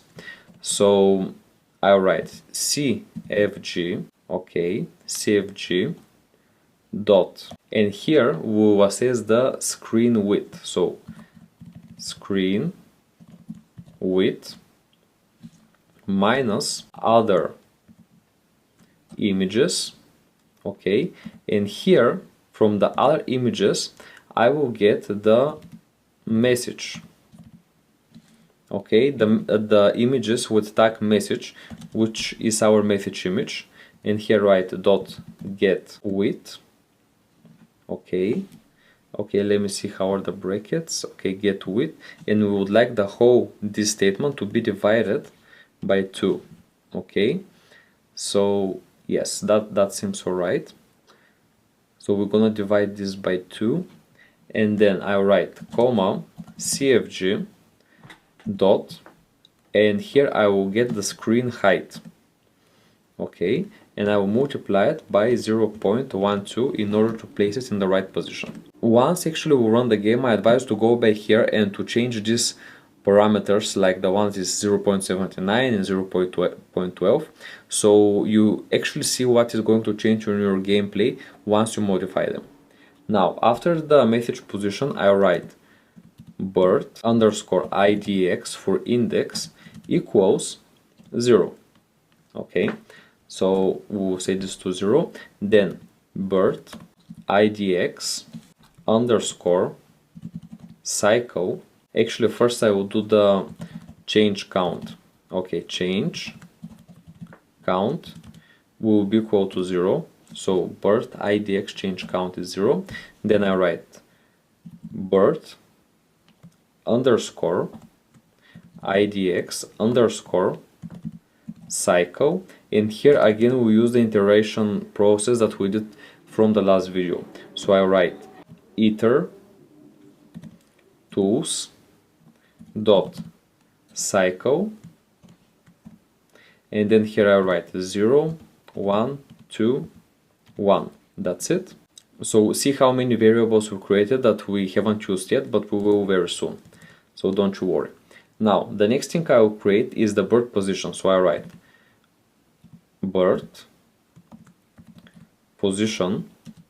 So here we'll set the birth position on the screen, and this will be equal to cfg dot screen width multiplied by 0.2 comma, and then again cfg dot screen height minus list, and in the brackets I write birth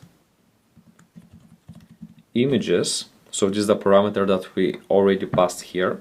So the birth images dot values. Okay, and I write here 0 dot get height, and all this I will divide by 2. Okay, so this is how we estimated the birth position on the start game screen. Okay, this is not the real birth position, but how it will actually be displayed on our start game screen. And it's very important that you always refer to values dependent on the screen width, because if you change the screen width at some point, then automatically the position of your birth will be resized depending on your screen width. So the next thing I will do is to write birth underscore y underscore shift count, and this will be equal to 0 initially, and then birth underscore y underscore shift max, and this will be equal to 9. And you will see how we use these parameters later in order to move our birth actually. Now here I will write on the next row, I will write the shift will be equal to 1. So we'll go from 0 to 9 in the steps of 1, and then I will set a clock. So clock will be equal to Pygame, and here we'll use a Pygame option time clock function. Okay, so here we'll set a clock variable, and I know that this looks a bit more complex, but since you already created a simple screen that nothing is moving there, you know, you create already very simple starting game screen. Now I want to create something a little bit more dynamic, so bear with me, and now we're going to create a while loop so you can see how your bird is moving when you start the game. Okay, so on the initial screen you would like to see how the bird is moving, and then you will be able to start or end the game. Now let's create a while loop here. So while true, and I will create, first of all, we'll create the option to quit the game from the initial screen, and this is pretty basic statement here. So I write for event in Pygame dot event dot get, we will say if event.type is equal to pygame.quit, or event.type. So if the event.type is equal to pygame.keyDown, okay, so if any key is down, and we also selected the event.key, which is equal to pygame.key escape. Okay, so we're checking whether we quitted the game with the mouse or we selected the escape key. Okay, so if this is the case, we can choose either option or the other one in order to exit the game. And here actually we're getting some error, and I think this is because we need here double equal in order to make this a conditional statement. And let's see if the error is going to be removed right now. Yes, it is removed. So here I will select the dots. So if this happen, I would like pygame.quit. Okay, so we launch the quit function here, and also we want to exit. So in the sys, from the sys library, we take the exit. Okay, the exit function, that's it. Now we're good here, so we already set it. So we're ready here. I just want to go back, guys, just to fix some typos that I noticed here. So first of all, here in the base div underscore bg, I noticed that here in the width we need to select the bracket here. So other images get width minus background images get width. That's fine. Then the get width here, we need to have an underscore to activate the actual function. So here is a get width. And also here we should write count. Okay, this is a typo. So bird y shift count. Okay. So after we fix the typos, we can now continue here. So I will write under this if, I will write another condition, if event.type will be equal to pygame.keyDown.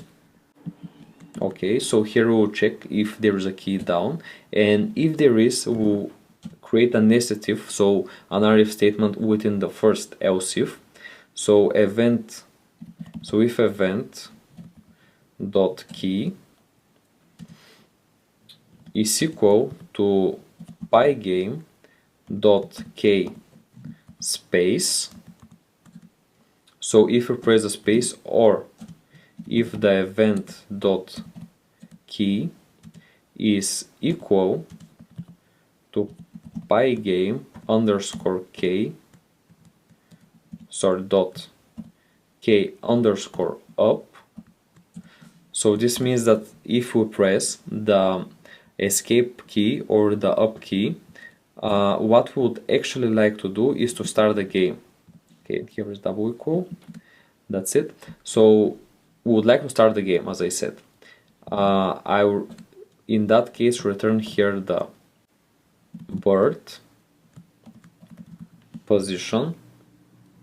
Okay, actually here I want curly brackets, so I remove these ones.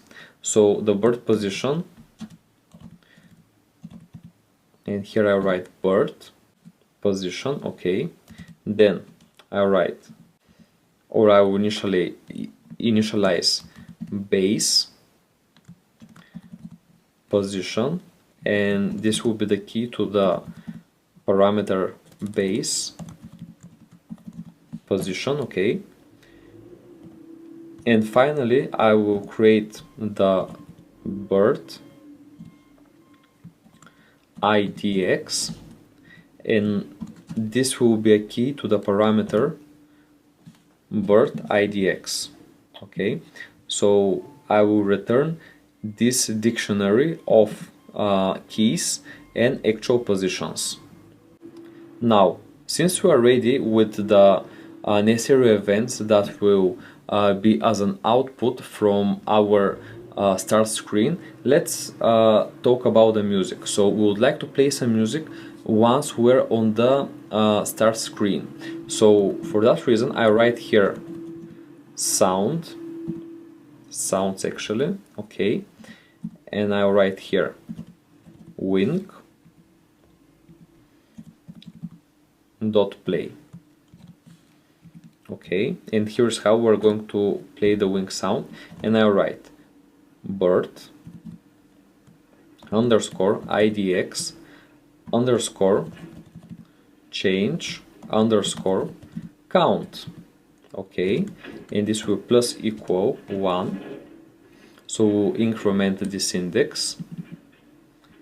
That's right, you can see in the beginning it was 0, but here in this while loop we'll increment it to 1, and then I'll create a if loop. So I will say if the bird index change count, so here is bird index change count, so if the bird index change count divided by 5 gives no value left, I'll write bird underscore idx will be equal to next, or I want to say to the next number from the bird idx cycle, the loop that we created. Then I'll write bird underscore idx, that's it, change count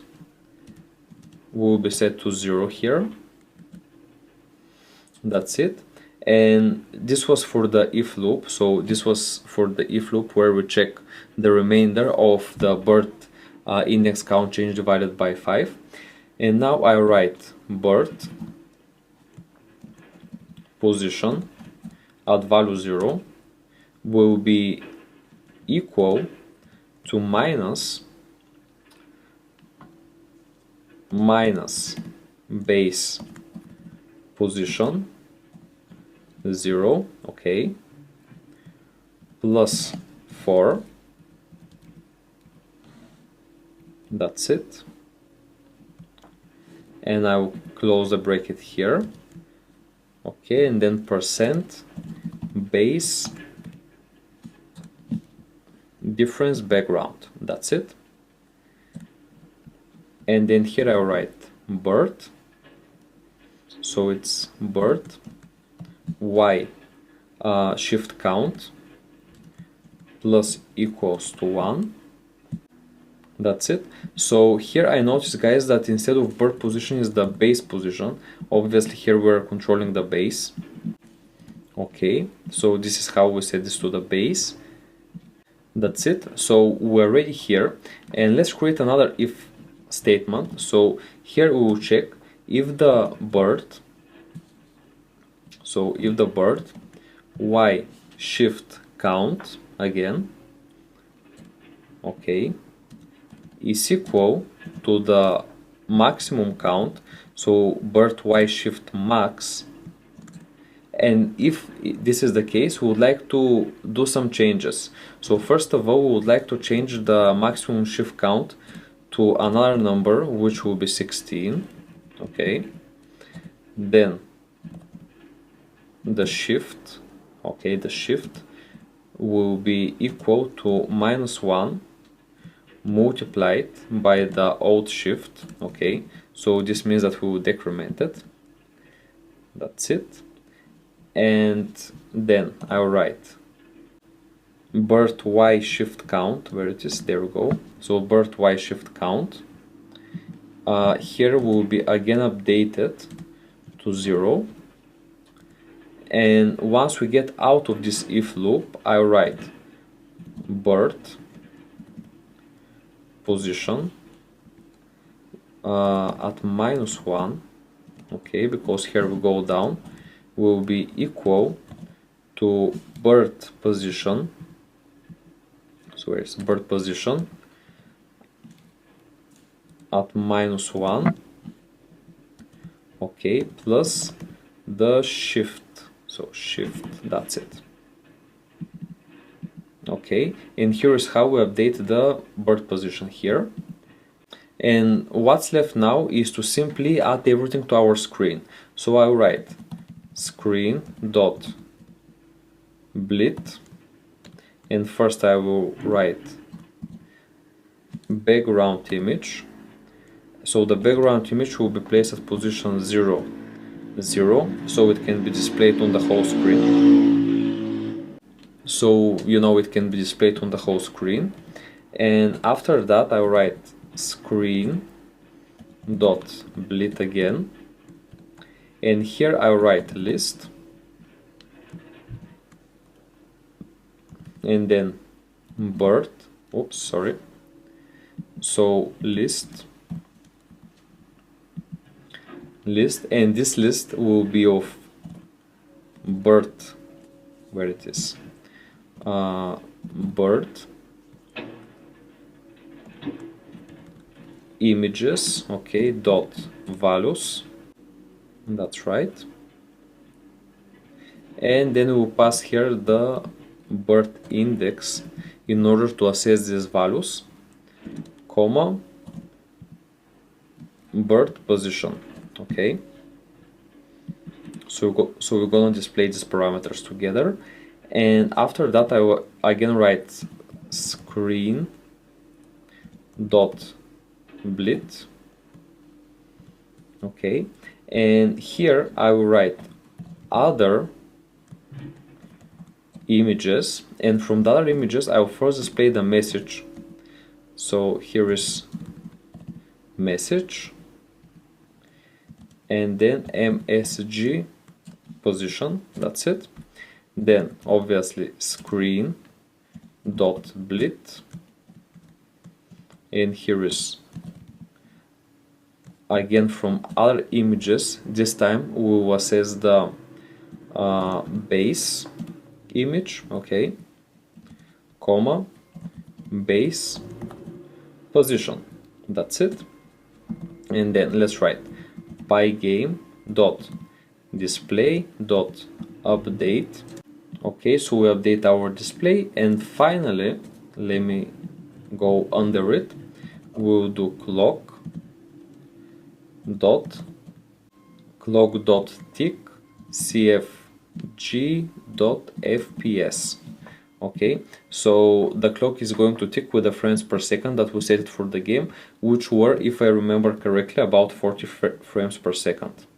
So that was it, guys. This is the whole start game class. I hope you enjoyed that video. We're ready with the initial screen. Thank you very much for watching, and in the next game I'm going to create the end screen, which should be way more simple than this one, I promise. So thank you very much for being in this video, and I will see you in the next one. Flappy Bird end game screen. Hello everyone, today we're going to create the end game screen of our game, or what is going to happen once we finish the game and we die or win the game.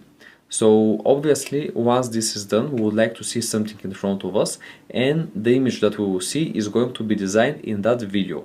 So let's not lose any more time, and I will save our previous project, which was creation of the start game, and we'll access now the file end game, right?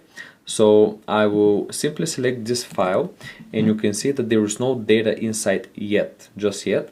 So let's get started and import the sys library, and then I will import the Pygame library. Okay, so once this is done, I will write a def as a function, and the function obviously this time will be called end game. Okay, that's it. Now, there are going to be quite a lot of parameters that we will pass to the end game screen, but unlike the previous video, this function is actually not going to be very long if we talk about lines of code.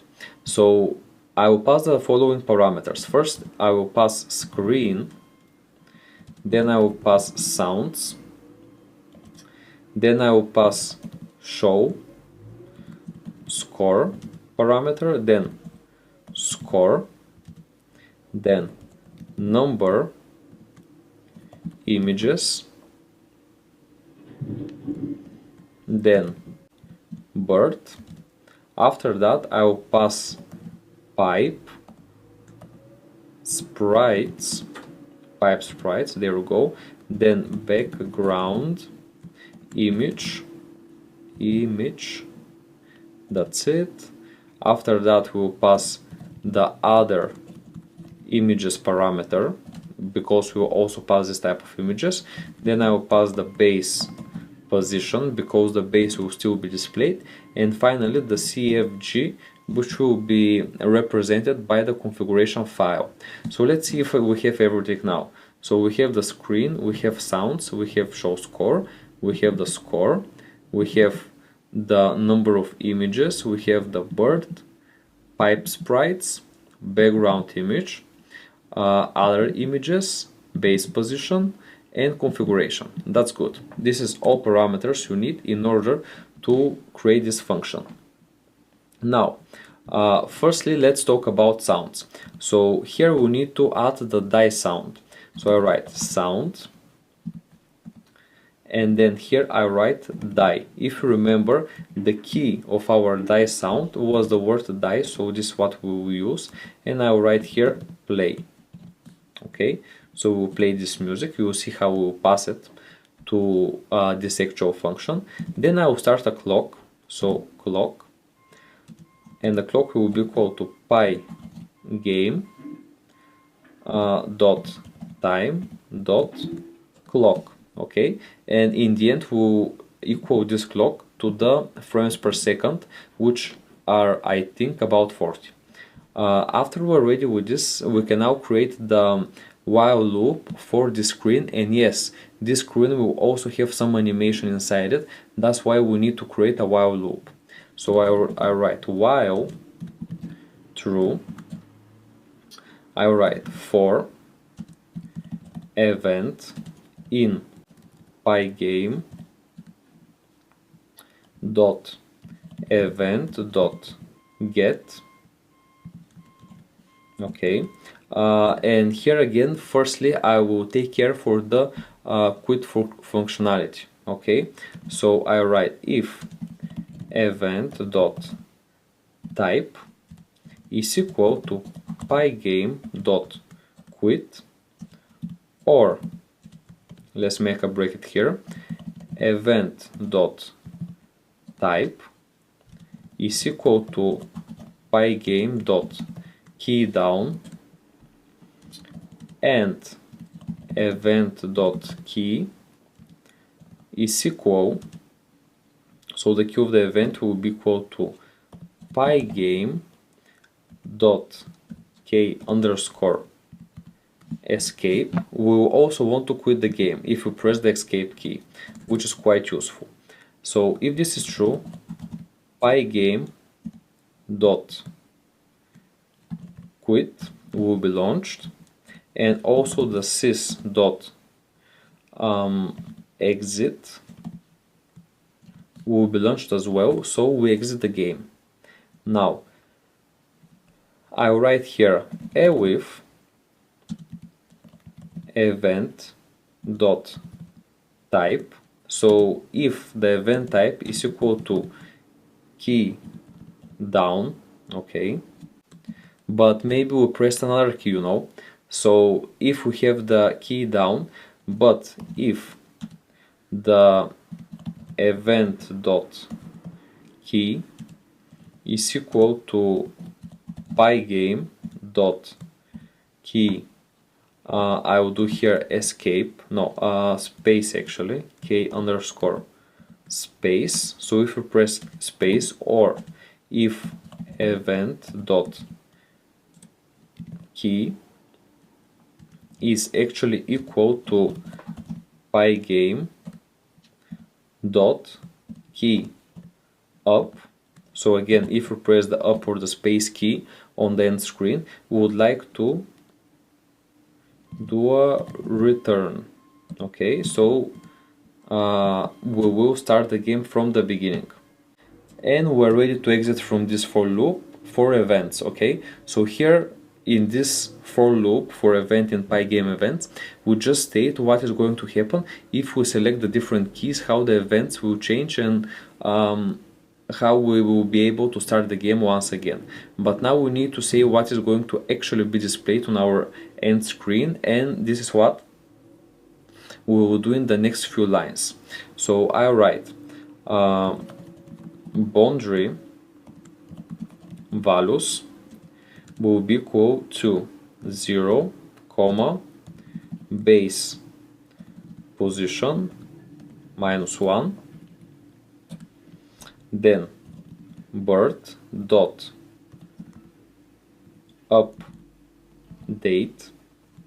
Okay, and now I will run the update function with boundary values.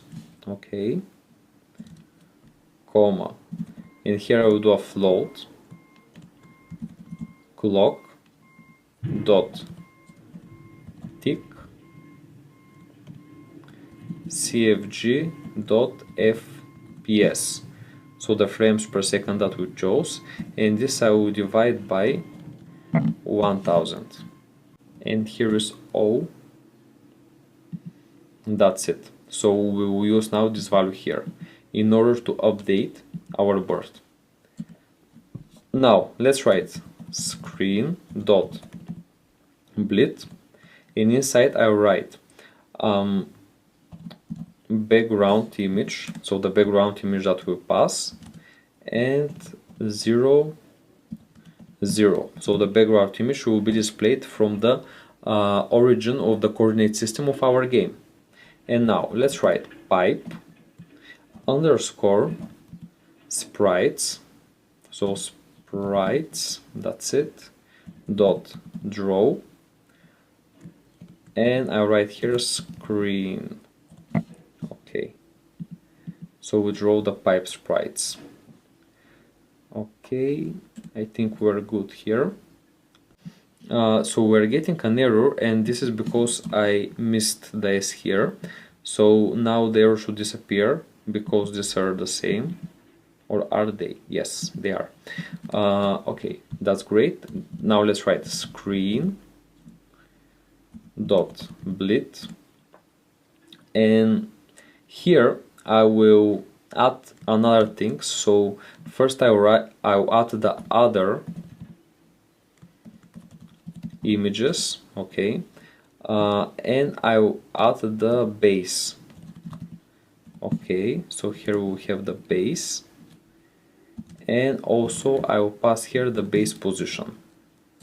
So we display the base on the right space. Then I'll write show score, okay, this parameter that we already passed as well. And here we will use the following. We will use the screen, then the score, and then the number images. Okay, the number images, these are basically, you remember this so huge dictionary that we added about 10 images there. These were the numbers from 0 to 9, and this is what we will pass to the show score function. And since we're ready with that, I'll write bird dot draw screen, that's it, then pygame dot display dot update, that's it, and finally I'll write clock dot tick, and here I will pass the cfg.fps, the frames per second. So this is how our final class looks like. The only change that I noticed is that here obviously we need to write pygame.keyDown in order this line to be accepted by the code, and also I removed this one here. Okay, so we have pygame key down. So that's it, guys. This is how the whole class looks like. Thank you very much for watching, and in the next video we will start creating the main game class.